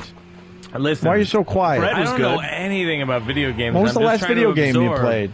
I don't play a lot, but many years ago, I played like the first Nintendo. Oh boy, what was the last game you really played? I'm serious. I'm really good at Tetris. I'm not kidding. I got Tetris Head, and that was the last thing. Yeah, and that's the last thing I did. I'm sorry, it's offensive. It's not offensive. That's why I'm not speaking up about it. My gaming, I'm impressed. I think it's my great. gaming's all over the place. It's GTA 4 and Tiger Woods. It couldn't be more opposite. Last time I was here, we were that famous wrestler. I didn't know that guy. I didn't know anything about that. We try to book you with people you have no clue about. Is what we. And then wait, what famous? Hold on, what famous wrestler? JBL was here. Yeah. Yeah, he's pretty famous. Yeah. All right, you got to turn on the TV. I'm thinking. Yeah, but I got enough with the sleepwalking. Watch some TV. Got a lot of issues. He's a busy if man. I did this, I would fucking jump out a. Wouldn't you want to play this? Look at this Midnight Run, Los Angeles. Club. You know what happens to it when you finally you don't really go to sleep after you play that. You kind of just pass out playing it. Yeah. You end up going to bed and you shut your eyes and you're seeing the shit. Yeah. And then when you're really driving, like driving into work, you start kind of making moves like in the game, and you're thinking ahead like that. And you're confused that it's not a game anymore. Yeah. And you don't get the pleasure waking up with very, very dry, ridiculous eyes. This is what the game makers want to hear. Yeah. This is my concern about a game like this. Is like, if you don't like driving that much, you're not gonna like the hyped up driving game. You know what I mean? Like, it's not called sitting in traffic on the drive home. Yeah. I don't know. I play that every day. I like the graphics. They look really good out my windshield. and the bad guys. I could call them names. Yeah, how could you not enjoy driving a car over 200 miles an hour on the streets of Los Angeles? I got hit. Yeah. I got hit by a drunk driver like 2 years ago, and it Aw. scarred me on driving. Really? Wait, was necessary. Thank you so much, everybody. I really appreciate it. What happened? No, I got T-boned. I was like 1 in the morning. I like a making a T-bone. turn. I got T-boned driver's side. Oh, Literally spun my car around. It was like those Volkswagen ads where you're like, holy shit. I guess I'm dead. Fart from Nugent. And then I was like, You started singing da da da. and then I was like, oh, I'm dead. And then I realized that I wasn't dead, and I was like, oh, I'm paralyzed. I'm gonna have a lot fewer friends. You got to go through the flow chart of fucking injury. Yeah, I'm dead. I'm paralyzed. Okay, nothing. And then I went through kind of the psychological, like, oh, I'm paralyzed. I'm gonna have fewer friends thought, and I'm not saying that if you're paralyzed, you should have fewer friends. I'm just saying You should have no friends. You should have nothing but a bird and a hat. No. And then the guy literally, I hear nothing, and then I hear the car skid out and drive away. Oh, the cops well, show hit and up, run. and the cops show up, and they're like, "What happened?" And I'm dazed, and I'm like, "Well, this guy hit me," and then he drove away, and they go, "He didn't get too far," and they point around the corner. He had turned the corner at the light and driven into a wall. Good, which means it was a hit and run and hit. Yeah, hit. Get any money from him? And no, as a matter of fact, after all this litigation, I ended up I paid $8,000 for his car. Why? Because You're a hell of a negotiator, Mike. Jesus, a drunk guy. I drive a hard bargain. A drunk guy hits you, and you paid for his car. I swear to God. That's nice. Insurance companies are such cocks. Yeah. Why? Every accident I've been in California accidents. state law, if they find you at fault, even if the other guy's been drinking, it was in the police report that he was drunk. And Oh, was smelled it your like alcohol. fault? Did you blow a light or something? No, I made a right turn, and technically, if he wasn't speeding or breaking a law and no one witnessed that, Oh, boy. then I could have seen him, and thus I'm at fault. Okay, so what you're saying is you made a right turn and didn't look. Yeah, well, that's what they think. Anthony, that's Wow, what how they does that think. happen? That's Such it can crap. happen. And the So guy's that's- drunk and you have to pay. Yeah. $8,000. Wow. You got my divorce lawyer. Is what happened? All right, let's take a break finally. Laszlo, more tech talk in just a bit. Stay there. It's such a great movie. Having a good show today. We got Mike Birbiglia in studio. He's doing that one-man show, right, Mikey? That's right. Sleepwalk with me. It's at the Bleecker Street Theater for the next at least a month. Wow. Yeah. Wow. How do they get tickets? Just go to MikeBirbiglia.com if they want. They probably link through the O&A site. And there's a discount of some kind on tickets on my website, so they should do that. What's the discount? If you can prove that you were one of the boors, you can get in. Wow. Oh, I feel like that was an elaborate setup. Oh, Yeah. well. All right, I'll be there opening night, November 11th. One of your guys was telling me. I'll definitely check it out. That's awesome. And now we got Laszlo too. Wow, Midnight Club here. Midnight Club Los Angeles. Yeah. And comes out on Tuesday. This coming Tuesday. Wow, look at the sun. That's fucked up, bro. The sun is kind of like shining over a mountain, but you know what I mean? Look at that. Oh, like that's glare. the new Camaro? Is that the new Camaro? Yeah. Looks like Mulholland Drive. I believe it is, sir. Yes. Yeah, we modeled all. The kid's good. The kid's good. Well, you're L.A. Jimmy these days. Yeah, they call me fucking Jimmy Law. I mean, you find me a street in L.A., especially Santa Monica Boulevard. Yeah. The only thing, Joke would kill on the West Coast. the only thing we didn't model is. Do you notice how many homeless people are in Santa Monica? It is like. I've only never been to Santa Monica, just the Boulevard. It is. Seriously. Really? In West Hollywood, yeah. I've never seen. It's like where homeless people go to retire. It's like Florida for homeless people. They're fucking everywhere. You can't even eat at an outside restaurant, and there's people like constantly every 10 seconds come by and begging. Really? And they won't. Whatever the liberal douchiness is out there, they won't fucking kick them to the curb or slit the throats, get rid of them or something. There's a big drop off in handling there. They won't politely ask them to leave or cut their throats like lambs. They're a bit too liberal out there on the West Coast. You need a Patrick Bateman to walk around there. Yeah, right. Boy, excuse me, let me explain to you. Oh, yes, James. He's putting his headphones on. He's serious now. Yes, Patrick James Bateman, Norden. I won't watch the fucking movie because in the book, there's a scene in the movie, right, where he attacks a homeless guy. Uh-huh. But in the movie, yes, does he step on the dog's legs? He stomps the dog to death. Does he insult the guy racially? I believe he. No, I don't think racially. I think he insults him as a filthy, piece of shit. No, but I don't think racially. It's brutal. Which he probably, yeah. Oh, in the book, yeah. huh? Yeah. And he cuts his eyes, he blinds him. See, they don't go into the detail American like that. Psycho. He just kills him.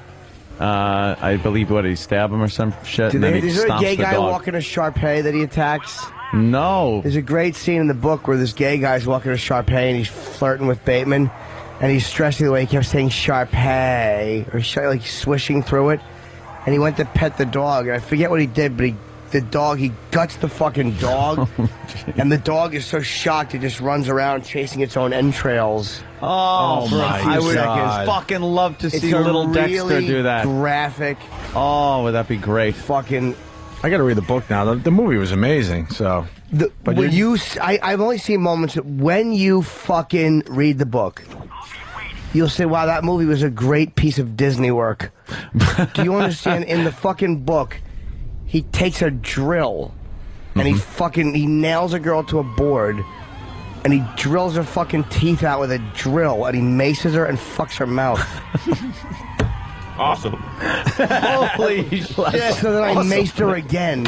He fucked her mouth, her toothless mouth, after he fucking knocked it out with a drill. Wow. All right, that could be a He hooked a fucking must-read. car battery up to a fucking hooker's nipples. Her tits turn like brown, smoldered. Some of this stuff gives me bad dreams. Jimmy's trying to turn us into queers. Why? Because readings for queers, we established that on our show, and now it looks like we have to read the book. Might have to read this Dude, one. American Psycho, I've read a few times. It's a really good book. If reading's for queers, then what are we going to do about Jimmy's book that's coming out? Oh, nice. Fucking A, man. That's a good not one. yet, though, but it'll be out soon. It's written. Look at you. It's ready to go. I was in Boston novel. last weekend, and that's where I grew up. And I went to St. Mary's School at Shrewsbury, like a Catholic school, and they brought me, someone from the school brought me a library book. It was a Hardy Boys hardcover that I had my name in from 1986. Wow, that I had really? taken out. Yeah, it's a really nice gift. Hardy Boys, in the case of the broken window and the collapsed person on the fucking bushes underneath it. Long way to go for a sleepwalking joke that wasn't even that good. Had to have been shorter. I like how you used the long way to go to make everyone understand the joke. Yeah. Yes. I thought we were just talking. I could have said I anything. didn't realize it was a joke. The Hardy Boys and the mystery of the felched cadaver ass. Yeah. You know, it was a great one. Do you guys remember the blood? You guys remember the Bloodhound Gang on 321 Contact? I love the Bloodhound I was Gang. YouTubing that the other day. I can't even believe that I was entertained by that as a child. It Wherever was like, there's trouble, they're there on the double. right. Oh. Do you guys remember that? And I do remember it. Nope. I was it a little, the older. plots are great to watch on YouTube because they're so simplistic. They're listening to the radio and they're like, someone's stolen a mummy, and they're walking down the street. They're like, there's a mummy. No explanation. yeah. It's just complete coincidence. There's the mummy. I have this weird thing with mummies. Ooh, do where you? I'm just obsessed with beating the shit out of one and then fucking it. An old, dried out mummy? Only because when they buried him, no one in his family saw this coming. Especially so long afterwards. Like, let it go. It's like the guy's fine for thousands of years. Yeah. You'd have to And drill. then you fuck him thousands of years later. You'd drill into his ass like dust and powder would come out. Yeah. Is this a silly joke though, or is this for real? I mean, do you really want to fuck a mummy? I certainly do. I think somebody drilled him recently, Sam. Oh, jeez, Gypsy. Yeah, but mummies have already gone through a lot. I mean, that's all there is. We don't care. They pull the brains out through the nose. Why with a continue hook. the bit? Oh. Yeah, there's a whole thing of mummification where they pull the brains out. First they scramble them up and then like yank them out the nose, and then they take the organs out and put them in jars. And they eat the placenta. Really? And then they Nice. run for president. Then they fuck them. Wow. Oh, damn. It's topical. Speaking of the presidential race, we got this. Oh. Here's an email from Mary. I keep thinking of one person whenever I hear Sarah Palin speak, the mom from the cartoon Bobby's World. Okay, now the heels are on, the gloves come off. For love and misery, hon, I just don't have time for these gee-golly false alarms. That's less than truthful. Oh, that does it there now. There's been a lot of interest in what I read lately. I don't think this is such a Jim Dandy idea, Bill. Is this your average hockey mom? Oh, I suppose you're right. Where do they go? You know? Yeah, you know what? In response, Over the love. So good. I've never heard of that cartoon. No, I Where's that? haven't either, but it's obscure. Ferris Bueller's on line 1. Yeah. Have you guys? There's a good website called Sarah Palin in the White House. Yeah. And it's and if you click on it, it has all different audio cues and it's a lot of stuff like that. It's good. Oh, a little soundboard type thing? Soundboard, yeah. Yeah, soundboard's great. Good to make phone calls with, prank phone calls. Are you guys complaining about the seats out there? Oh, they're ass hurters, Yeah, aren't they? I just heard yeah, these like Jimmy. fucking seats. Well, we got bleachers out there, you know. All right. Bleachers suck. Yeah. I guess they wanted. They said, what could our fucking animal listeners not break or cut into or Pick fucking up and throw through the window. Yeah, just something. Because if it was a cushioned seat, they'd be like, shit, Stalker Patty's cunt was here. Then they would, hi, guys. Then they would just pee in it. Like piss in it. Mark their territory. Yeah, cut a hole in it and fuck it. Right. Just because they can. Yeah. Burn it with their lighters. Yeah. No. Oh, fuck yeah. There'd be a fire. If they wanted something our listeners couldn't break, they would have just put an 80 on the IQ chart. That's very funny. Thank you. Let's say hi to Chris and Jersey. Snarky. Jimmy's a fucking asshole. Just quoting message I know boards now. spelling Jimmy with a G. Let's go to Chris and Jersey. Chrissy. Chris. Yellow. Yeah. Hi, you're on the air, sir. He's talking into the earport. About American Psycho. Yes, sir. In the beginning, when I started reading the book, and at first he's just talking about clothes for the first half of the book. Yeah, it's crazy. But when he stuck the knife in the 5-year-old's neck, I forgot about was the that. worst. That's in the book, too? He murders a child in a zoo. They never do that in books. Of course. In the zoo. Stephen King Even in is books. great with killing kids. He was but- talking about this woman They in do the in this zoo, one? right? Mm-hmm. And he was saying that she was a homely Jewish woman. And didn't he get the kid over to him by going... he was hiding behind the garbage can. Yeah. And then he made some noises, so the kid came over, and then he just stuck the fucking knife right in his neck. Yeah, and he goes, would you want some candy or something? Or Oh, and then he says, "I'm a doctor." And he disappears and then comes back and says, "I'm a doctor. Let me see if I can help him." And he just watches the kid die. Wow. All right, that's a must read. I forgot all about that. It's called Pretty Zoo, twisted. I think. Or Child at Zoo, that chapter. Right on. Thanks, Chris. Jamie in Delaware. Jamie. Hey, what's going on, guys? Hey, Jamie. Hey, man. Hey, I wanted to see you guys were talking about the video game stuff, and I didn't hear any talk of Call of Duty 5. Yes, eagerly awaiting it. Someone's supposed to be sending me a beta token or some shit. So You I'll, can pick that up, I think, eBay. yeah. Also, if you go to GameStop and pre-register or pre-order, you can they'll email you a. I'm much too important. I should get it the day it Pronto. the day before it comes out. That's right. Hey, Laszlo, what do you know about Call of Duty 5? Anything?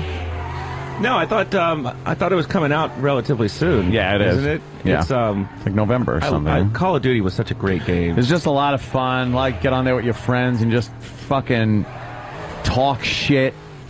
Really fuck up people. Get them pissed by stabbing them. Really good interactive online game. Really like that one. That's when I had no furniture or anything. Yeah. I had my beanbag chair. It wasn't even mine. It was a Mets beanbag chair. And it was the TV that Tom Chiusano had gotten us for doing the Panasonic reads, and my 360. So I just sat there in what would end up being my dining room, on the floor, in the beanbag with a glass of wine, just playing Call of Duty 4 for hours on end with stupid Bob Kelly and stupid Dane Cook and stupid Danny and the rest of the stupid team we would play with. We've come a long way, my friend. It's so much fun playing those kind of games when you're buzzed. And the more you drink, you start like there are GTA 4 missions that I cannot get past because I always play shit-faced, and then the next day I'll wake up and I'll go blast right through it because you get a bit of a drink on and you're just walking down the street with a shotgun, just fucking shooting everybody, and you get shot to pieces because you're like too much of an idiot to get behind cover. I wanted to go to your house and punch you in the face for that fucking remote control helicopter mission. I flew real remote control helicopters, and I couldn't get through that fucking mission. You're talking about Vice City, aren't you? Yeah, with the bombs in the building, and you had to fly in and like, what did you have to take the bombs out or some shit, and then go up the stairwells? And then the bad guys are shooting at your stupid remote control helicopter and it starts smoking. That was a nightmare. That was the hardest mission. And the worst part of it was I didn't just completely get fucked on the mission. I'd almost make it. You just make. When I see that clock ticking on any game, I'm like, timed mission, I suck. I'm never going to do this. And you have an anxiety attack. Yeah. I'm like looking at the time. Yeah. And you're trying to be careful, but you can't be too careful or the time will run out. My rotors are hitting the walls. That's every GTA game ends, a mission I can't do. And then the races. Any race where I have to fucking even come in third, I cannot beat the computer at a race. It's much too good. So I started doing things where I'm piling like tanks in front of the other cars before the race starts, and that wasn't working. Like I expel more energy. Expend more energy. The game doesn't acknowledge that you just did that sometimes. Like I just spent an hour putting tanks in the way. Come on, get through tank. And they don't even acknowledge that. All of a sudden they just disappear. Like, come on. I'm mad. And some people express some frustration about some of the racing things. So what we did in GTA 4 is you can actually punch out the window and just drop grenades out the window. Thank you. Oh, that's a good idea. That's what you want to do. What was the mission where you had to land the helicopters on the car? That was the one that drove me fucking nuts. And I loved that game until that point, and then I had to give up. I just had to give up. Oh, it's probably you're talking about the one on the PSP. Yeah. Hey, another great. Oh, Rob, we had you on hold here. What's up, Rob? Hey, good morning, gentlemen. Hey, Rob. Hey there, Rob. The book American Psycho. I'm the only one in my family who really reads anything, and my little brother came up to me and asked what I was reading, and I had him read a paragraph out loud so that he would understand a little bit about the book. American Psycho and Little Brother. Yes. Well, he was 15, so it's not like he's 8. But, get the Fast Times reference. I don't know if I don't know if Norton remembers this part in particular, but it's just like something that was mentioned in passing, and it just like blows my mind, the little things in the book. It was about his locker in the gym, and he just mentions offhandedly that he has 3 vaginas at the bottom of it and a ribbon tied around his favorite one. I don't remember that, but really? He cut out vaginas. They gotta let teenagers read these books though in school, because I think kids would get to be better readers. If it was an interesting subject matter. Scarlet Letter. Yeah, Hester Prynne fuck someone. Well, I want to read. Donkey shit in her mouth was awful. What do I? Wuthering Heights. Give me 3 vaginas in a fucking locker. Exactly. 3 cunts in a fountain. All right, punching out, guys. Right on. Let's say hi to Mike in California. Mike. Hey, I just wanted to call and say that the same people who made Call of Duty 5 made Call of Duty 3, and Call of Duty 3 sucked. So we shouldn't get excited about Call of Duty 5, is what you're saying. I'm taking this caller's word for it, and I shan't even play it. The same people who made Call of Duty 2 made Call of Duty 4, and that was way better. I don't like the fact that they skip a generation each time. Yes. Or that you know that. With different people. It's a different third-party maker, yeah. But maybe they learned a thing or two since Call of Duty 3. Yeah, hopefully they learned from Call of Duty 4, but Call of Stop Duty saying 3 Call of Duty. Call of Duty 1 was just Call of Duty. The Call of Duty 2 to Call of Duty 4. You can call it Call of Duty, but you doesn't have to call it Johnson. Tomorrow we're doing all those songs. Novelty songs. We're building a whole I catalog. heard of one. I'm not going to say what it is, but it has to be, and I haven't heard it. Well, we can play it right now just to get people Whet excited everybody's for tomorrow. appetite? Yes. Where is it, E-Rock? I Where's can't that imagine how awful this has to be. It's going to be good. You shouldn't judge. I bet he murders it. There's a girl, Abigail. Yeah. Welcome to the wonderful world of pedophilia. Thanks a lot, Quince. Takes a little fucking, a little girl's bedspread off of her. Yeah. Oh, Detective Monahan. Oh, Uncle Paul.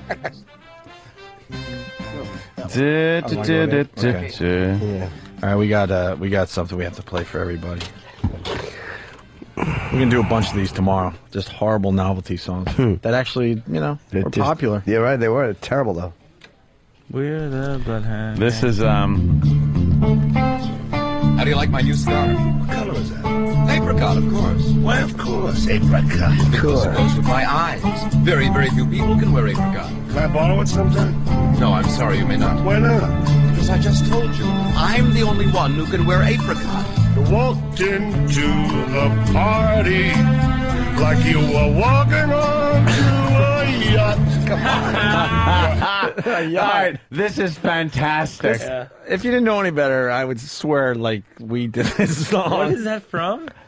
Where did this come from? I need a history of this. Really- This is I've never heard this This is Jack Klugman singing "You're So Vain." And I like the fact that he mentions the yacht because that girl's ass was so flat on his.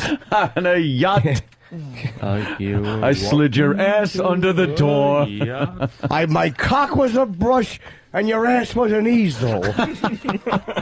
Was he supposed to be like talking with Felix Unger there? Oh yeah, Tony, About that. yeah, Tony's in here. Oh, they mentioned. Is it Tony Randall? They probably play the fucking Odd Couple clip first. So you're like, oh, he's so vain. He probably thinks this song is about him. So he's singing. Probably to Felix. You were walking onto a yacht. Your hat strategically dipped below one eye. Your scarf it was apricot. Yes, apricot. You had fuck. in the mirror. I got that feeling. Watch yourself gavotte. That was funny. The girls dreamed that they'd be a popular. They'd have a flat ass. You're so vain. What are you saying? What are you talking You about? probably think this song is about you. You're so vain. I bet you think the song is about you. I don't know. I don't know. I think you're going crazy. Oh my God! Holy fucking cock! This is funny. That's the original mix too. This is funny. They're just Can't drowning him in take it. music. What an awful mix that is. Yeah, well, they're Who's covering the up a world poor of hurt. fucking musicians that are like, what am I doing today? What am I doing? Oh yeah, you got to lay down. You're So Vain. Yeah. Going to do like an orchestra type mix of it. All right. Yeah. What's this for? The two guys that do the Odd Couple. Yeah, Felix and Oscar are going to sing it. Oh, great. They're sitting there playing, and they're like, "Oh, so this is the fucking bottom of my career." Brilliant. Yeah, I was hoping to go on tour with the Stones because they needed extra musicians, but instead I got this shit. Song is about you. Don't you? Why didn't I? No. This is funny, the mix, though. Oh, yeah, it's hysterical. We got to say goodbye to Mike before you finish with the song. Mike? We're losing Mikey. Already? MikeTheBigLear.com for tickets for the one-man show. I've never had to do this, but I have to do tech for my own show, like with lighting. Oh, boy. Wow, This should really? be a hit, Mikey. They hang lights and You got to do You lighting? gonna come, Jimmy? Yeah, I can't tonight, but I will. Sure. Do you have lighting people? Yeah, we have a lighting designer, we have a set designer, we have a sound designer. I mean, Can't they get somebody that's like your height and stand there and aim the light at him? Yeah. But Actually, you go and send the guy that they would have standing there here. Mike's and we'll just hang with him. Is he? Yeah. Is he? Are you going to be running the lights and everything? You're going to run up with the spotlight, move it over a little, walk into it. I'm involved. You're so vain. Yeah, maybe it's. I bet you think these lifts are for your shoes. Next time I come in, I want to play these. We've been videoing people's sleep stories, and I gave some to Ope the audio clips. But people have really good stories. Like there was this guy. Really? Yeah, because Stories. when we video him at the shows, people, this guy and his girlfriend were in Australia, and they'd just seen a kangaroo, and this guy woke up, and he was fucking it. He was punching his girlfriend in the face. Awesome. In his sleep. And she was like, no, and then this one girl was talking about how she was sleep filleting her boyfriend. Wow. You can say Nice. blowjob here. You can say blowjob. Yeah. Sleep filleting. I prefer filleting, actually. Right. Opie. Yeah, sleep filleting. All right. But So she was like sleepwalking, but she was blowing the guy. that's right, on a consistent That's great. basis. And what was awkward about it was that they hadn't been dating that long, and so it was like a very forward thing. And then what made it worse is that she wasn't finishing, so she'd she'd fall back to sleep in the middle of it. Oh, you smack her so in the he'd face. be, like, Wake up. thrilled, and then it would, and it'd be a Wake letdown. up, you tease. Yeah, more awful sleep breath on your dick. Wonderful. Nice. People have a lot of good stories. Sleep eating. People wake up. I've sleep humped, where it's like, you wake up like, what yeah, the you wake up and you just fuck? grind it on the fucking girl, and she's trying to sleep. Yeah, it's like, let me. Your face is in the crib. Sorry, I was asleep. What are you doing? If it's sometimes it's a pillow, sometimes it's the air. You're like, what am I doing? I've never done that. Not with a You pillow. never or woke air up stuff. like It's always humping like the air, going, what the fuck is this about? Yeah, I woke up jacking off. Have you really? Yeah, that's always good. That's a little uncomfortable. Was he mad? It's kind of cool. Look, I taped Conan last night. It's coming out on Friday, and I just tell him my story, and I really do. He said, "Well, how do you deal with it?" I said, "I sleep in a sleeping bag." And Conan actually in the segment got up and he acted out sleeping in a sleeping bag, and it was But very you entertaining. really do. Yeah. Zipped up. Yeah, it's like from Eastern Mountain Sports, like a I've seen that. It's almost like light summer it's shaped like kind of an thing. oldie time coffin. Yeah, So when you travel, Really. you show up at the hotel like, yep, got my sleeping bag. No, you know what's worse than that is I have to stay on the first floor. I have to call my agent, and for a long time I didn't talk about this. It was like a secret because I was really embarrassed about it. My agent would call ahead and he'd be like, Mike has to stay on the first floor. And then inevitably they'd be like, why? And he'd be like, because that's what Mike Birbiglia wants. And I'd show up and these people kind of hate me because I had these insane requests that they didn't understand. But you just didn't want to plummet to your death. Yeah. Walking out on the Honestly. balcony or something. And Yeah, and a lot of times at hotels, they don't have a ground floor, and I'm explaining, I'm like, this is really complicated, but I actually can't stay on a higher floor. what if you just like tied something to your hand? Yeah, like a fucking anvil. Or an anchor. An anchor. He brings an anchor in every I time. think actually being in New York for my show this fall, I'm actually going to get to stay at home for a while, so I'm going to put a little alarm on my door, my bedroom Jesus. door. That's I know. a nightmare. It's insane. Do you think your wife wakes up in the middle of the night, looks over at her husband in a sleeping bag, and just goes, "What did I do? what happened? I need to get some of that." I'm married a man who's always camping."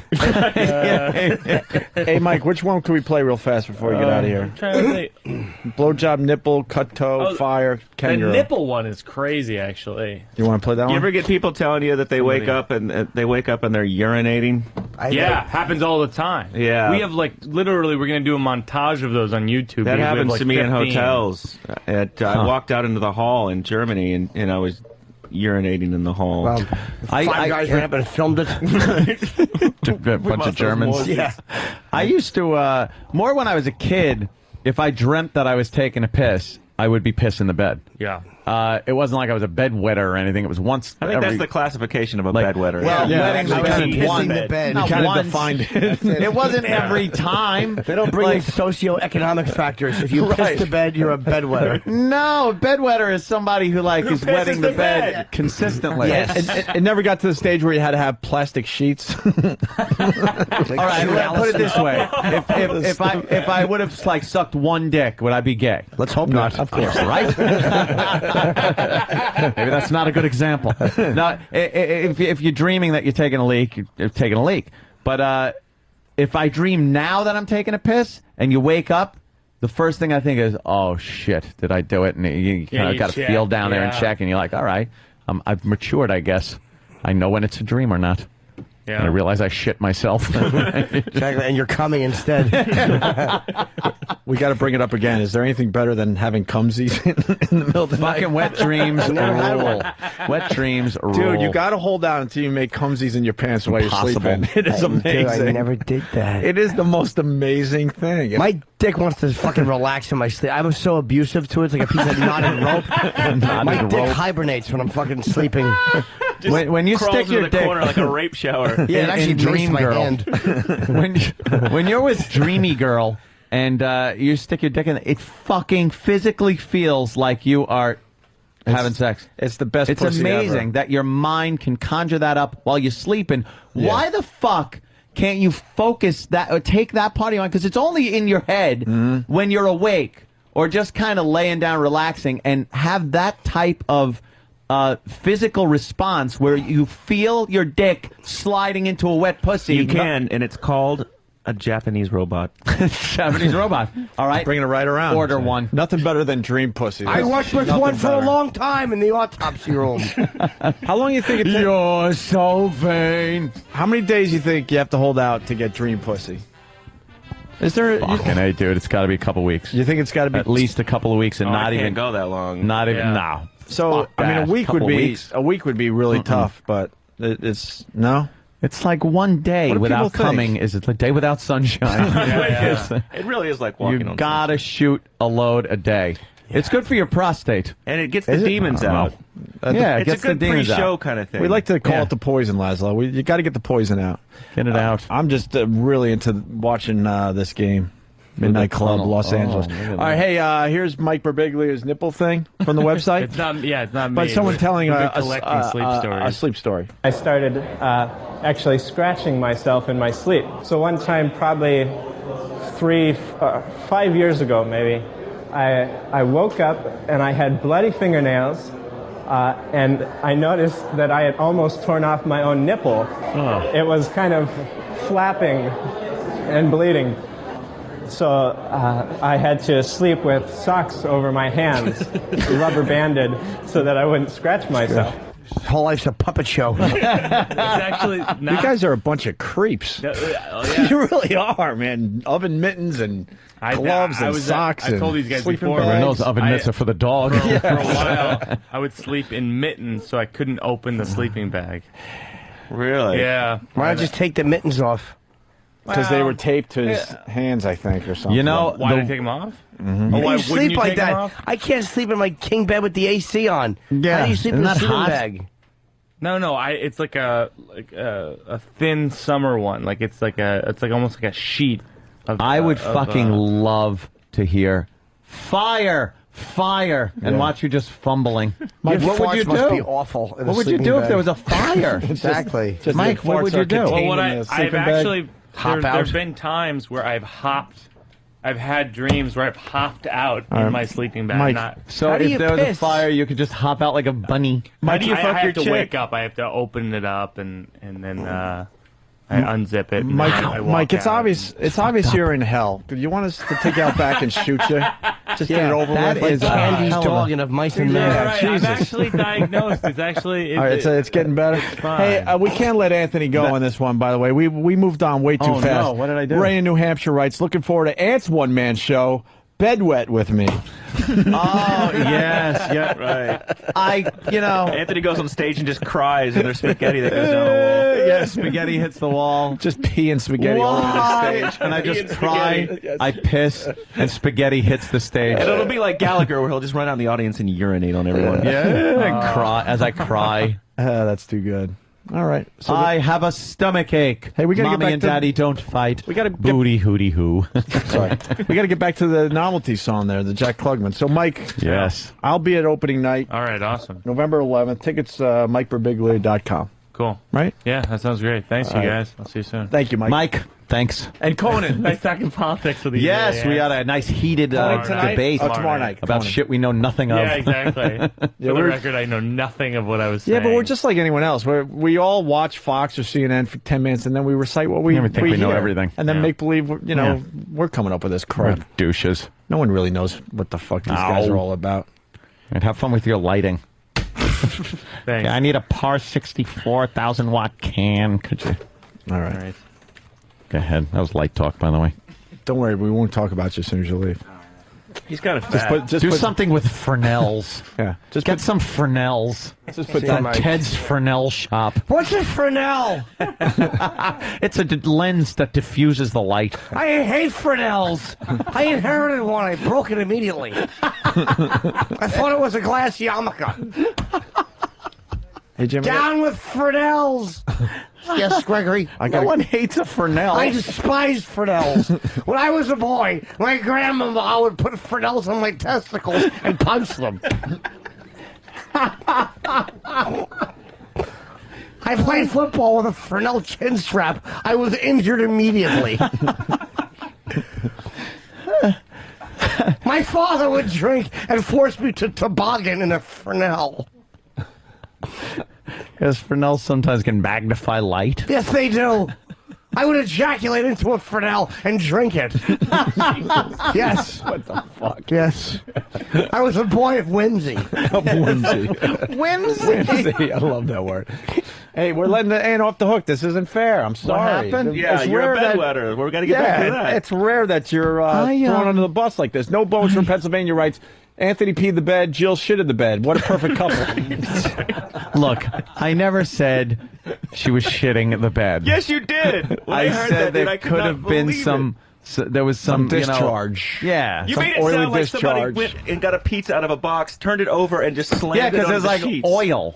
Do you know what would have helped with that? Taped a Fresnel to her hiney hole. It would have filled up like a clear coffee filter. I had that happen to me many times. Ted. Stupid Ted. Ted's an ass.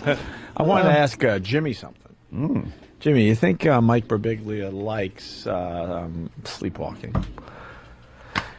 I mean, the way he talks about it, I would say no. He Sounds like quite a chore. he doesn't like it. No?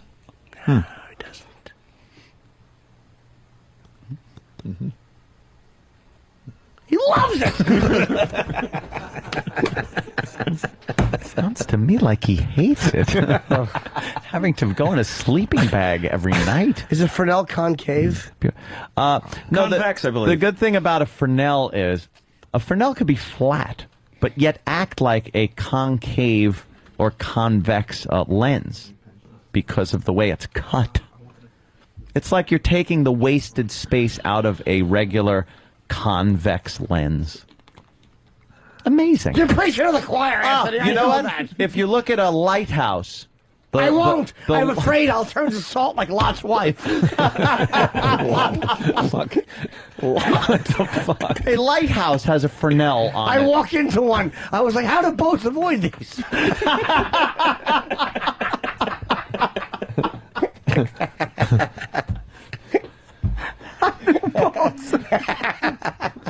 It just draws you right to it like a siren song. I ran headfirst into the lighthouse repeatedly until my father grabbed me by the scrotum, said, Ted, go home. Hey, we got a guy that made cumsies while he was in the Army. Oh! Sleep cumsies is what we're talking about. Wes in Pennsylvania. What's up, boys? Big, strong Army guy. What happened to you? All right, man. Okay, look. Was it I a blanket party like Pyle? Fucking hit it with soap? No. Just hit you with their boners. All right, something weird happens to you when you go to basic training. You are around, obviously, a lot of other gentlemen, but you're not getting the necessary, cumsies feelings that you're usually getting when you're at home. So you don't touch yourself for the longest fucking time.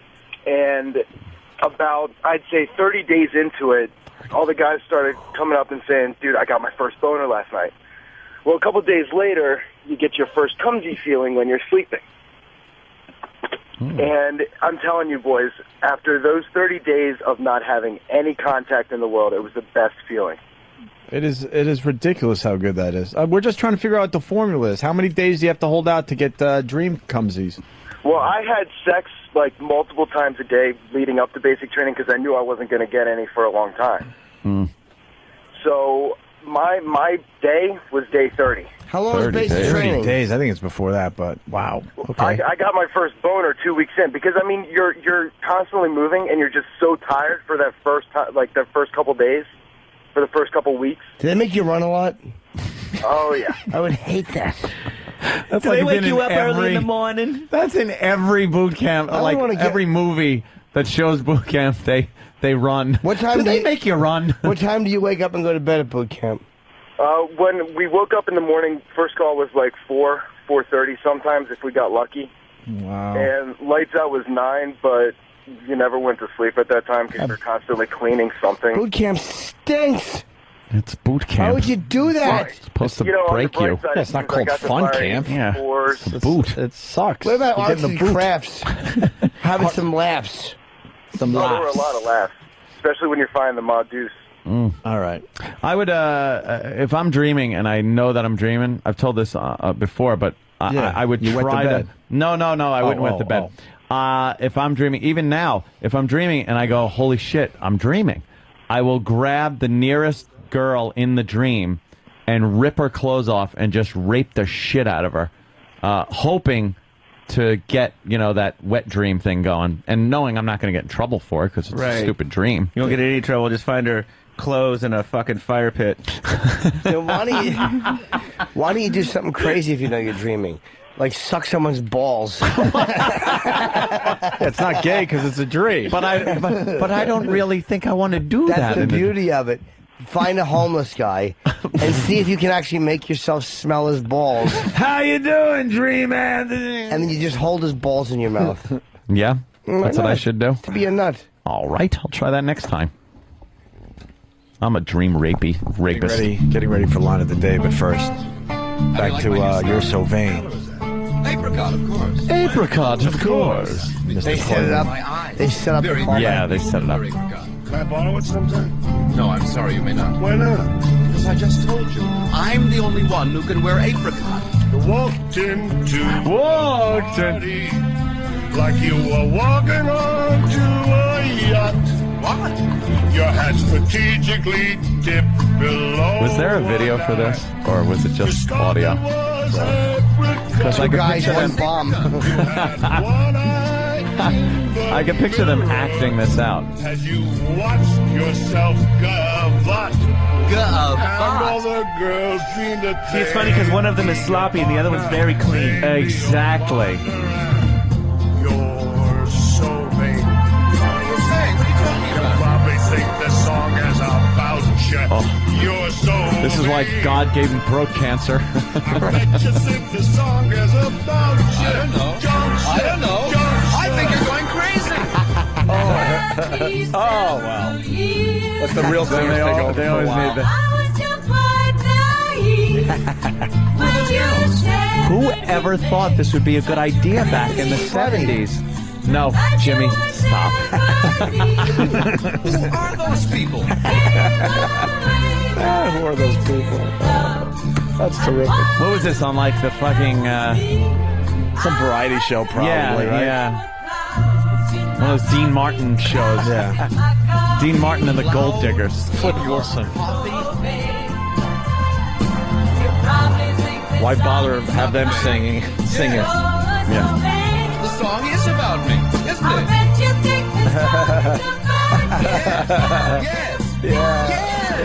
Yes. Yes. You went up to Saratoga.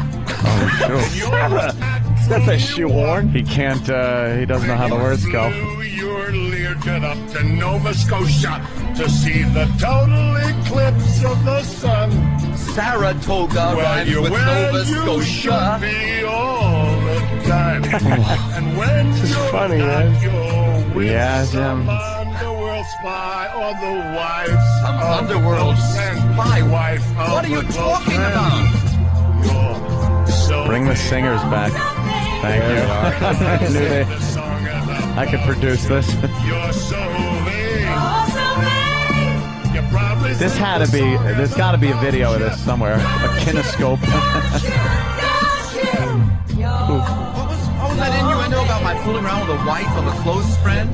You are conceited and girl crazy, aren't you? Girl. There's a young girl. That's right. Just because I buy Abigail Folger. She's making coffee. She's bleeding into a grate. Her neck is like a Pez dispenser. Yeah. Wow. We're going to have a bunch of those tomorrow. Wowie, wow. We might have the formula. TJ the trucker. TJ. Yeah, I got a story about I got the formula for your clumsy feeling. I was in Egypt for a month doing a training exercise in the Army, and we were stuck in tents where we had no place at all for any privacy. The shitters were 3-hole shitters with no separation between them. There was no place to jerk off. And 2.5 weeks in is where I started having them. And, boy, I was just freaking coming in my pants the first 2 nights. And I was like, this is pretty good shit, you know? Making cumsies. I love it. That's hilarious. Sleepy cumsies. Thank you. So we're thinking maybe 2.5 weeks in. That's rough. That's a long haul. Yeah, That is a long haul. Let's say hi to Adam in Boston. Adam. Hey, guys. I know you're wrapping up, but real quick, I just wanted to congratulate Jimmy on having a movie reference today that wasn't from the 70s with Black Hawk Down on the other side of the ship. There you go. Huh? Hey. Thank you very much. Hunting out, boys. Ow! Everybody, come on.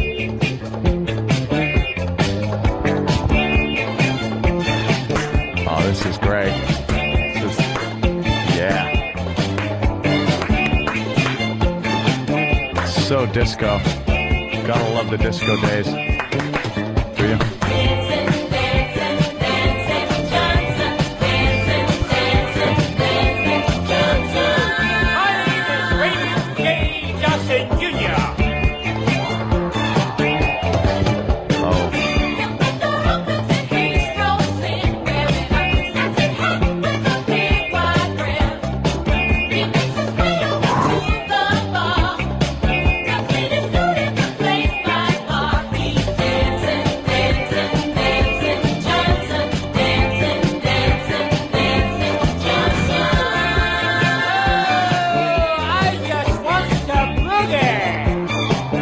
Oh my God. I just wants to boogie. It's cute. Yeah, sure it is. How long has it gone before he does this Ray J? That's a great question. There we go. Or you can call me Jay, but you doesn't have to call me Justin. You can call me RJ, or you can call me JJ, but you doesn't have to call me Justin. You can call me Ray. My name is Raymond J. Justin Jr. This was his whole shtick. Well, learn more.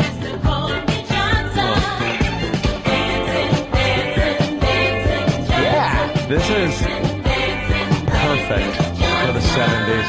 This sums up. And let the boogie master get out on the floor. This sums up things like the Love Boat and Super Train and Studio 54 and every other suck ass thing. Thank God. This shit like this made AIDS. This is the stuff that actually made AIDS. All that stuff mixed together, and this is part of it. The Boogie Master have fun. Should I just let the Boogie Master have fun? Yeah, more. No. No, Only the Jimmy. next verse. No, you don't. No, you Dude, don't. he's Raymond J. Johnson Jr. You could call him Ray, and you could call him Jay. You doesn't have to call him Johnson. How about we call him gay? Or you can give me AIDS, or you can give me cancer, or you can give me polyps, but you doesn't have to call me Johnson. This could be a fun Dancing. Hey, could you find our agent's house? Do you have where's Bob's house? Super Agent Bob Eatman's house in you have Pacific Midnight Palisades? Club? I believe so. Oh man, let's see if you could. I know if you do like the Santa Monica Boulevard, Pacific Coast Highway, and then you give out directions. Yeah, to you his go over. house. And then you go up a hill, and then I know you go through the town, and then you like take a left, and it's the fourth house on The city's modeled very accurately. Very accurately. Just look for the people asleep near his house from boredom. Our research team went out and took like 100,000 pictures. Wow, look at that plane just flying by. Yeah, there's planes flying. That's fucked up, man. You just look for the house with all the DJs sleeping outside, hoping that Bob's going to get him a job. Nice. Exactly. I think the only one he gets a job is you guys. Yeah. So you got it, Les? What? Is this Pacific Palisades? No, it's not. Okay. He's on the way. This is going to be exciting for everybody. How many I'm hours sure. a day do you play this? Adrian? 10 hours a Doesn't it day. hurt your hands? Yeah. Well, he looked at you like, yeah, asshole. Well, sure it yeah. does. I fucking got to do this all day. Let's say hi to... Right around 6 or 7 o'clock at Rockstar, people show up with huge trays of pizzas, chicken wings, and guys stay there till 1 or 2 in the morning, beers, Jesus. and just playing games. just play and that's a cool testing life. games. And That is pretty for the first fucking cool. couple of weeks. yeah, and then you realize If I didn't have a cool job, I would think that was a really cool job to have. What do? Do you make notes as you're playing this game? Things that suck? no. Yeah, Well, if you're testing it, how do they know what you like and what you don't like or what works? well, he doesn't test. He's a gameplay capture. His job is to Do cool shit. do cool shit in the game and record it so that it can be put in our TV commercials. That's your whole job? yeah. I didn't even know that was part. That was a Fucking A, job. man. Yeah, And, we have 4 I knew the full-time- testers. You know, full-time gameplay captures. All they do is play GTA. Are you very Midnight Club. competitive with each other about getting the coolest fucking shot? Yeah, Yeah, it's I don't hardcore. doubt it. It's like, motherfucker, you watch what I did, douche. Yeah, and when Top one of the this. shots makes it into the trailer, like a super badass Oh, motorcycle, yeah, it's yeah. like, yeah, it's my fucking shot with the shit blowing up in the background. Oh, that's cool as hell. Yeah, it's a good gig. Let's go to Canada. Stupid Canada. What do you got today? Goddamn Canada. Dumb Canada. What do they want? Ugh. Hey, I just want to talk about Cumsies. I just want to talk about Cumsies. About Cumsies. What do you want to talk about? All right. Nate Cumsies. I had my first kid and had no time to jack off anymore or fuck my wife. So about a week and a half in, I started coming in my pants at night. And it's about the best feeling in the world, and you cannot duplicate it. Well, I think it's better than normal sex. Well, that's a week and a half in Canada, like, days. Like, what's the exchange for America? Like, that does that mean 0.86 So it's like on the dollar. So it's about a week in. Canada. I'm trying to make an exchange joke. What's wrong with me? No. Oh yeah, yeah. This is where he lives. All right, go up this hill. Stick to dry. Holy shit, is this accurate? Thank you, sir. There's Bob's house. Because I used to rollerblade down that hill when I was living What are you, out there. crazy? Is that Bob's house? Pretty right? steep. No, you got to go to the top, and then you got to get into town. I'll show you. I'll show you where that's his, probably his house for what we pay him. I'll show you where his. Oh wait, now where are you? Now I'm a little confused. Uh-oh. Oh, the thanks, mall. you rock. Wait, where? What? Thank you, buddy. Isn't this? Oops. Wait, are you near Sunset? What the? Where are you? Now you're lost. Are you lost? No, you are. No, right. Oh yeah. I hope I he's am. lost. He knows this thing The guy's driving. blindfolded. We'll turn on the GPS. Let's get to his house. There's your GPS. Oh, Do you right know how on, to do man. everything in this game? Oh man, he was heading the right way. Now I'm confused. Makes the game look beautiful. We spent so much time. What? Why aren't you talking to a mic? Yeah, talking to He's the a mic. game guy. He doesn't know I radio. understand. That's why I was It's polite. like you fucking go Right in there on and it. try to get a cool shot. I understand. You That's get why I was shit. polite. Does everybody tell you that your job is cool? No, I don't think many people even know our job exists. I didn't know our job I didn't know it existed existed, until, yeah. like a year ago. Dude, when you're I blocking found traffic out. as you talk on the fucking. Like a big pile up. All right. That's good. Midnight Club Los Angeles comes out Tuesday. You Yeah. can order it on Amazon.com now or GameStop. It's really cool. Oh, God. Oh, no. Back to this horse shit. Dancing. Line of the day is brought to you by WebEx.com. Home meetings, make presentations, and do it from the comfort of your own home or office. Check it out at WebEx.com. That's WebEx.com. If that'll help you sooner, you doesn't have to call me Johnson. You can call me Sonny, but look here, honey. What a You revolting doesn't have to decade. call me- Hey, look at here. Just horrid. No, what's wrong with look at here, honey? Now look at here, honey. Anytime a white guy says he's going to boogie, I want to fucking puke. Don't Exactly. Unless he says, I want a boogie, and you hand him one and he eats it. Like in a restaurant. Wipes it on my couch. Ray J. Johnson ain't coming over my house. Dude, I want with his boogie. I want to show you Bob's house so you could be really pissed off. that's my whole goal right now. You could call me we'll find another day. Oh, you can call him Laz, or you can call him Low. Wow. Wow, I'm honored. But you doesn't have to call him Chicken Hawk. I apologize to Bob ahead of time. fucker. Yeah, I got it. We got to go to Sean in North Carolina. You can go a boo, or you can go a boo, but you doesn't have to go a boo. Shawnee, go ahead. Yeah, when you get to Bob's house, look around and see if you can see Bob's brother waiting for Bob to leave and go to the gym so he can sneak in and fuck his wife. Oh, Jesus. Hey, that's, you know what, though? It's all fair. That's a linger longer right there. What can I tell you? He's that not is. starting new shit. That's based on old shit. A runner-up line of the day.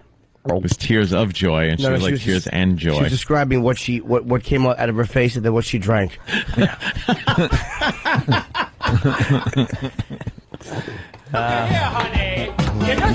honey. Johnson. You can call me Ray. Another runner-up line of the day. And the theater was pretty quiet at the time, and I just yelled out, "Yeah, but can she cook?" What did it get? Zilcho. My name is Raymond J. Johnson Jr. You can call me Jay. You can call me Ray J. Ray J.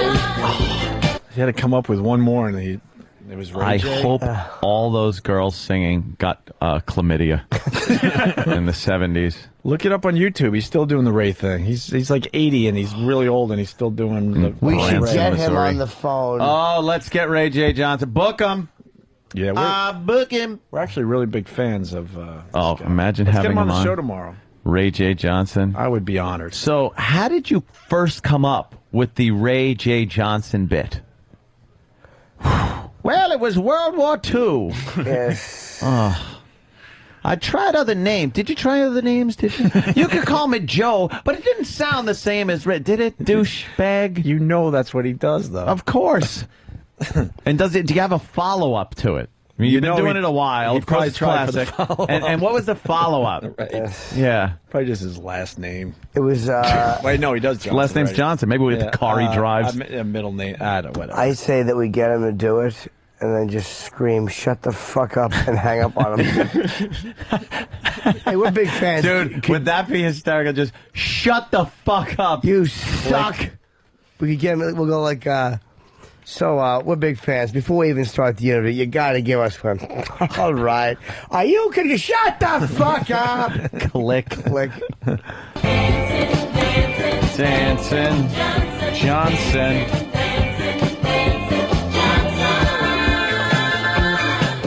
Here's another runner-up line of the day. And the family would just be like, what the hell is he doing? Maybe we're actually cousins and our grandmother's just as safe.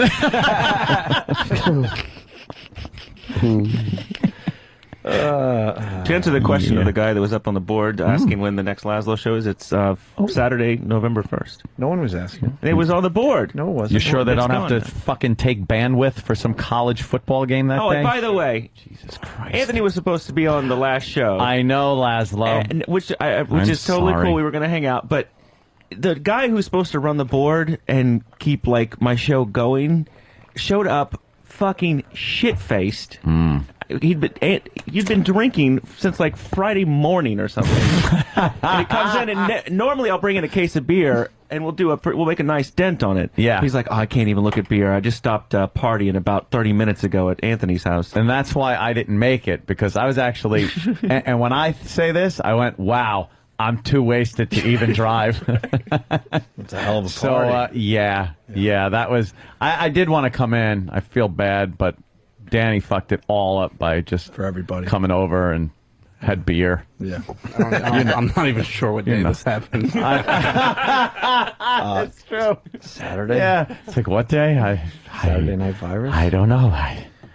It's great that he's such a drunk. He has a driver now. Yeah. Danny has a driver now. Yeah. It's like, can you drive me here? It's Harry Chapin. It's safer. Oh, Danny just shakes his head. Aw. Billy Joel. James Dean. Here comes Jimmy JJ. Line of the day. Oh. Line of the day. Wah, wah. Yes, because he was trying to be more like her, and she was trying to be like him. Well, she's more like him now. Second's having a week. Is that what I was going to say? But it just goes to show you. Cunt. That does it for us today. We're going to dance on out of here. Yeah. We'll see you tomorrow for the Big Friday show. Yeah. I want to thank Laszlo for stopping by. It's our Big Friday disco show. That's so right. Tune in. Roller disco, my friends. We're going to fuck each other in the ass and catch a disease. Rockstargames.com is where you can check out Midnight Club. Yes. There's trailers and all sorts of footage that young Adrian has captured. Yeah, good job with the game, The man. game comes out Tuesday on PS3, Xbox, and PSP. All right. Very cool, Les. Thanks, Thank guys. you, man. Thank you, Laszlo. See, that would have been our out, and we would have sounded cool instead. Now we're Especially just with the sitting music here. in. Thanks, Colt. Isn't the music ended nice? What The big happened? plug, a big thank you, bam, right into the Nah, commercials. it's never professional. But now Colt_6. Thank you for streaming the show because for some reason my Pal Talk again doesn't recognize the camera. What? And they wouldn't have been able to join in the festivities and hijinks of the day if it wasn't for the wonderful Colt6. Thank you. Fix my fucking Pal Talk thing permanently. Rumor has it they're going to attempt to take that away from you, my friend. Yeah, that's what I hear. I want to be in that office when that goes down. Wait till that discussion happens. Who is going to take that away? See, it's like, well, if they could just listen to it there, why wouldn't they pay? They're not going to pay. It's like it's a couple hundred people tuning in, giving us material because they cam up. So it's like we talk about what they're doing on cam. It's like, can you fucking understand anything? We get but chicks the fucking subscription price for a second. I mean, that we might be talking about a chick stripping or fucking some guy firing his weapons into the floor or just something. There's a value. Don't use the guy in firing it. the gun as a selling point. No, it's that will never be a wonderful. good selling I point. love it. Whatever.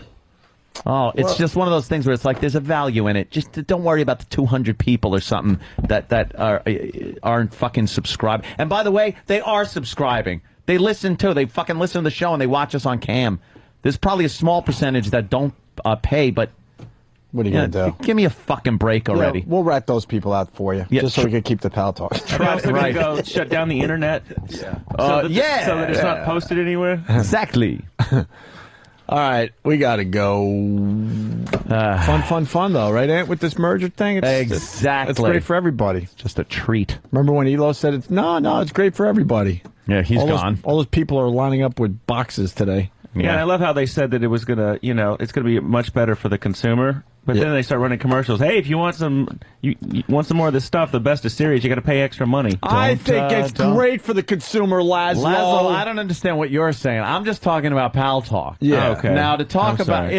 about the company, I'm not going to stand for that. That's right. How dare you? While the mics are on. I'm not speaking ill of the company. Let me tell you something. Terrestrial radio, I enjoy being on it because there's a lot of people. I have more fun in the 2 hours on satellite as a performer. Yeah. Because we're It's not sucking the each word- other's cocks. But that's the other 22 hours. That's the quick bathroom breaks. It's That's not really on the air yet. It It's will be soon, though. never fun to be censored. No. It never, ever has made a performer better to be censored. Ever. I'll agree with you there, Mikey. Holy shit. Gotta agree with you. Yeah, it's just they're just infuriating. If they try to take the Pal Talk thing away, you're going to see a very explosive Anthony in a I meeting. bet you that they won't, though. Once you explain it to them exactly the value, they just see knee-jerk reaction. Oh, they're giving the show away, but they probably don't know the value. That's all. Yeah, they And got why don't you tell them what you told me in the office? If they take the Pal Talk away, you're going to kick someone in the cunt. Just tell them. I will. I know you will. You got to do that. I will. Someone's going to get a kick to the cunt if they take it away. Right? They'll look down, they'll see you have your one metal shoe on, they'll know you mean business. That's right. That's his cunt kicking shoe. The man is meant to be taken seriously. His special cunt kicking shoe. I only wear 5'11" boots, by the way. Yeah, so that's going to really do damage. And you only talk like 5'11" Robert Shaw tactical. when you're threatening to kick someone in the cunt. Let's string to your cunt. Let's string to your cunt. Celebrating them taking away, pal talk. I kicked her in the cunt.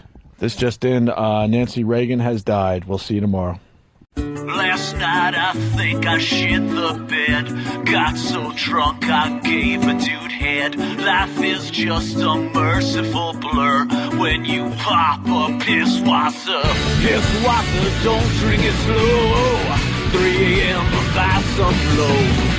Sleep in the bathroom on the floor. What really matters anymore? All the crap you do all day. Who fucking cares? Anyway, it's water, this is beer. Drive drunk off of beer. It's water, drink all day. It helps your troubles go away, yeah, yeah. Pisswasser, cheap German lager for export only. For the illiterate and ignorant, this is dangerous propaganda. Opie and Anthony.